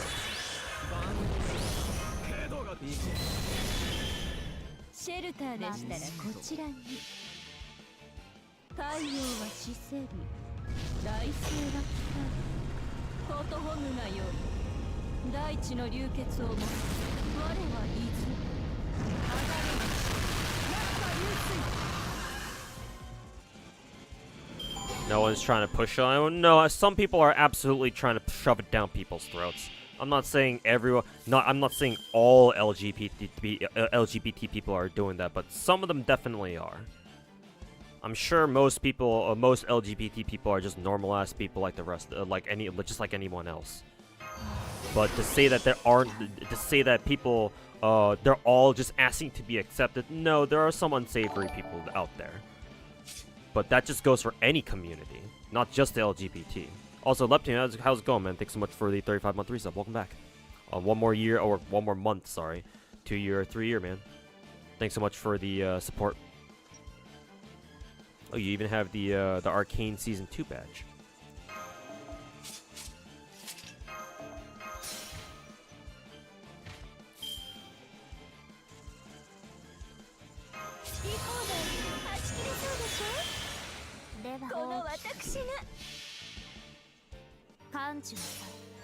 But not educating children on LGBTQ leads to more intolerance of them. That I don't have a good answer for. To be honest with you, I don't know how we're going to create some sort of educational system where we make children aware of the different sexualities, but do it in a way where do it in a way where it's not intrusive, or do it in a way where most people will find it acceptable. I don't know how to do that, to be honest with you.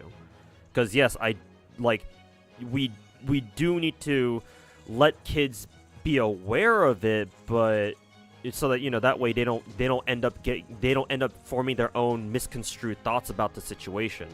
But at the same time, how would you do it in a way where people aren't gonna fucking freak out over, you know, oh, you're teaching our kids woke education and shit like that. Like, how do you do that? I don't know. What's the compromise here? Because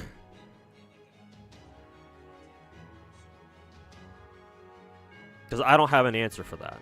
I'm not sure if anybody does. Because that's honestly a really difficult question to answer. Or to come up with a solution to. I think the closest that I can think of is maybe we can have like some sort of like sexual orientation course, like awareness thing. Because like in high school, at least when I was going through high school, we all had to take a mandatory health class. What, in like 9th grade? I think technically we could just take as long as we took a semester of health before we graduate. I think that's all we needed to do in order to graduate. Most of us just took it during 9th grade just to get it out of the way, earlier rather than later. So in the same sense that health is mandatory in high schools, at least it was for me, maybe we can make it a course like that in high school, like a 1 semester of, like, I don't know, sexual orientation awareness or whatever the fuck. And we just make it like something that the kids have to take during high school, or maybe not even have to take. Maybe we can make it optional. I don't know. I don't know whether we should make it optional or mandatory or not. That's for, you know, people in general to decide. Also, no more silver apples. Cool.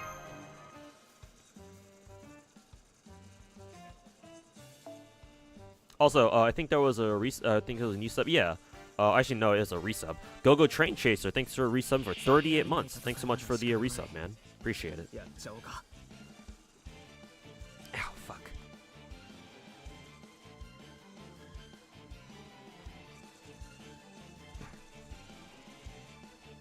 But no matter what the solution, I think the problem is that right now, because of how polarized American society is, or just perhaps just human society in general, because of how polarized we are as a human species these days, the issue is that there can be no solution because nobody is mature enough to talk about it in a... no one's willing to talk about a potential solution in a mature enough way. It's pretty much impossible to even have a fucking conversation to begin with, so long as we are in our current socio-political atmosphere. That's the problem. Because whenever people attempt to have a serious conversation about it, some dipshit comes into the conversation screaming woke this, woke that, or whatever fucking, you know, social media buzzword is hot and trending of the day, you know? And it's really fucking annoying. Honestly, we should fix that first about ourselves before we get into any of this LGBT stuff. But God knows, only the good Lord knows when the fuck we'll ever be able to do that, or when the fuck we'll ever be able to pull that off.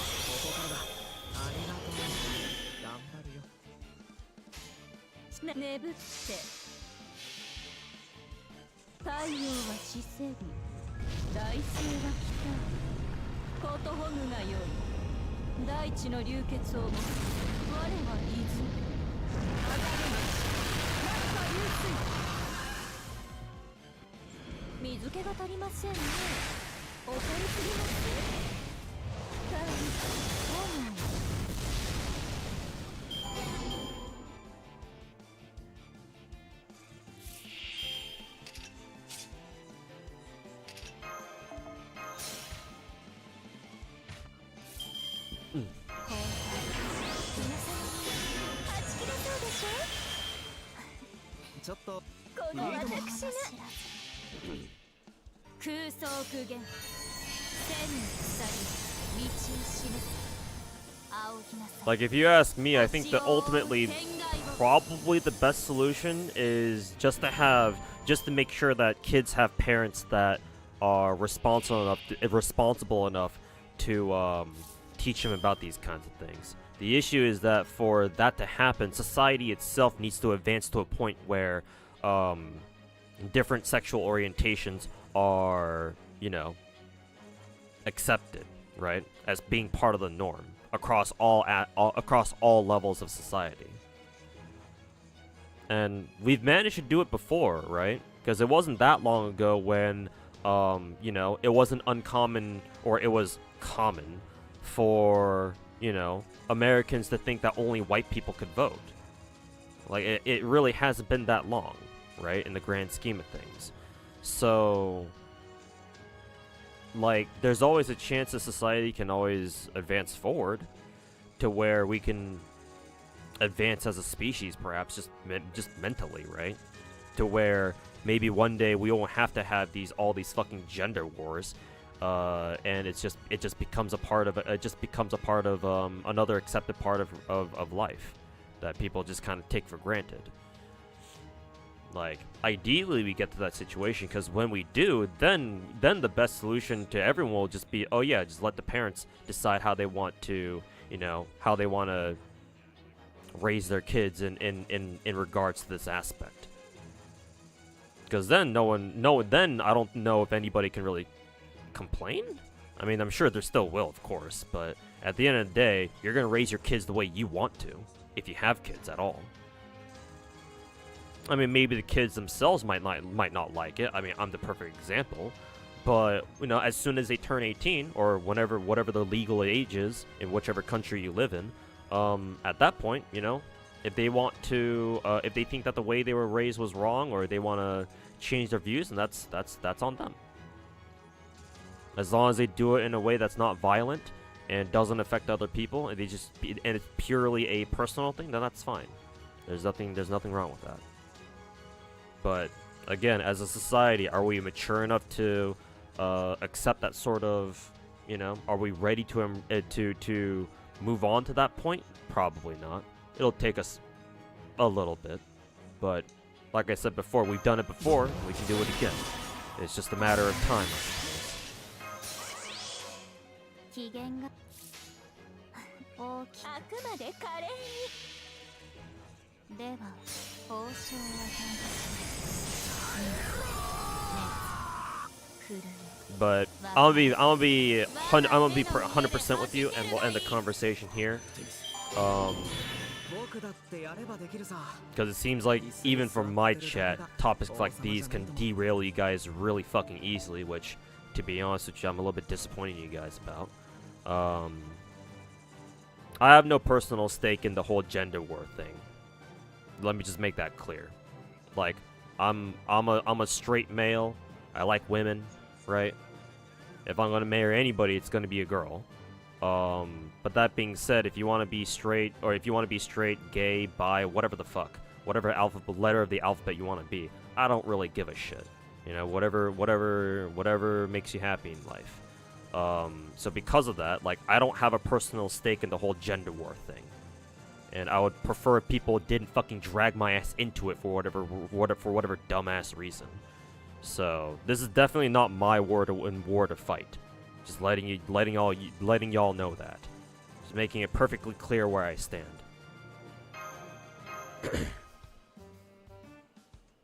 Like, I'm cool with people who are LGBT or whatever, right? Whatever other letter of the alphabet you are, but don't expect me to come fight your wars for you.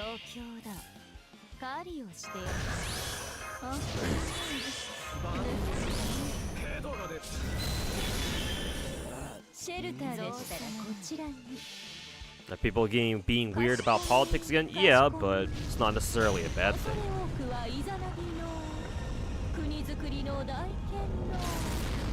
Do I not use Koyan S2? Do I have to? Technically I don't.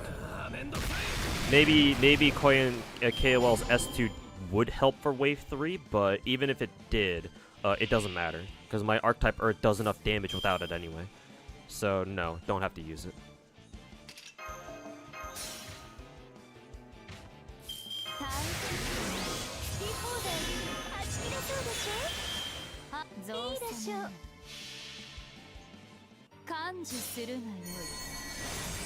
Everyone knows gamers have USB gender, Keck.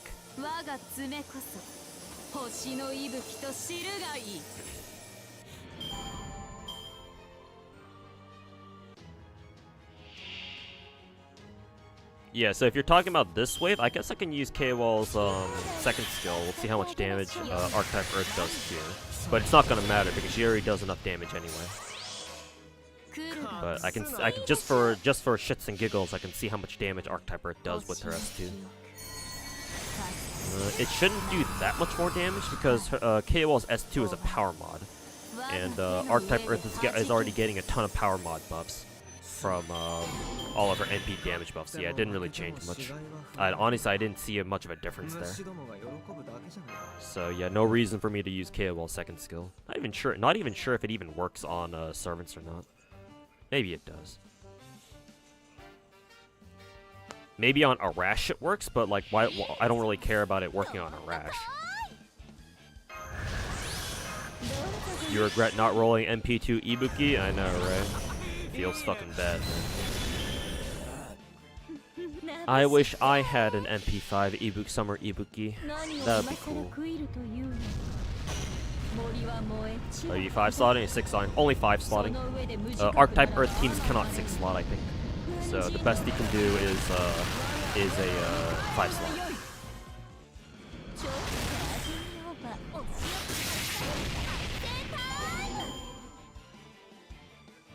A lot of this stuff brings you back to issues parents had about sex ed being taught in school.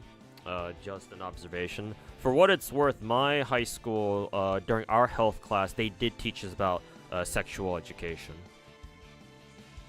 I still remember a couple things from that health class, even like, what, 13, 14 years ago?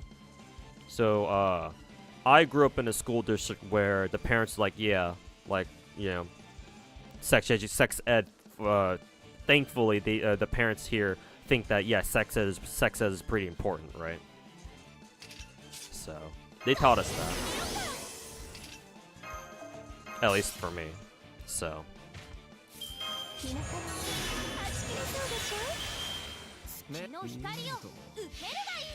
And yeah, I think that sex ed is very important, yeah. You do need to teach them about these things.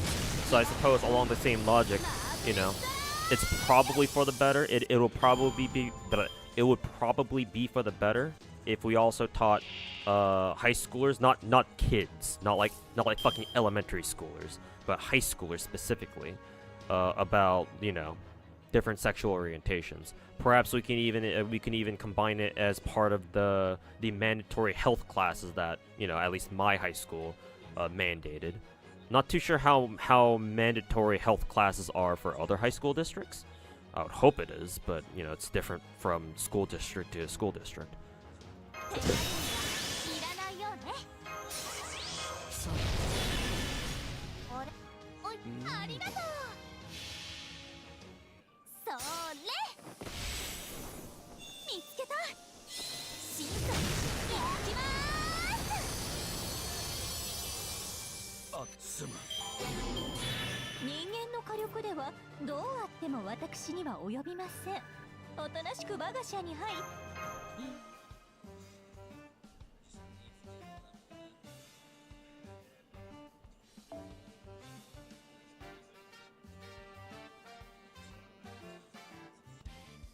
Plus 180k, 88k. That doesn't really make a difference, Suya Keshi, because I've seen my Archetype Earth do 2.2 million damage on Wave 3 without KOL's second skill.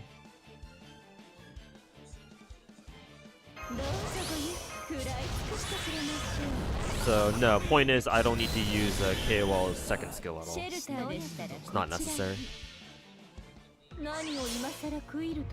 Weird when home econ was a mandatory thing back when you were young. My high school district actually didn't have home economics at all.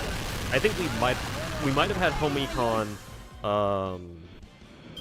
like as like an extracurricular that you could take, but it was not mandatory. None of us had to actually take it, or none of us were forced to take it like health was.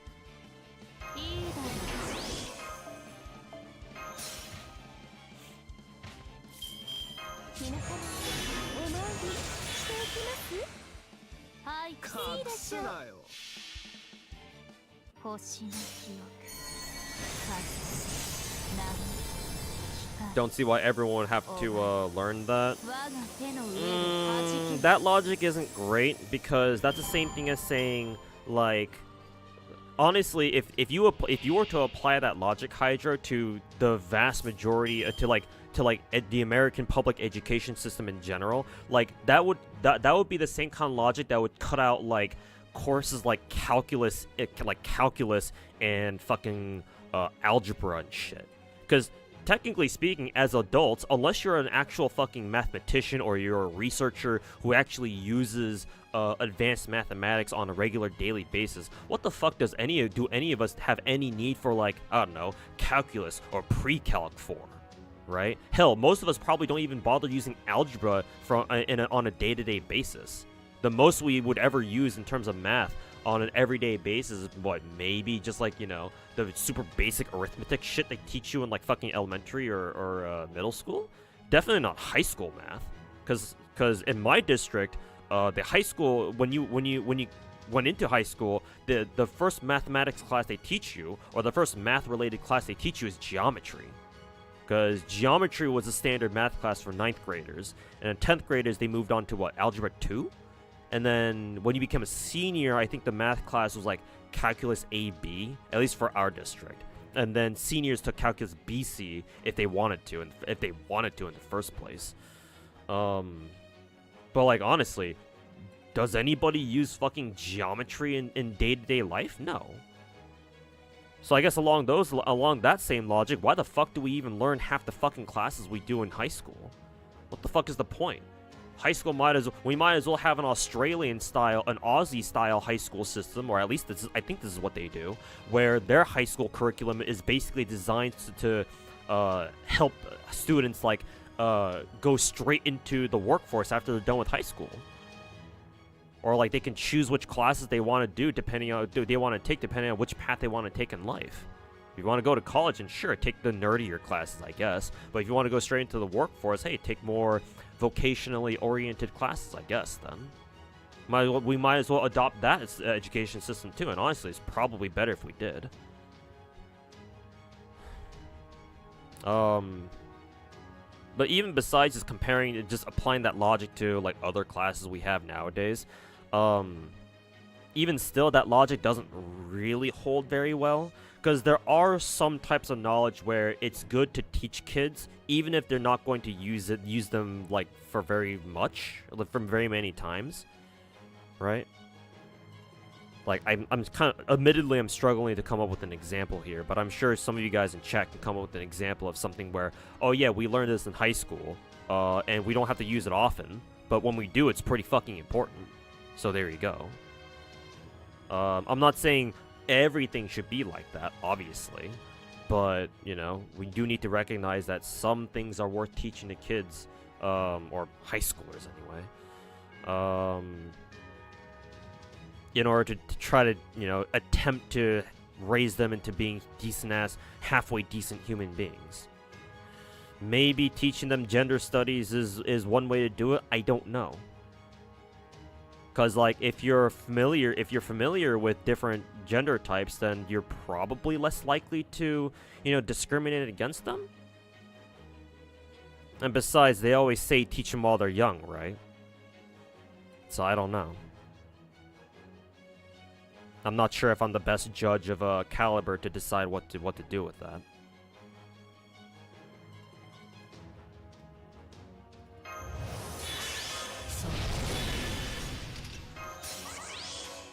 It's a difficult decision. It's a difficult situation, that's for sure. I think we can all agree on that. What are your thoughts on the backlash of Dragon Age? I don't know what's going on with that. I've only ever heard about it. I don't know what's going on with Dragon Age. Maybe you can fill me in.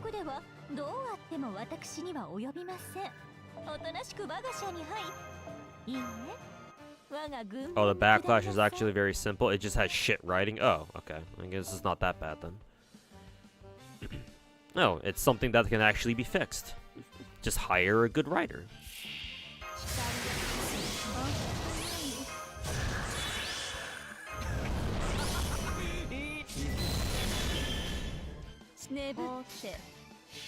The gameplay is good, it's just the writing is really, really bad, especially because previous Dragon Age games had really good had really good writing. Okay.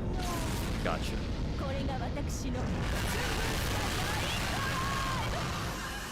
History is necessary to learn, and as someone who has a degree in history or graduated college with a degree in history, yeah.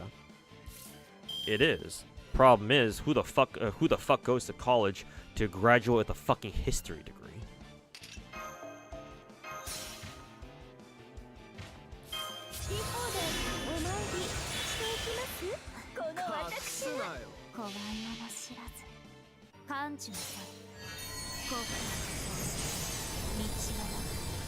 All you know about Dragon Age is that Bungie released a shitty product on a well-known IP. Oh god, did Bungie develop the new Dragon Age game? Why? Huh? What the fuck?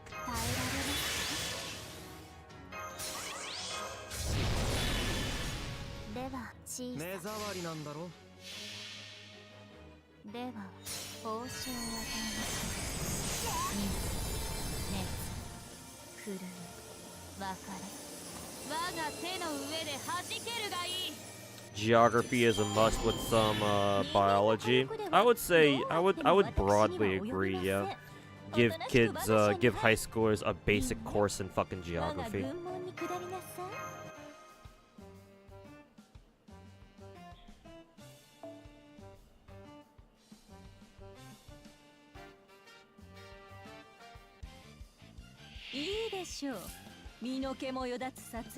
And some computer knowledge, please. Yeah, some proper fucking like computer courses. Like I remember when I was young, like in elementary school, we're talking like 2nd, 3rd grade. I still remember my class going to our elementary school's computer lab to go practice like typing and shit.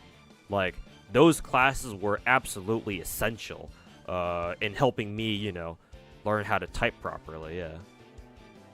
Again, you gotta teach them while they're young, like they say. It certainly worked for me in that situation.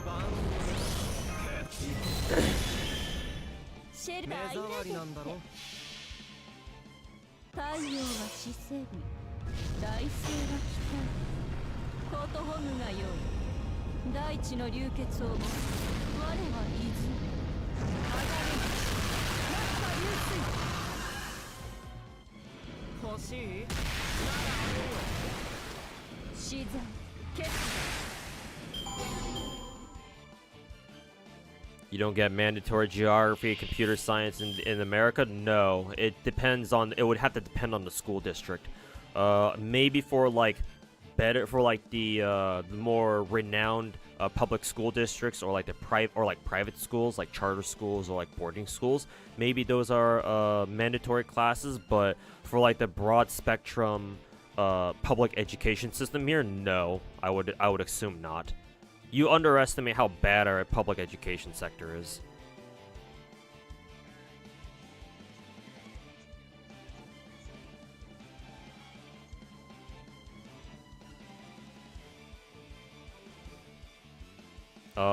I was one of the lucky ones because I actually did go to a very good high school district. Like last time I checked, it was apparently like a top 100 high school district in across all of America. So I lucked out. But when I was growing up, yeah, during my European history AP class that I took as a sophomore, one of our long-term projects was not long-term project. One of the things our EHAP teacher had us do was we had to accurately draw a map of Europe, the entire fucking continent, draw it accurately, including Scandinavia. We didn't forget the Scandinavians. Draw the roughly draw the borders of every single European country, and name their capital.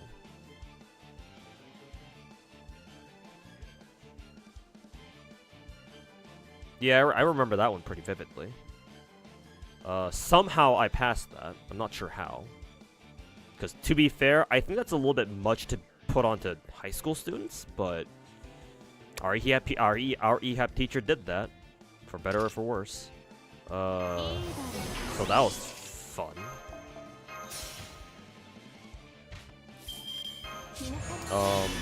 To be fair, even my school district didn't have, or even my high school didn't have like a dedicated geography class, but that was like the closest we got to like a proper geography class, I guess. I don't think any of my other history classes ever did something like that. I think it was just my EHAP teacher who made us do that. But just him.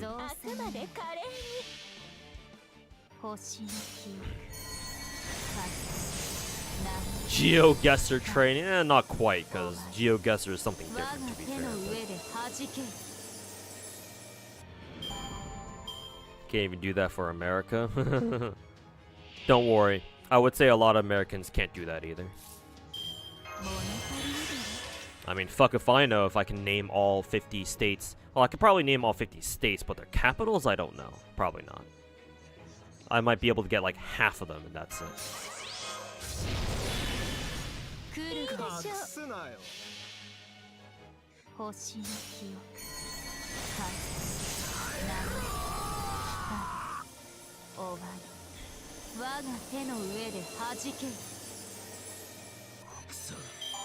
You took AP World History your sophomore year. I took A-Push. We called it A-Push, I think.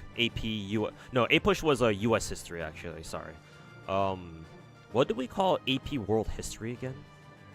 I don't know if we had an acronym for that. We probably just called it AP World History or something. But I took that in my freshman year.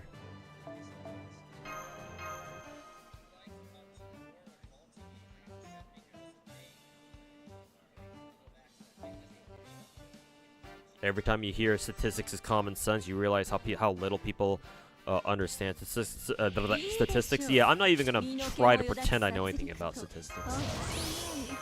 I know that my high school did offer a statistics AP course, but it was, from what I heard, it was apparently just a big fat meme. But you know, I don't know whether it was because the students who took it were just fucking retarded, or it was because we had a bad teacher. I don't know.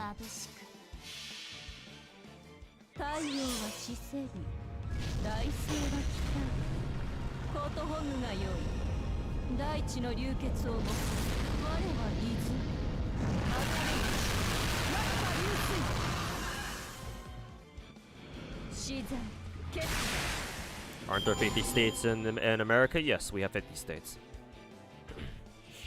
So last I checked, Puerto Rico hasn't joined the Union as the 51st state yet, so we're still on 50.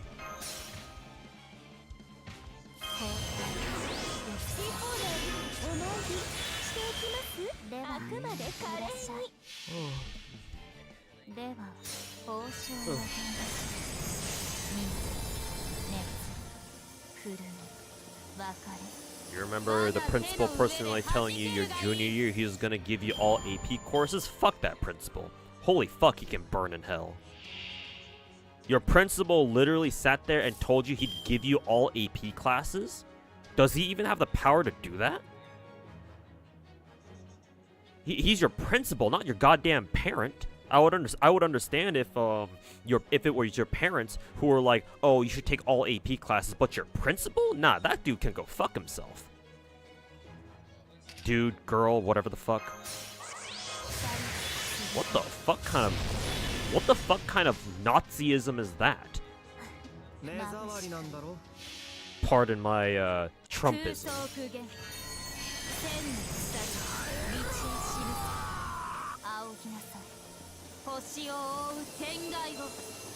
Don't think Puerto Rico will ever do that. Yeah, probably not. very complicated situation down there, from what I know, or from what I'm aware. I think they're fine just being, what, a U.S. protectorate, I think they are?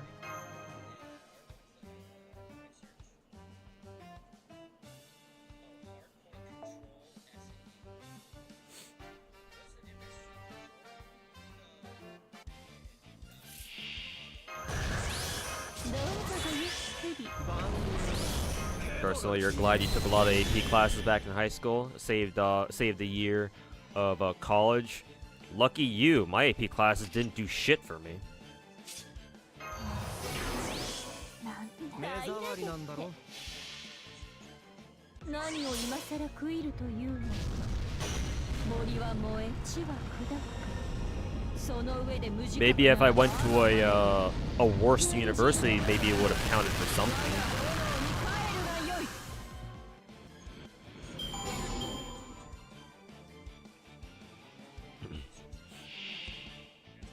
Your grades are really good.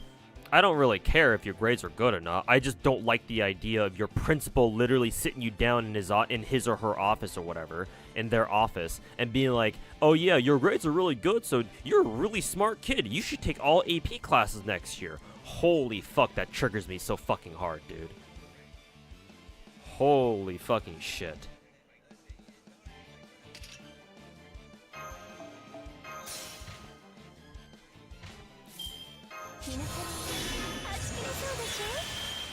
Like, actually, that principal can go fuck themselves.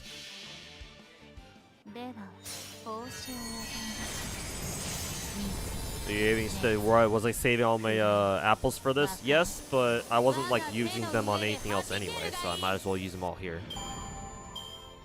And also, little Teggy boy, if you think this is weird, you haven't seen how I used to play FGO back in the day.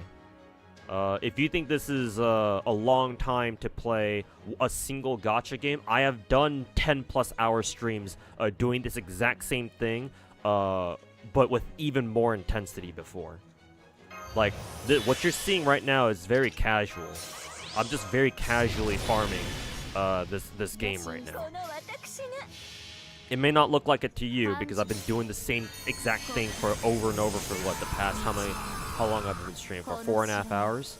But no, man, this is some fucking casual shit for me personally. I have done much worse.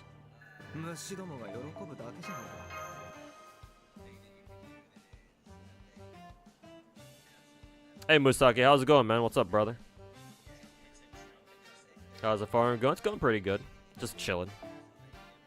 Chilling, running my Archetype Earth farming team. Hanging out with chat. Talking about random stuff. You still remember my 24-hour rolling stream? Yup. From, how long has it been again? 6 years ago or something? God damn.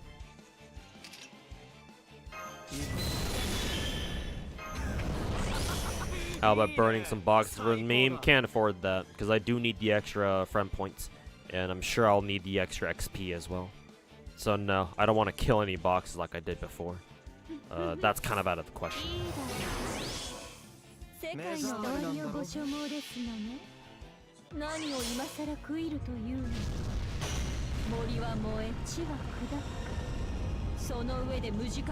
Your archetype isn't that strong, so you're just using somebody else's Melusian. Yeah, I feel you. I would actually be using my own Melusian too, but then I realized that Archetype Earth is actually pretty good for this. So, Archetype Earth it is. So yeah, hopefully you've been enjoying your weekend so far, Musaki. Hopefully everything's been going well for you then.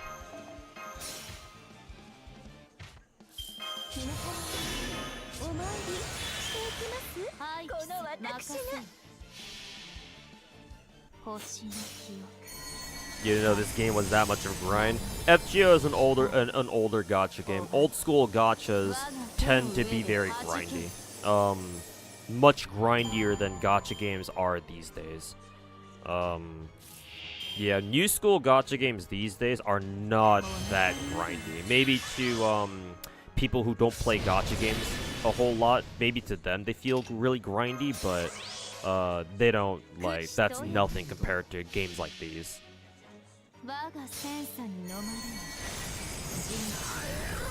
But yes, FGO is definitely a very grindy game.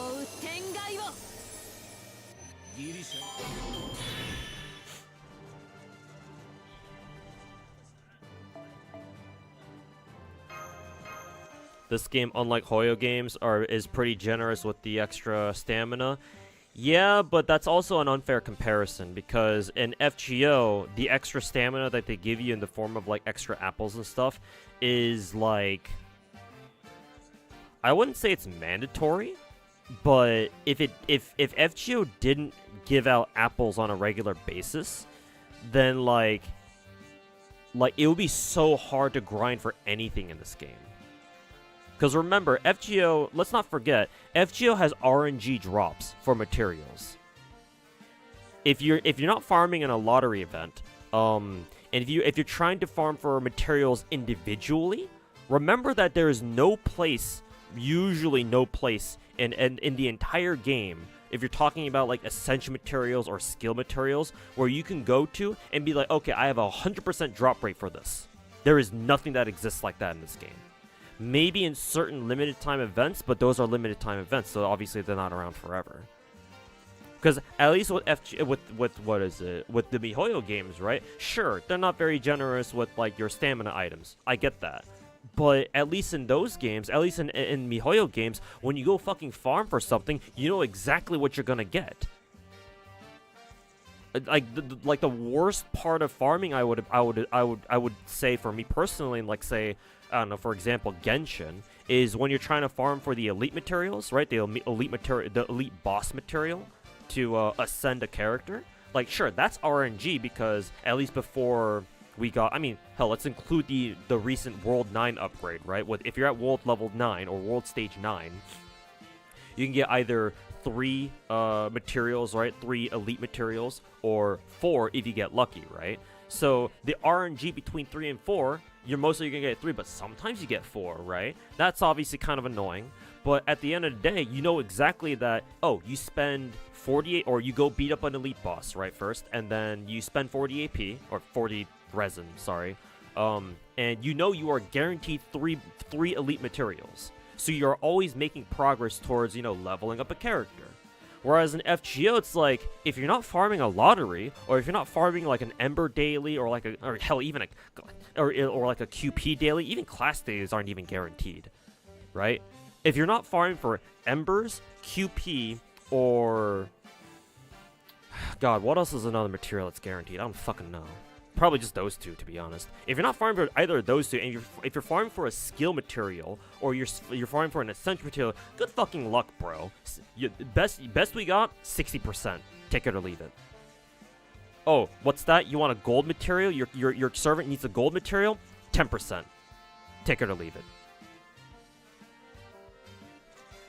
So, yes, FGO is more generous with apples, but that's not telling the full story, my dude. Like, saying FGO is more generous than MiHoYo games in terms of stamina items is super misleading. Excuse me. I would far prefer taking whatever the fuck MiHoYo has over this dumb shit that FGO does. Like, lotteries being as grindy as they are shouldn't even have been a thing in the first place. Is the point that I'm trying to make here. I shouldn't have to sit here for fucking 6 hours, 6+ hours at a time, farming the same exact fucking node over and over and over. This system is bullshit. So thank fuck that new gacha games don't do this. I would hate to see how new school gacha players, newer gacha players would have to deal with something like this, because they can't. They're not going to. At least most of them won't be able to handle this. So thank God they're not subjected to this fucking miserable fucking piece of shit hell that us older gacha players have to drag our balls through. Like, just for their own sake, I'm glad they never have to experience this. Whatever the fuck this is. And so, if we have to pay the price, if we as MiHoYo players have to pay the price, as in we don't get as many, you know, stamina items, right? So be it.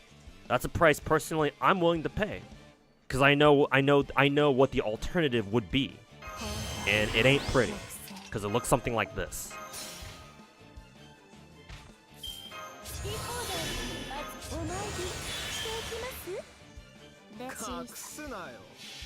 Did you buy any new skins in Negan? No, not yet. I plan to do them. I plan to do it soon, but not yet. I have to take care of a couple of IRL stuff, IRL things first, and then I'll be able to. I'll see if I can splurge on the Nikkei skins or not. Though I should get around to doing it soon, because I think we only have what, like, a little over a week left on Cinderella's events. So, I don't have a lot of time left, that's for sure.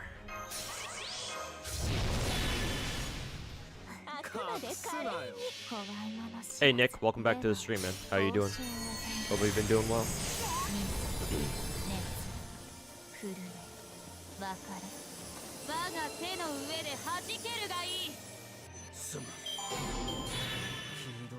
You agree, but Hoya events feel empty once you're done with them? Yes, but I far prefer that over, like, super investment-heavy gacha games like fucking FGO, though. Because here's the thing, we're all very busy. We all have very busy lives, right? We all have things that we have to do or that we want to do. Not all of us can sit here like a fucking retard like me and sit here and play fucking 13 different gacha games at once. That's not most people. Generally speaking, the less commitment you have to put into a gacha game, the better. Because that means that those kinds of gachas are less FOMO, right? And you can pick them up and play them whenever as you please. For terminally online folks like you and me, sure, it's better. We may prefer having gacha games that are more involved, right? And where they reward us they reward us more the more time we put into them. Got that right. But that's not most people, though. And hell, even for someone like me who, you know, I would consider myself a hardcore player, I don't want all my gacha games to be the same as fucking FGO. Matter of fact, I'm thankful MiHoYo games are super low commitment, generally speaking. I'm really glad their events, for the most part, are really, just like, super casual and, oh, you can sit down one day, just get it all done in a couple hours if you need to. Maybe you don't prefer that, and I understand. But for the sake of most gacha players, I would argue gacha games being less commitment heavy is a better thing overall. It just sucks that obviously MiHoYo games don't have like the end game content to back it up, where it's like, oh yeah, it has some, MiHoYo games have something for everyone, right? Like whatever Zenless did the last patch, where, oh hey look, we added 1,000 floors of this new tower event, it's so that you guys can play through it if you guys want more stuff to do. Like Genshin should absolutely have something like that, some sort of like permanent game mode where like a tower mode, just like Zenless got with our last patch, where you can play through like 1,000 fucking floors or some shit. Right? If you want to knock yourself out doing 1,000 floors of this tower game mode, sure, by all means. And as long as it's an optional thing that people don't have to do, right? Maybe you go through like the first 30 floors, but as long as you clear the first 30, you're good to go and you get all the rewards. You don't have to go through the all of the 1,000 floors. It's only for people who really want to, and want something to achieve. Then by all means. Like, that's how gacha games should handle it.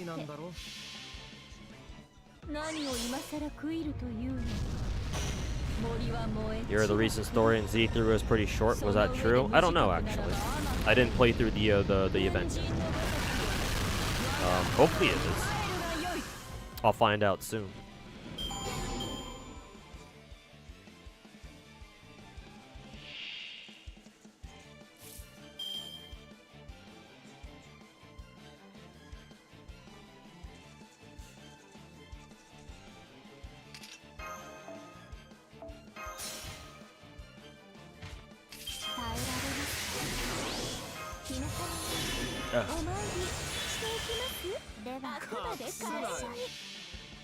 define short because you've been doing it for the past 2 hours. MiHoYo events, you can complete them all in basically a day. Like, no MiHoYo event has ever lasted for longer than, like, maybe, I don't know, fucking 6 hours. Like, if you just sit down one day and you just grind through, like, an entire, like, summer event, maybe, in Genshin or whatever. Like, you can get it done, and you can get all of the most important stuff in, like, you know, a couple of hours, and maybe you spend another couple hours cleaning up the rest of the summer map. That to me is short. If you can finish, if you can finish any gacha event, any major gacha event in under a day, oh, that's pretty good, man. Because let me tell you this, Nexus. This game I'm playing right now, our events here, they don't end until the event ends. You are playing this event until the very end. And these days, our events last for 3 whole weeks. So, take your poison, I guess. I mean, hey, maybe you do prefer... maybe you would prefer events like this where you have to play them, but you basically have to play them the entire time that they're here. Maybe this is actually what you want. In which case, hey, come play FGO.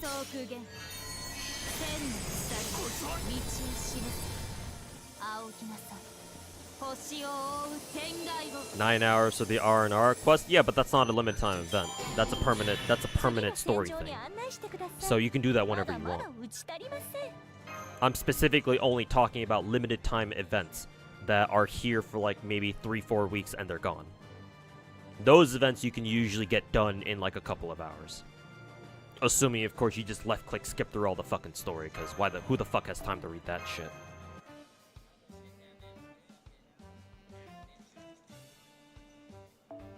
Is it worth to blow a good chunk of your apples on round 1? If you want to farm it, yeah. Yeah. 90 plus node has egg drops, so if you need more divine eggs, then 90 plus is a good place to farm them. 90 plus plus has what? Scales of Fantasy, I think. So if you need more Scales of Fantasy, you can try doing 90 plus plus. It's mainly, I believe, round 3 that most people are going to go really hard on, because round 3, rotation 3, is the best one. It's the easy. It should be the easiest one, and I think it has good drops too. It's just rotation 2 that really sucks. At least 90 plus plus. Maybe 90 plus on rotation 2 is okay. But rotation 2 is the one that people are mostly gonna skip. I say mostly, but...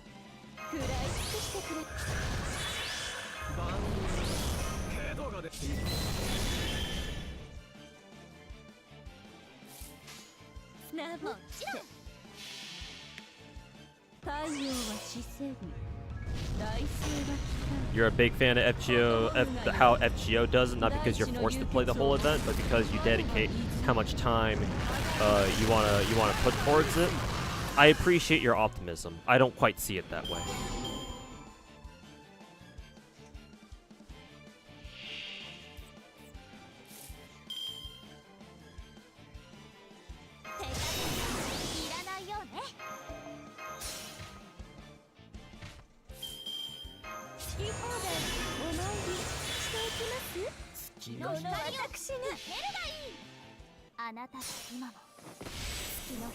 Hey Drake Cannon, welcome to the stream, man.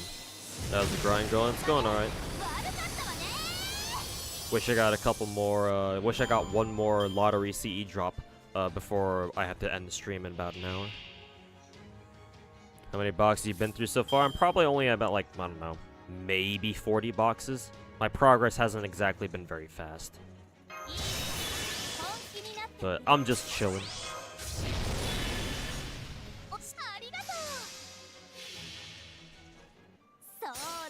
Because if you really want to sit there and farm until you open 1,000 boxes, you can. Tough talk, my dude. Let's see you farm 1,000 boxes then. Damn, thought that was a lottery drop C for a second.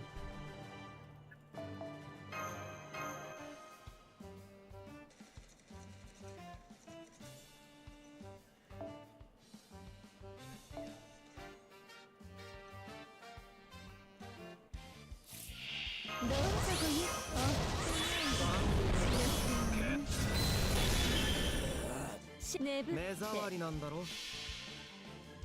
太陽は死せり、大星は来た。 Hoya events mainly just give like gems, so if you're a spender, you can legit just ignore them if you want to. Missing FGO event means you just fuck yourself with mats. The way I look at it is the fact that you even feel the need to, you even feel the quote unquote freedom. I know you didn't use that word, but I'm paraphrasing here. The fact that you even look at FGO events and think, oh yeah, I have the freedom to dedicate however much time I want to, right? I can get out as much as I want to from these events. The fact that you even see them that way means that the system that FGO has set up is fucking shit in the first place. Again, because like I value non-commitment. Because again, I've already ranted just earlier about how grindy this fucking game is, when there's literally no reason for it to be this way. We're literally only continuing a tradition that's lasted for like the last 9 fucking years, which is how long this game's been out for.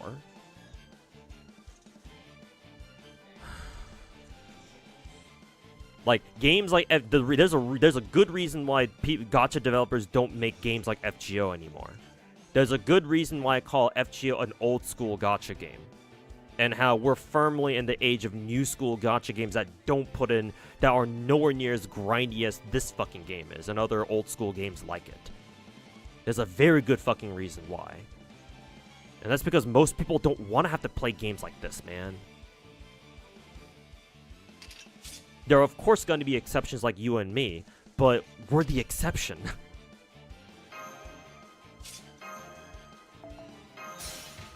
And even for me, even knowing that I'm the exception, even I don't want gacha games to be super fucking investment heavy either. I just want events to just be like, okay, I'm just done with it, and good, we can move on now. With the occasional optional, oh yeah, here's some endgame stuff for you to do if you want something more to do here. Events, there shouldn't be so much emphasis on events. Because if you do have that, then we end up with a fucking Genshin Impact situation where everybody's waiting for Festering Desire to come back. And who knows if they ever will bring it back.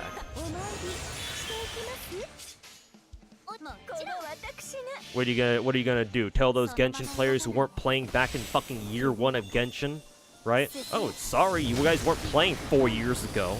I guess you free-to-play Farina mains can go fuck yourselves.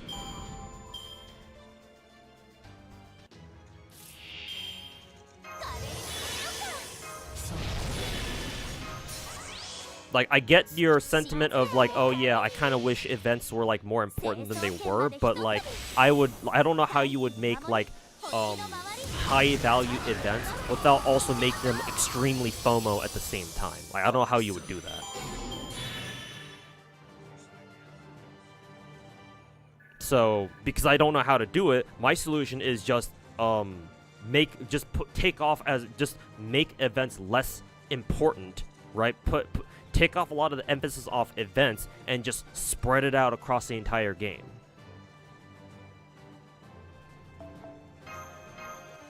Because at the end of the day, not everybody has the fucking time to sink in, 5, 6, 7 hours into playing a gacha game every single day. Even if they did, who knows if they even want to do that in the first place.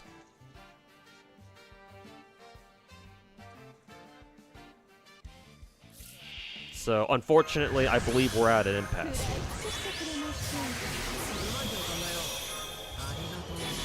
Like, I'm not sure how we're gonna be able to reconcile this, because I sure as fuck don't know how to.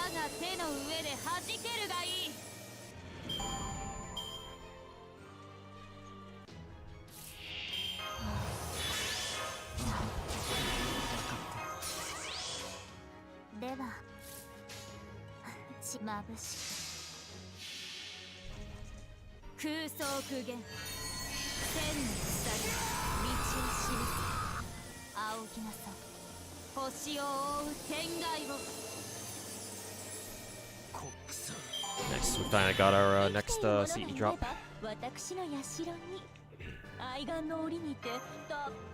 This does mean that I can go ahead and what is it?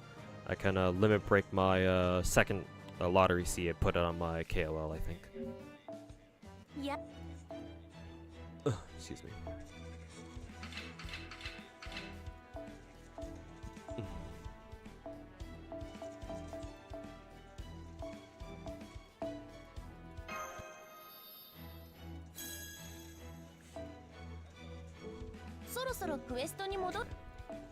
Got my support. I can give my Coin Sky a light. This one.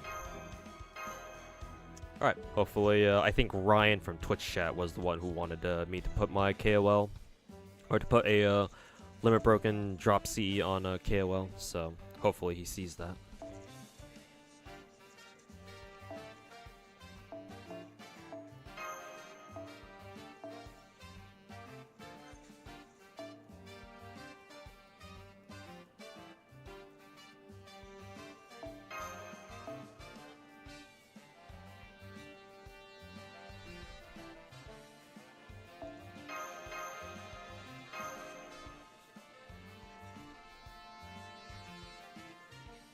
You completely get where I'm coming from. The abundance of FGOs.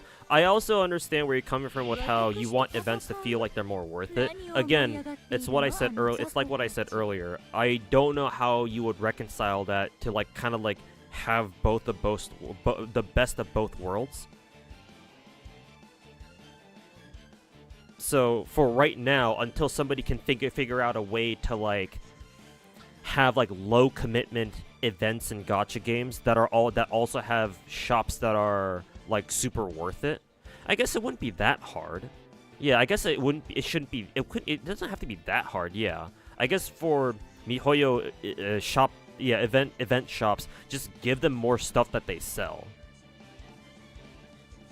Like, I don't know, just like triple the amount of shit you get from shops, I guess, and we can go from there, and we'll see how people feel about it. But again, like, you know, would MiHoYo ever do that? No, of course not. Because, you know, we've already established that MiHoYo is stingy as fuck. So, I mean, at least MiHoYo is taking steps in the sort of right direction, because in Star Rail they've brought back the old light cones, right? Like tutorial mission and shit like that. So I guess there's steps in the right direction, I suppose. But yeah, maybe they should, I don't know, like I said, triple the amount of shit you can buy from event shops, and we'll see where we go from there. Like, it'd be cool if it'd be great if they gave out like a full-ass multi's worth of event currency every single, you know, major event, right? For all of their across all their big games, right? Like a major event in Genshin gives out a full multi 1600 primos for you going through the entire event and stuff. And instead of like what? Don't Genshin shops only sell like 2 talent books, like 2 golden talent books, right? Instead of 2, maybe you can buy up to like 15 or something. I don't fucking know. Yeah, maybe the solution actually isn't that tough. Maybe just, I don't know, put in more shit. Yeah, we can go from there, I guess.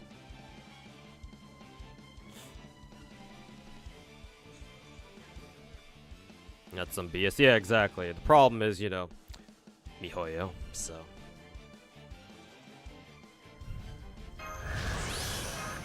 But yeah. I'm not saying one system is... Well, actually, no. I am saying one system is better than the other, but both of them are trash. Let's just put it that way. I think we agree. I think we can both agree to that. But with how gacha games currently are, I much prefer the way that MiHoYo does it. Because if I'm worried about like, oh, you know, I'm not getting as much out of a gacha game that I'm putting in, then, well, for me personally, that's not a problem because I can just go play other gacha games then. So, ain't an issue for me.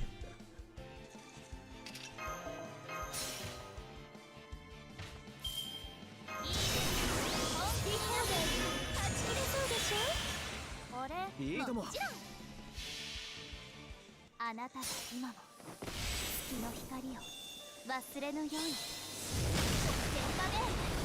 feel like all this grind in FGO is meaningless? Oh yes, it absolutely is meaningless. Well, actually, no, technically it's not meaningless, but effectively it is, sure.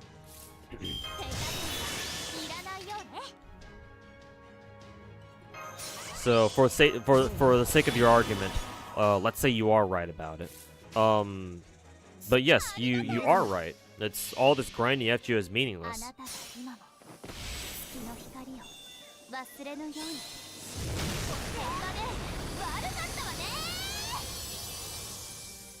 You literally depend on a gacha to give you a new character to level up, otherwise there's nothing else to do in the game. Well, welcome to Gacha Games 101. That's literally how gacha games function. That's kind of the whole point. It is up to the gacha game to successfully gaslight their players into tricking themselves into creating more gameplay conundrums for themselves. Yes, you just described gacha games in a nutshell. Congratulations.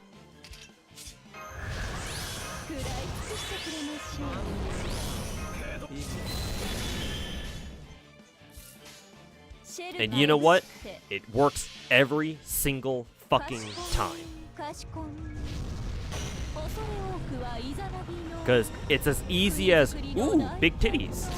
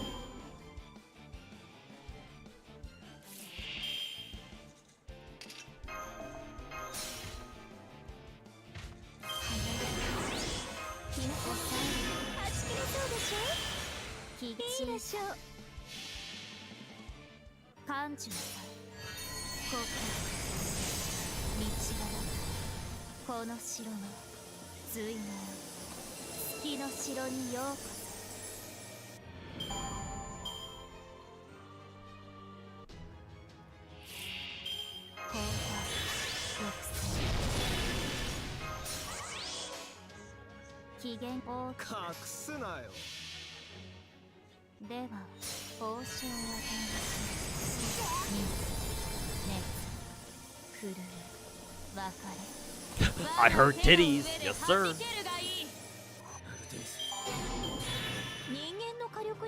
Yes sir. But yes, what was your name again? Kyon BRK. Yes, you essentially described the core gameplay loop of gacha games in general. That is what us gacha gamers live for.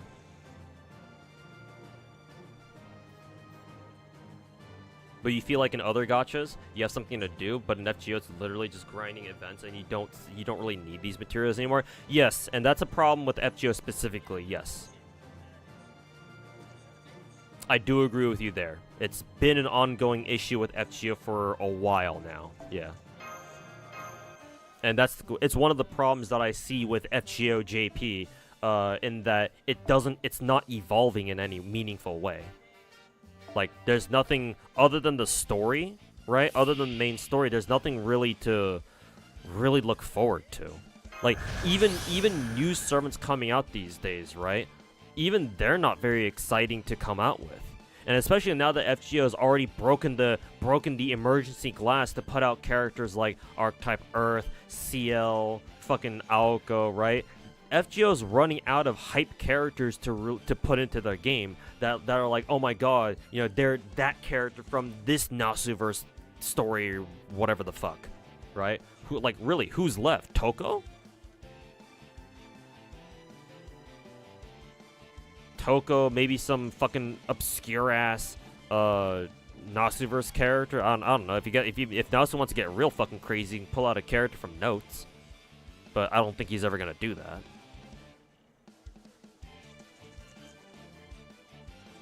But yeah, like in terms of characters, this like characters aren't really evolving fast enough in the way I want them to, right? I mean, they have been getting a little bit more interesting, but like, bro, if you want to see what kind of shit that I want to see FGO servants do or be able to pull off, go watch my Hololive Grand Order videos where I turned all the Holo girls into fucking FGO characters.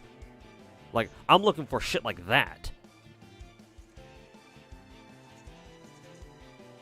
And then, like, event-wise, yeah, content-wise, yeah, it's like, ever since FGO slowed down their content pipeline, right, they stopped doing reruns, right? Every event lasts for at least 3 weeks now. We only get a new, JP only gets a new event once every, like, fucking month and a half or some shit. Yeah, there's not really much to look forward to in FGO anymore. And that's my primary concern with FGO as a game as it develops. What kind of a future does it really have? Because to me, it doesn't have a very bright one. All it's gonna keep doing is just the same shit over and over.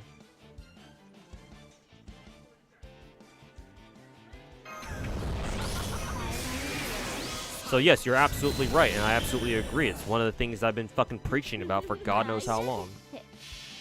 For like maybe the past year or so.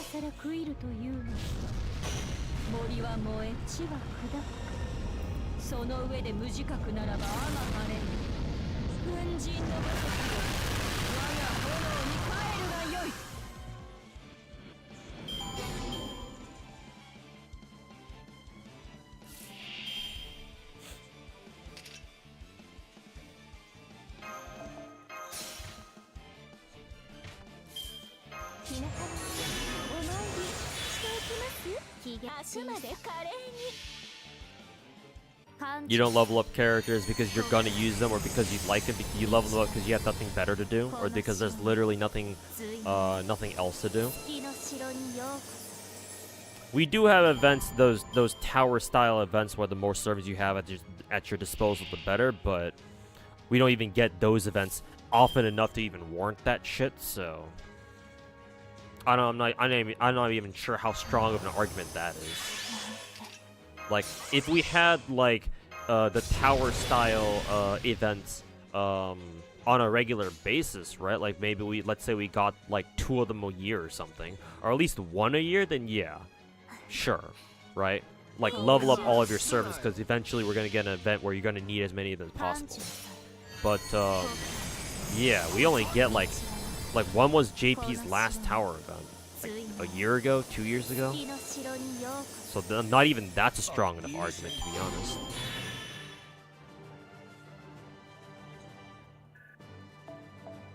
Yeah. FGO is a special case of voluntary grind jail. Yeah, maybe you're right, man. I mean, I wouldn't deny it at this point.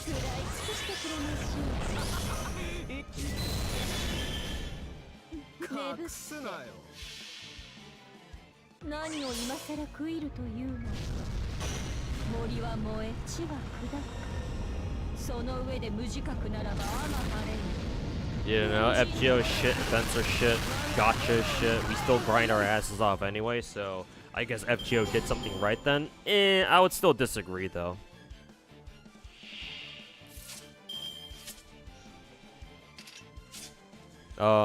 Because let me tell you straight up, there is such a thing as one gacha game being a better gacha than another.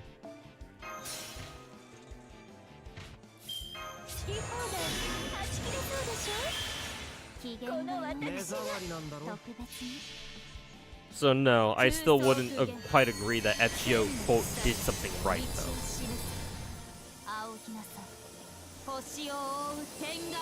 It's more like we stuck with this game because this game has been such a big part of our gacha lives for so long that, you know, we still attach some sentimental value to it. But, you know,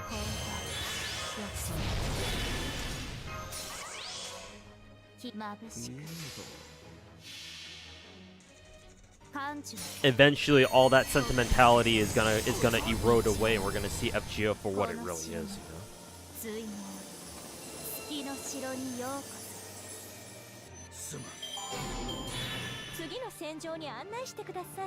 まだまだ打ち足りません。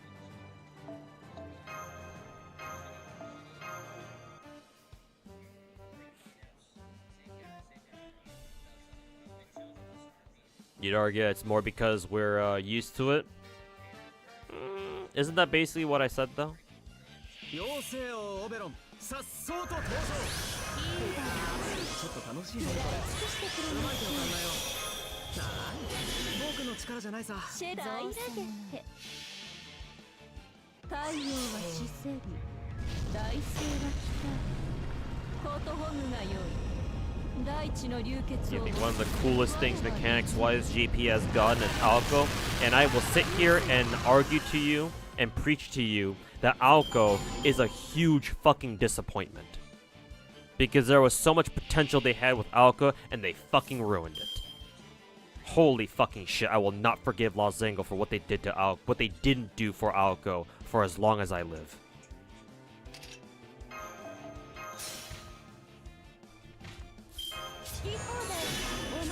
Holy fucking shit, it triggers me how much they fucking flopped on Alco's kit, man. Holy fucking shit. 見せてやろう。星を覆う天外を。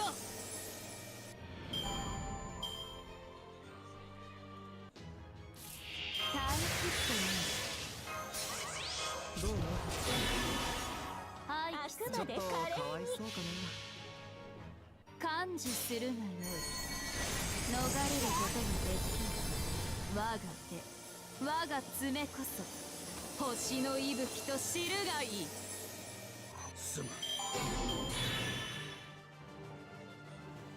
Integrated strategy in Arknights is a godsend. Which other gacha games would add game modes like that? Yeah, which is one of the many reasons why Arknights is the GOAT gacha, the best gacha game that you can play. 食らい尽くしてくれ。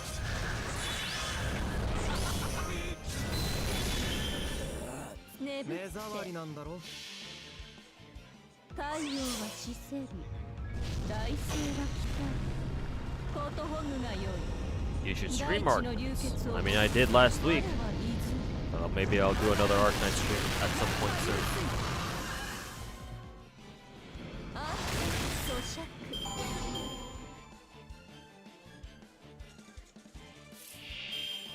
Reddit FGO hates any mention of anything coming in from any other gacha. I mean, yeah, not surprising. Given how fucking insulated FGO's community is, I'm not surprised. You poke them with anything that isn't FGO and they fucking scream like autistic monkeys.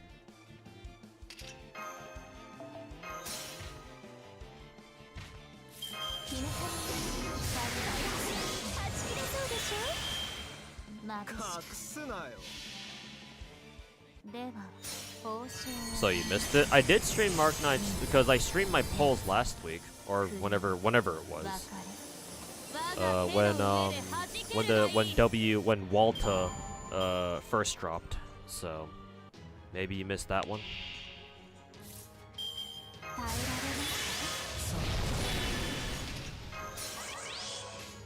機嫌でしょう。特別に感情さここ道をこの城の対の月の城にようこすまん。勝っても負けても死骸は増えるんだ。虫どもが喜ぶだけじゃないか。 They seem to like Pokemon, which actually explains a lot, considering both those games haven't really evolved much either. Ooh, got him. Fucking got him. What would you have wanted for Alka? Alright, let me go down. Let me do my little quick rant about Alka real quick. Real fucking quick. Actually, this won't be quick. Who am I kidding? I'll probably rant about this for the rest of the fucking stream. FGO 2, when it already exists, you should go play it. It's called Honkai Star Rail.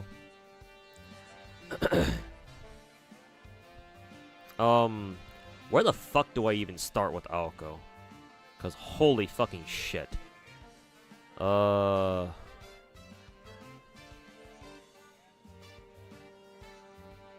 Yeah. Where on earth do I fucking start?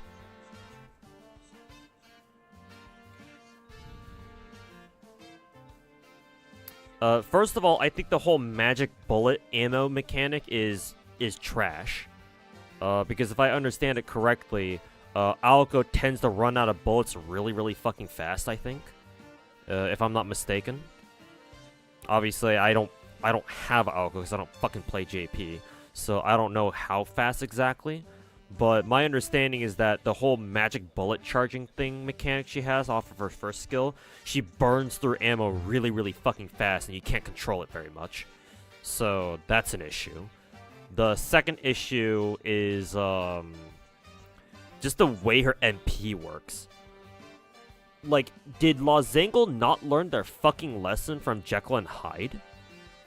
Who on earth on Lozangle's fucking balance team or design team thought that giving Aoko a transformation MP was a good fucking idea? I would love to know who was in charge of that. Transformation MPs are not good. They never have been.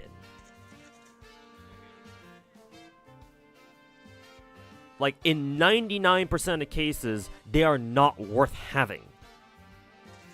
Unless you decide to give a servant a transformation, an install ult that immediately gives them their MP back, then sure, okay, maybe then we can make something out of that. Maybe they can work with that. But as far as I'm concerned, Aoko has to fucking charge her MP bar again to use her Super Aoko MP or whatever the fuck. So that was a huge fucking mistake. Because it means it just requires you to have that much more uptime, that much more fucking prep time for Aoko just to have her get her shit going. And like, considering the current the current nature, the current quote meta, if you want to call it that, of challenge quests, you kind of need to fucking blast enemies really fucking fast. At least that's how you would want to do it most of the time. Sure, there are some challenge quests. I think NA had one recently where essentially you had to stall for like, I don't know, like 6 turns or something, and wait for like the main boss enemy. I forget who they were. To like lose their invul stacks or like their damage resist stacks or whatever, and then you could blast them. Sure, maybe in those cases, why not? But most challenge quests are not like that. Most challenge quests, you want to just go and blast them before the enemies start fucking doing their shit to you. So Aoko's MP is terribly designed. Again, have we not learned anything from Jekyll and Hyde from year one? Lozangle probably forgot fucking Jekyll and Hyde even exist, because it's been so fucking long. But no, that can't be true, because they remember Geronimo exists, because they buffed his ass. So no, they couldn't have forgotten about him. It makes it even more baffling.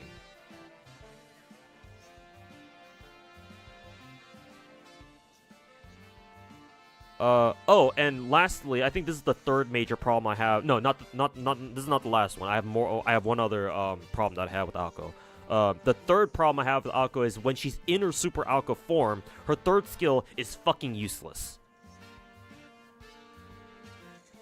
Because it's another one of those bullshit, oh, you have to have 100% charge in order to use this skill. Sorry, I didn't know your name was fucking, Halloween Liz? Or what's her official name again? Saber Liz? Brave Liz? Sorry, bro. You look a little different from Brave Liz today. 100% skill, 100% can only use her third skill on a fucking when she has full MP gauge, and it consumes all her charge when she uses it. Holy fucking shit, dude. Why?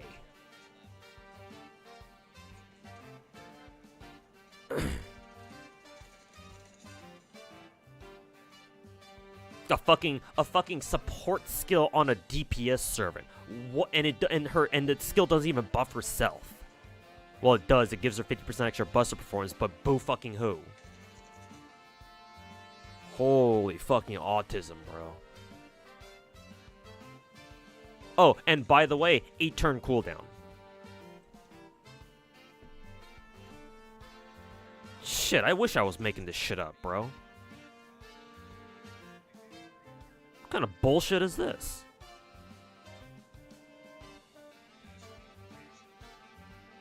And then my final problem with her shit is I think when she's in her super alco state, she has access to AoE attacks. Where does it say she has AoE attacks again? With normal attacks? Where the fuck does it say that?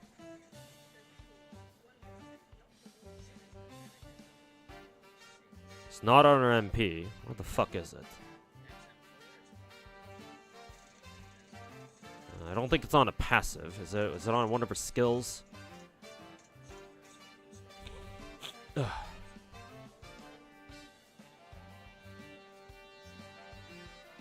I'm pretty sure Alka was the one that had AoE attacks on her normals, isn't it? Or doesn't she? So what the fuck is it? Let's see.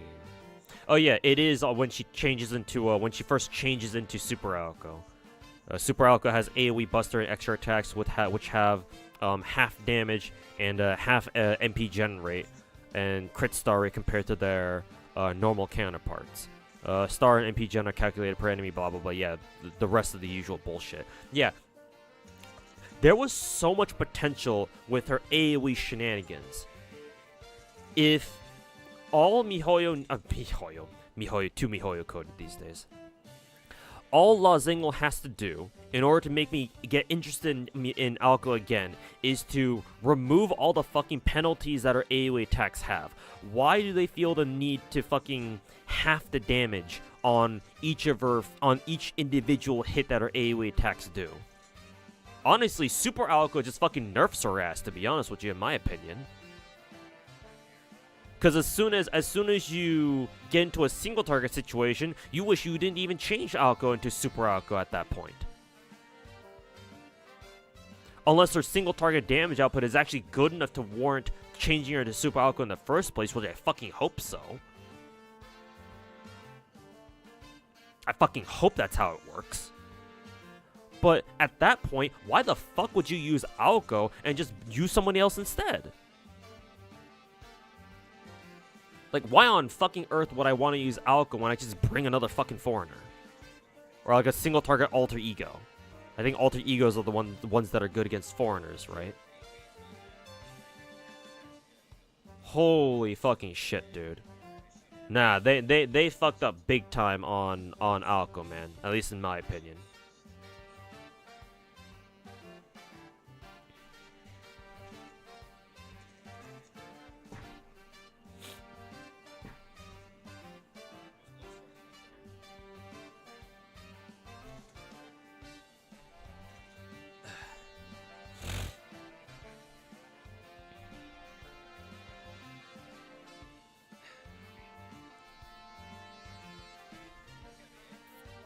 Sounds justified to me, maybe in a vacuum, but combined with all the other shit she has to deal with, nah, bro. Honestly, the third skill, the fact that she loses her third skill is a huge fucking buzzkill for me. Oh, and also, why is her MP arts, but she gets a buster buff? Can someone explain that to me?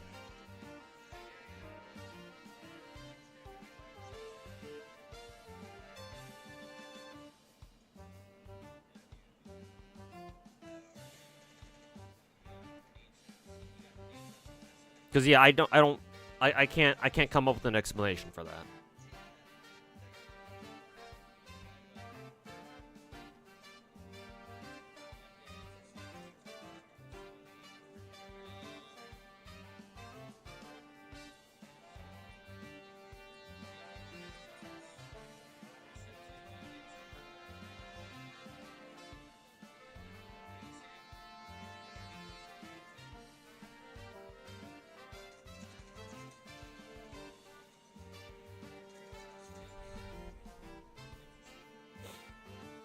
Most people just activate Super Alka and then just art sloop with her. Yeah, because honestly, that's how she's supposed to be played. So honestly, with all of her buster buffs, those are just fucking wasted. So yeah, terrible character design.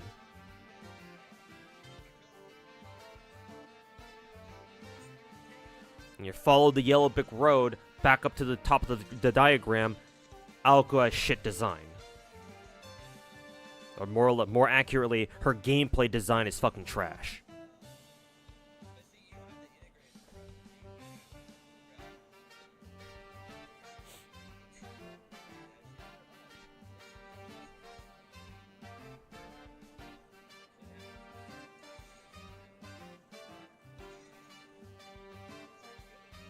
Don't ask what they were thinking because they didn't. Yeah, fucking clearly. So yeah, Aoko's kit is a miserable pile of wasted potential. Because I predicted, like, I'll fucking be that guy. I predicted that FGO would eventually get a servant, or servants, plural, who would be able to do AoE normal attacks, right? Because obviously the only way for servants right now, or before Aoko, to deal AoE damage is by using their noble phantasm. But I predicted that eventually FGO would start getting servants where, no, they can, you know, by using their NP or something, they can then start doing AoE damage with their normal attacks, right? Their face cards. And lo and behold, Aoko is the first one to do it. And they fucking botched it.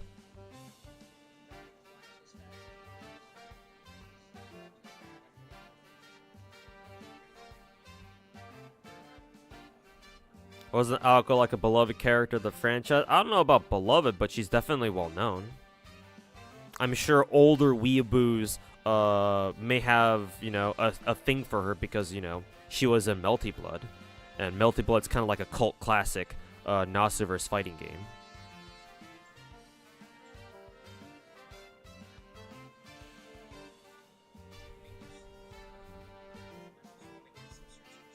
But yeah, Aoko's AoE normals could have been super fucking cool, but they ended up being trash. She's also pretty important in Nasuverse, or a pretty important character. Yeah, she and her sister. Yeah, they're both of them are crucial characters in the Nasuverse. Yeah.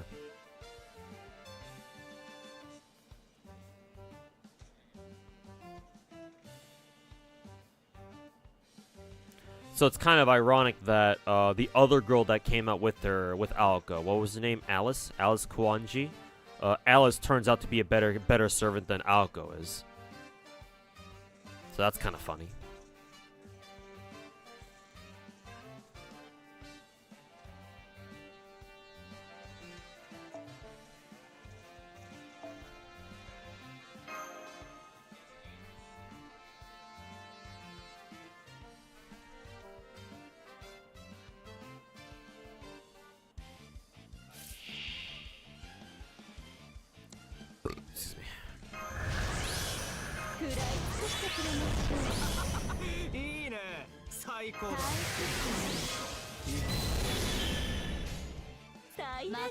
What is your next prediction of mechanics that will be added to the game?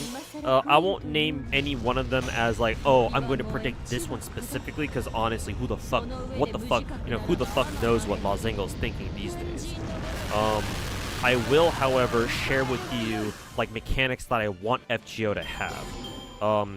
The examples include buff stealing, where a servant has the ability to steal a buff from an enemy, and they can choose who they want to give it to, right? So, for example, if you're fighting against a servant boss who, they pop invul, right, to protect themselves. Oh, guess what? I have a servant who can steal that invul and give it to themselves, or give it to a teammate, something like that.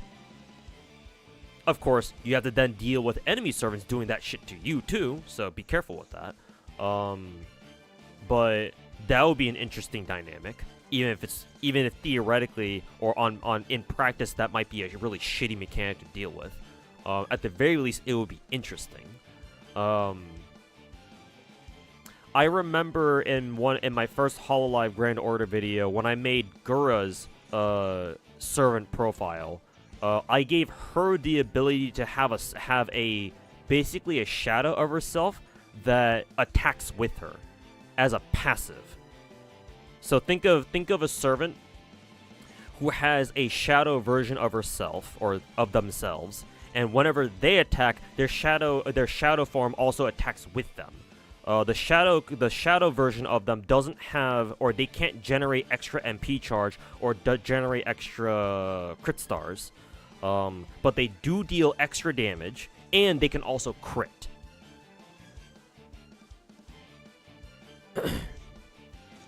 So that would bring a that would make like 2-in-1 servant dynamics very interesting if they did something like that.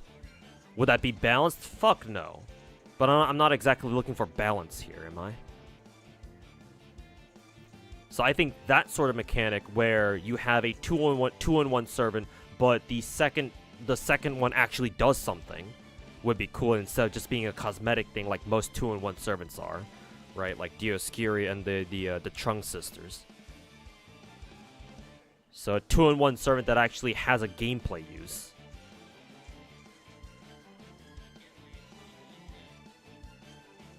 What else did I fucking... What other bullshit did I come up with? I'm actually kind of curious now. Let me briefly look up my own Hololive Grand Order video.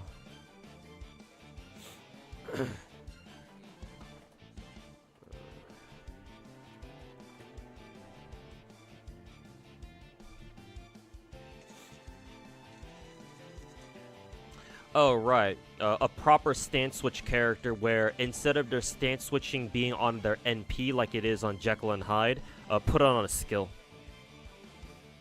That's how you properly do stance characters in FGO. Put it on a skill, not their NP. That's one of the main reasons why Jekyll and Hyde does not work as a proper stance character. That's why he sucks. Because once you use his NP the first time, you can't use it again.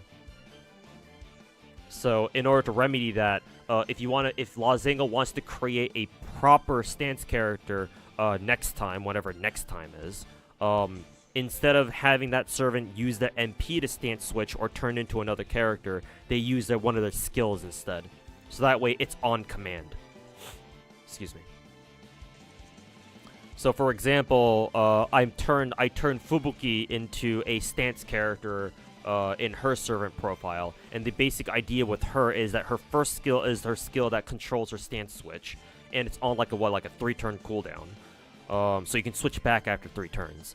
And all of their skills are designed to work in such a way that if you do nothing but use all their skills at once, because technically speaking, Fubuki, Shirakami and Kurokami are 2 different characters, so they each have their own skill set, but both of their first skills switch them to the other. So what you can do, what I intended for you to be able to do with her, is you can stance switch with Fubuki immediately to turn into Kurokami, use all of her skills, stance switch again back to Shirakami, use her skills, and she has every single buff. Or she has every single one of her buffs. Is that ideal gameplay? No, it's not. Because I think she has some skills where you'd prefer keeping her on one stance or the other. But that's kind of the basic idea I laid out in that video. Or in my Hololive Grand Order video. Where if you want an actual serious stance switch character, you put their stance switch on a skill. And I think I've said that like 3 separate times already by this point, in case you didn't get that already. So that's how they would do that.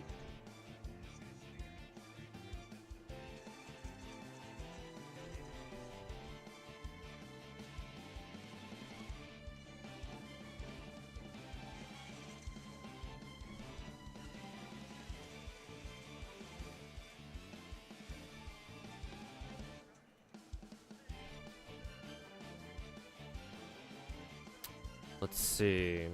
I also think it would be interesting for a servant to have skills that you can use multiple times in a row.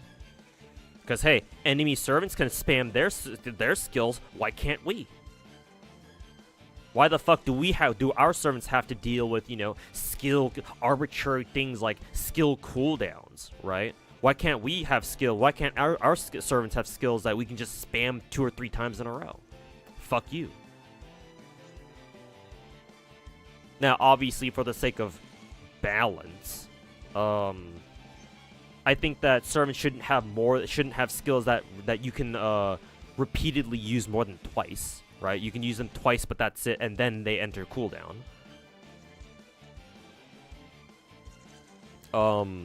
What kind of skills would benefit from, well, what kind of skill you would even put on that, I don't know.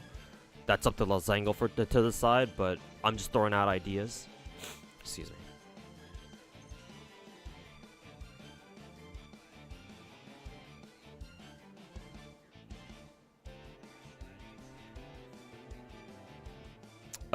I know Star Rail is doing this, but technically I came up with this first. Because when I made Lammy's servant profile in my video, I gave her the ability to create a fourth character, but it's basically just a taunt. So instead of just only having 3 entities on the field, you have 4 when a servant creates a taunt, like a taunt shield or something. Don't know what it would be, but basically a 4th entity that draws aggro, that taunts enemies for you. And so that way, as long as an enemy doesn't have an AoE MP that they're about to fucking fling at you, the rest of your team is safe.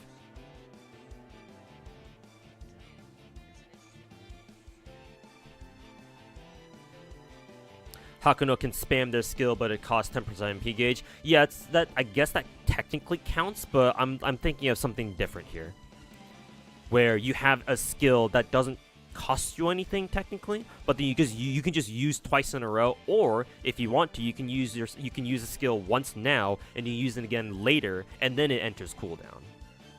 So technically, it would still be different from whatever Hakuno has. Now, I don't know what kind of skill would benefit from being used like that. I'm sure people can think of something, but as of right now, that's what I got.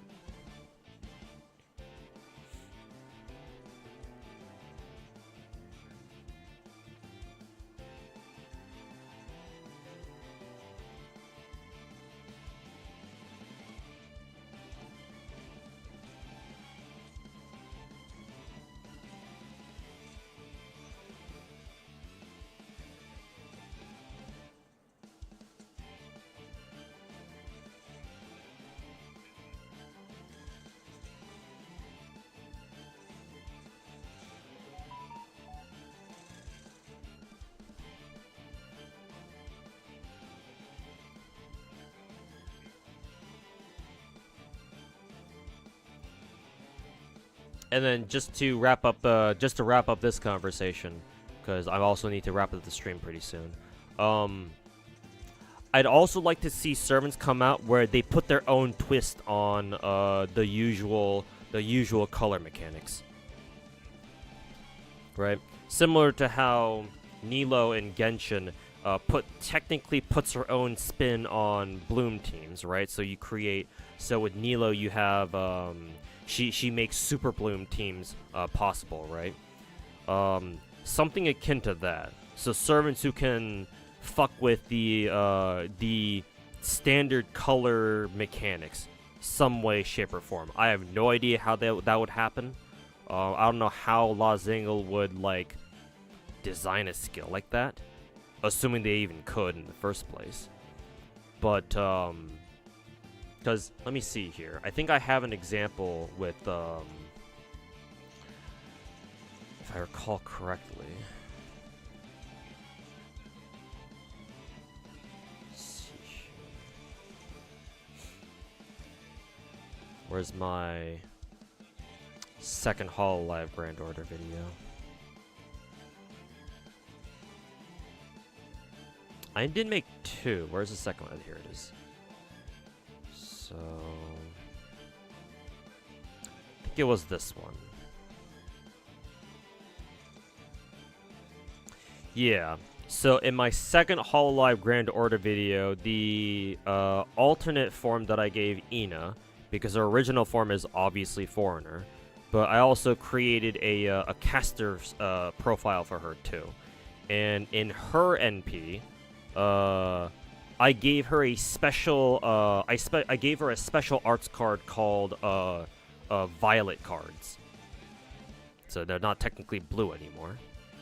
But what I had to do is her MP changes your entire team's arts cards, all of their arts cards, into Violet cards.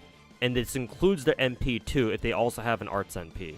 And what Violet cards do is when they're used, they charge the MP gauges of your other frontline teammates by 5% per attack. And that 5% is also affected by arts buffs and debuffs, and MP gen buffs and debuffs. And on top of that, every 5 Violet cards that are used while Ina's NP is active, and it's active for 5 turns, the 5th Violet card, whoever uses it, will reduce the skill cooldown of that ally who used that 5th Violet card by 1. So something like that. Hey T-Dubs, how's it going, man?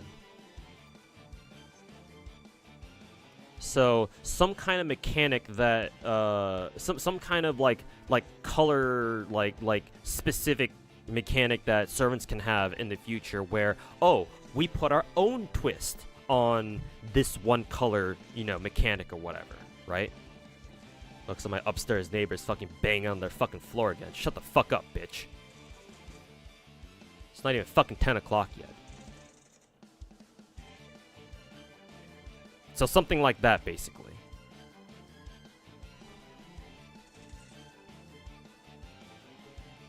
Now, will FGO ever do that? No, probably not, because they don't have the balls to do it. But something like that I would like to see. Because as of right now, new servant design for the most part is just some flavor of, oh, give a servant hard defense, make sure to give them a charge skill, you know, either 30% or 50%, give them a color buff somewhere, yada yada yada, blah blah blah, right?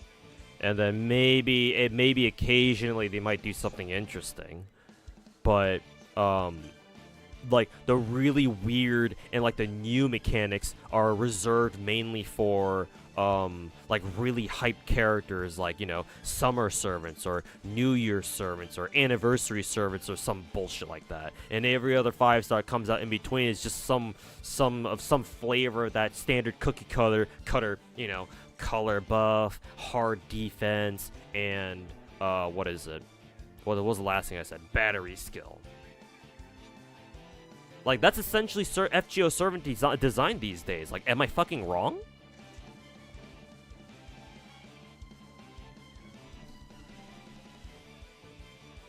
Also, hey Rita, how's it going, man? Paying taxes so you can get CE drops. I wish you the best of luck. So yeah, like, these are the kinds of mechanics that I want Lozengo to start adding to their game. Like, they're starting to do it, right? Because Aoko, even if I didn't like how she ended up being, like, it's a step in the right direction at least, right? Because again, we've never had servants before where their normal attacks are AoE, even if on Aoko it's literally only just their buster attack and her extra. Ideally, it should have been all of her cards. But yeah, it's like, bro. Like, Lozengo has to get a little bit more creative, or at least, you know, take more risks with how they design their servants. I'd rather, in gacha games anyway, I'd rather take, you know, blatantly overpowered servants than blatantly underpowered servants. At least from a gameplay perspective. Obviously, you know, if you have servants that are too broken, then yeah, obviously that just gives your gacha game the impression of being pay to win. Duh. But at the very least, like, Lozengo needs to experiment more with, like, you know, really wacky and wild ideas and mechanics that they haven't really explored before. Because there's so much potential that FGO gameplay has yet to explore. They just haven't yet for whatever fucking reason. For one reason or another.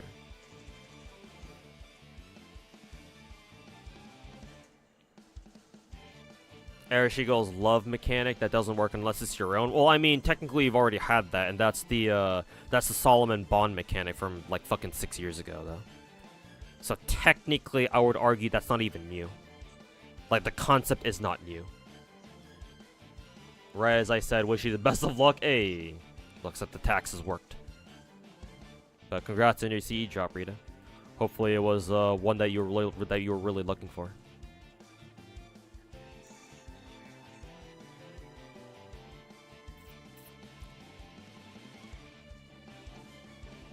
The problem is that leaving these different mechanics or different specific 5-star servants, not putting them on anyone else, means that they can't take these mechanics to it's your first one? Okay, good. To the game's level design. Here's the thing though, Lozengo will never touch the core game design though. Like, what makes you think that Lozengo will ever go back and mess with the core mechanics of the game itself? Like, universal mechanics? Hell no, they're not gonna touch that. So the next best option we have is to give servants, like individual servants, like new and wacky abilities. Oh, and mind you, who is it? Lozengo can always go back and buff older characters and give them some wacky new abilities too. It's just that obviously they're not gonna do that because they're fucking pussies. Because, like, when's the last time Lozengo ever, like, messed directly with the game's, like, base mechanics? Because I couldn't tell you. Do you guys remember any instance of the Lightworks or Lozengo going back and, like, tweaking, like the base mechanics of something? Not really. Not that I can think of. I think the worst that they've ever done is, like, maybe change, like, server side, like server side information for certain enemies, but that's really about it. Like, if Lozengo had shown previously, like, the willingness to go into the game and, like, expand on the game's, like, base core mechanics or, like, change them in some way, then sure, yeah. Then I would suggest, then my suggestion would be, oh yeah, make these changes, like, change the core mechanics of the game. But they've never done that too much, from what I understand. So what makes any of us think that they're going to do that all of a sudden now? Which means that in this current atmosphere, right, in this current state of the game, the best that we can hope for to have more interesting gameplay for FGO is to have individual servants come out with abilities that we've never seen before. That's the problem. Like, I would love for them to, go into the game's core mechanics and, change them for the better, right? Make things more interesting and change things up. I mean, maybe that way they can finally fix fucking quick. But until that happens, we're kind of stuck here, Giving quick leads 20% extra crit and mighty change. I guess that counts, yeah, actually. Yeah, that's important enough. That's a good point. Thanks for pointing that out. But, even still, it's not quite enough, I would argue. Because, if you want to look at it from a very pessimistic point of view, like, 99% of this game is farming, so why the fuck would you care about using mighty chains, Unless you're using teams that are not guaranteed to, like, one-shot a wave, and so you need the follow-up cards, and sure, maybe.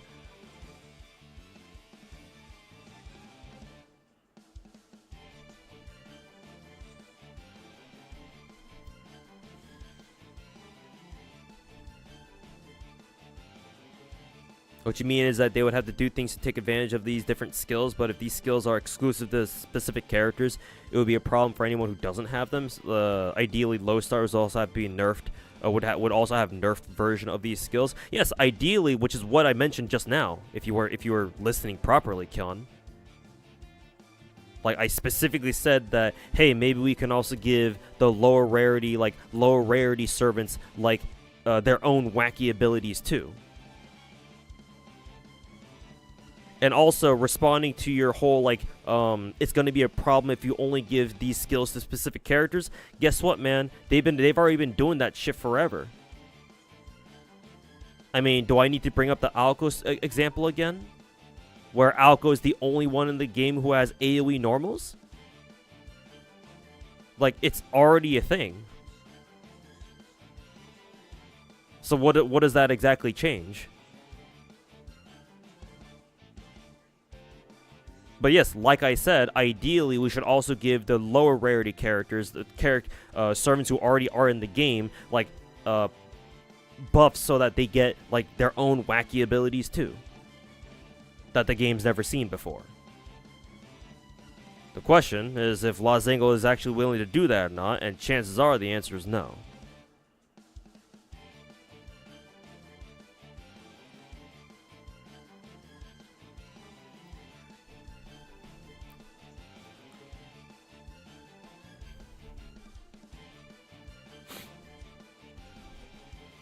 I mean, we have Castoria Sol in defense. I mean, yeah, but to me, that's not an interesting enough mechanic, though. All that is basically, you know, sometimes I call it true invul when it's not. But, you know, for the sake of this argument, I call it true invul. Like, oh, it's invul where nothing can touch you except for buff removal. Okay. Cool, I guess. Like, obviously that's very strong, but gameplay-wise is not, you know, terribly interesting, you know? And besides, that's just more of a logical extension of invulnerability skills. Oh, we'll have a character who has even stronger invul. Like, it's just not a very creative mechanic, is what I'm trying to say. Very strong, sure. Powerful, sure. Creative, no.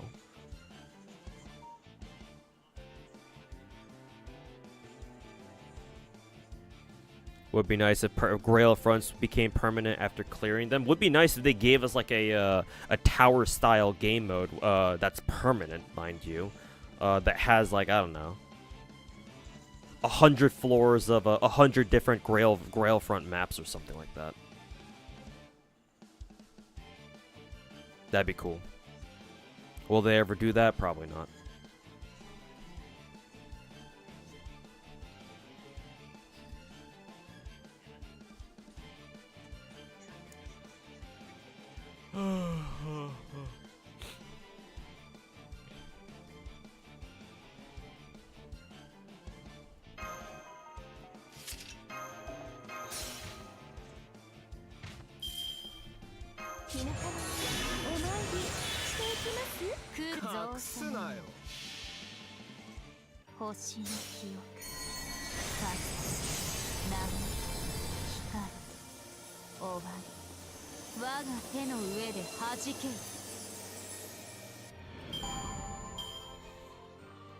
They try with the Angry Mango, but you think Bazette uses it well? Yeah, Bazette's counterattack was probably the last like truly interesting and effective like new mechanic, yeah.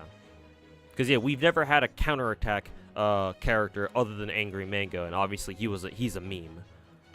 So yes, I will give you that one. Bazette, from a gameplay standpoint, was a very interesting character because of all the shenanigans you can do with her.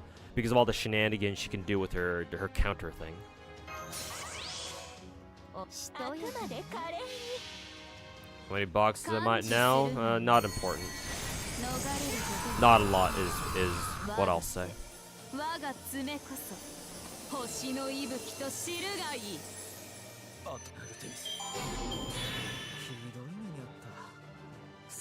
FJO doesn't need to do anything to their game. Yeah, exactly. But you know, it'd be nice if they did.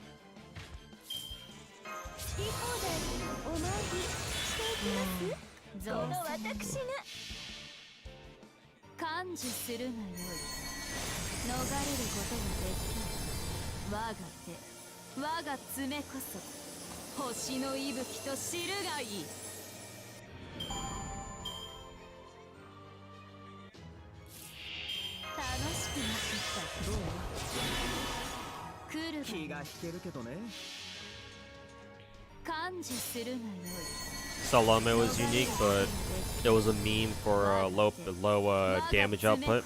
And you think at this point Ash can do that now too?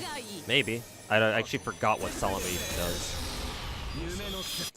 Forgot to use Oberon's Buster buff.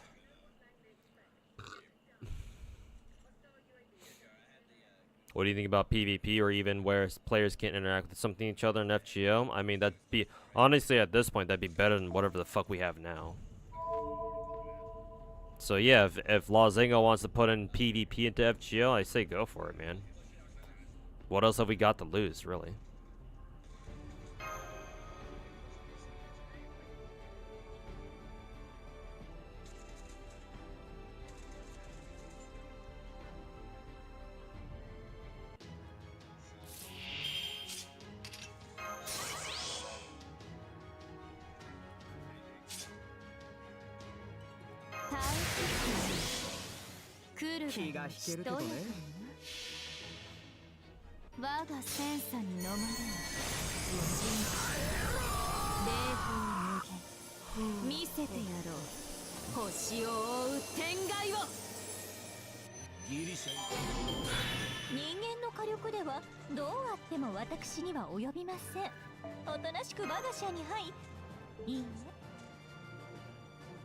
Summer of Tristan, Fairy Tristan has one skill that extends the duration of existing buffs and debuffs. That was neat, even if nothing's flashy. Oh, by the way, I predicted that one too.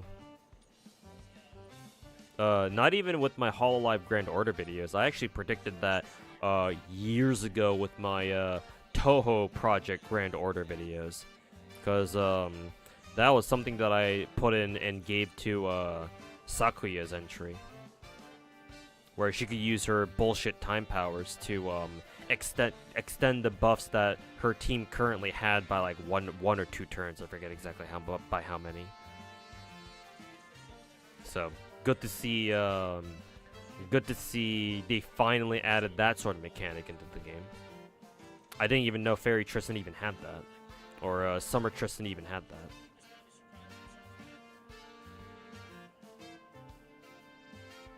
When does this game get good? If you're already at Lost Belt, if you're already at the Lost Belts and you don't think the game is fun, yeah, I don't think this game is, I don't think you should keep playing this game, man.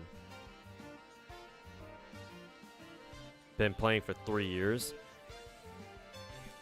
I would say the best story is Lost Belt 6, but like if you haven't enjoyed the process up until this point, if you didn't enjoy Camelot, if you didn't enjoy Babylonia, then yeah, man, you should honestly just save yourself the time and effort and just ditch this game entirely, man. Like, fuck this game, bro. Like, trying to be 100% real with you here. Like, if you've been playing FGO for 3 years and you're still waiting for it to get good, nah, man, this game ain't it.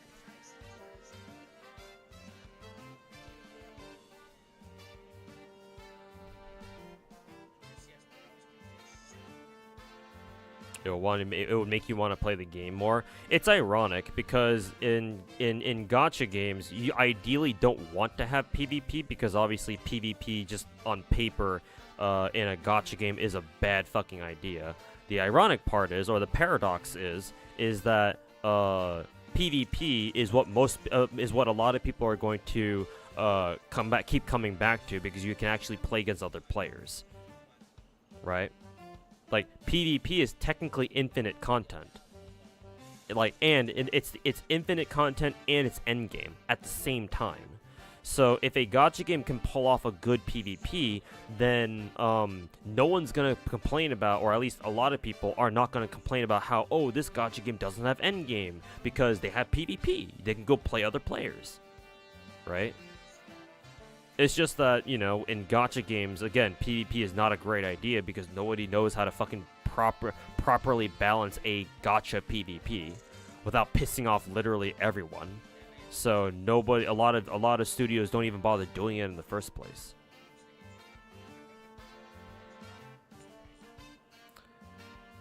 But yes, if a gacha did have PvP, obviously a lot of people would play it. just got off work. Are you gonna roll for Chaska and Genshin or save? I would really like to. I don't know at the moment. I will have to wait and see, Drunken. But I would love to roll for Chaska. I don't know if I can, though.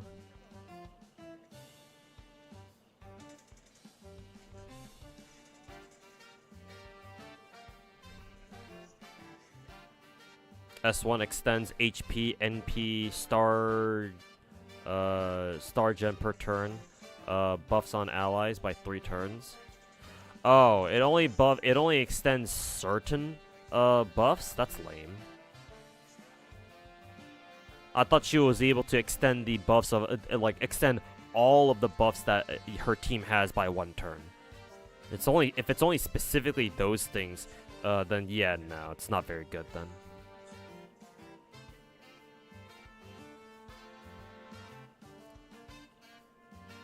PvP and FGO? No, it doesn't have to be PvP in the way you think of it. Because remember, it can be Grail fronts. Like, having played the Grail front events, I think you can adapt Grail front events into like a sort of PvP mode. Right? Because obviously in Grail fronts, right, you're limited by like the nodes you have, right? That control like what kinds of servants you put on the field. And you also have a party cost. So I think those are good ideas for a possible FGO PvP, right? Where each side has like a party cost limit, right? So even if you're up against the whale, they can only deploy so many, you know, Omega, you know, 5-star MP5 servants, right? Like maybe like 1 or 2 with like a 5-star craft essence on either one, on both of them, or even just one. And on the other servant, either they take no craft essence, or they have like a really shitty one, or like a 3-star craft essence, or at most a 4-star, something like that.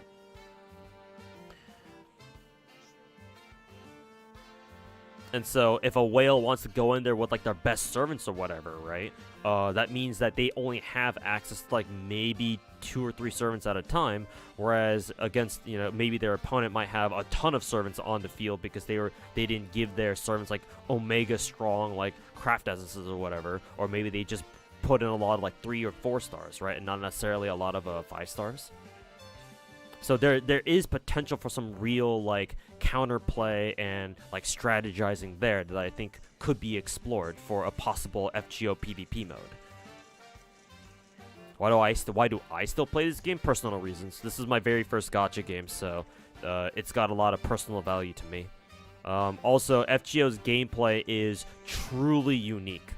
I mean, I know I've talked shit about it for like the past hour or so, basically, but FGO's gameplay is unlike any other gacha game that I played. It is truly unique. No other gacha game is quite like it.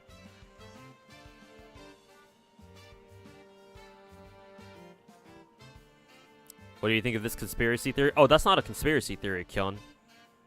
At this point? No, that's not even a conspiracy theory. That's straight up what they do.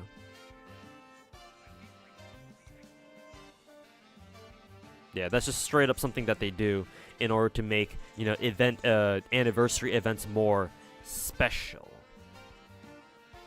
So yeah, it's not even a conspiracy theory. At least I don't think so. A pseudo PvP mode? You mean competitive PvE? Yeah, sure. Technically, FGO kind of has one, because remember during anniversaries, sometimes we get like a training, kind of, a training-ish course, where if you enter it, right, you can see how much damage you do in one go, or something like that. So technically, we already have it, or we already have like, you know, half of it.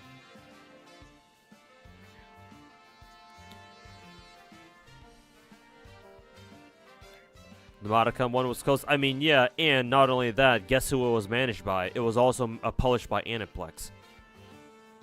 So the Magia record game was most likely heavily influenced by FGO before it went under.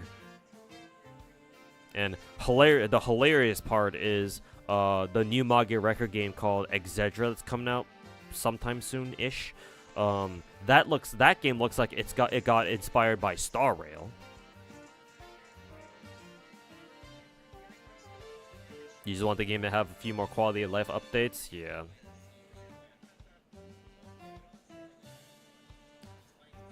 FGO PvP is raids, yeah. If you're on the JP server. Oh.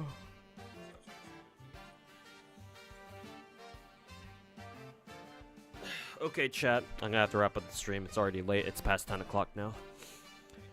And we've streamed for a solid 6 hours, so. I would like to wrap up the stream now. So. Excuse me. I'd like to thank everybody for watching, for hanging out, and chilling with me, and just talking about random crap and on stream. Appreciate it, everybody. And I appreciate everybody keeping it, what is it? Keeping it mature and keeping it, you know, polite, as we were talking about the less savory topics earlier. But yeah, take care, everybody. Hope to see you guys here tomorrow to wrap up rotation 1 for FGO farming. So yeah, let's see. I'm actually gonna go raid one of my subs. I think I'm gonna go raid Gabu. He's streaming right now. So tell Mr. Gabu that I said what's up, and I hope he has a good stream. I'm sure he's farming just like I am. So you guys can go hang out with him. But yeah, in the meantime, I'll see you guys tomorrow, chat, and take care. Have a good rest of your weekend, and yeah.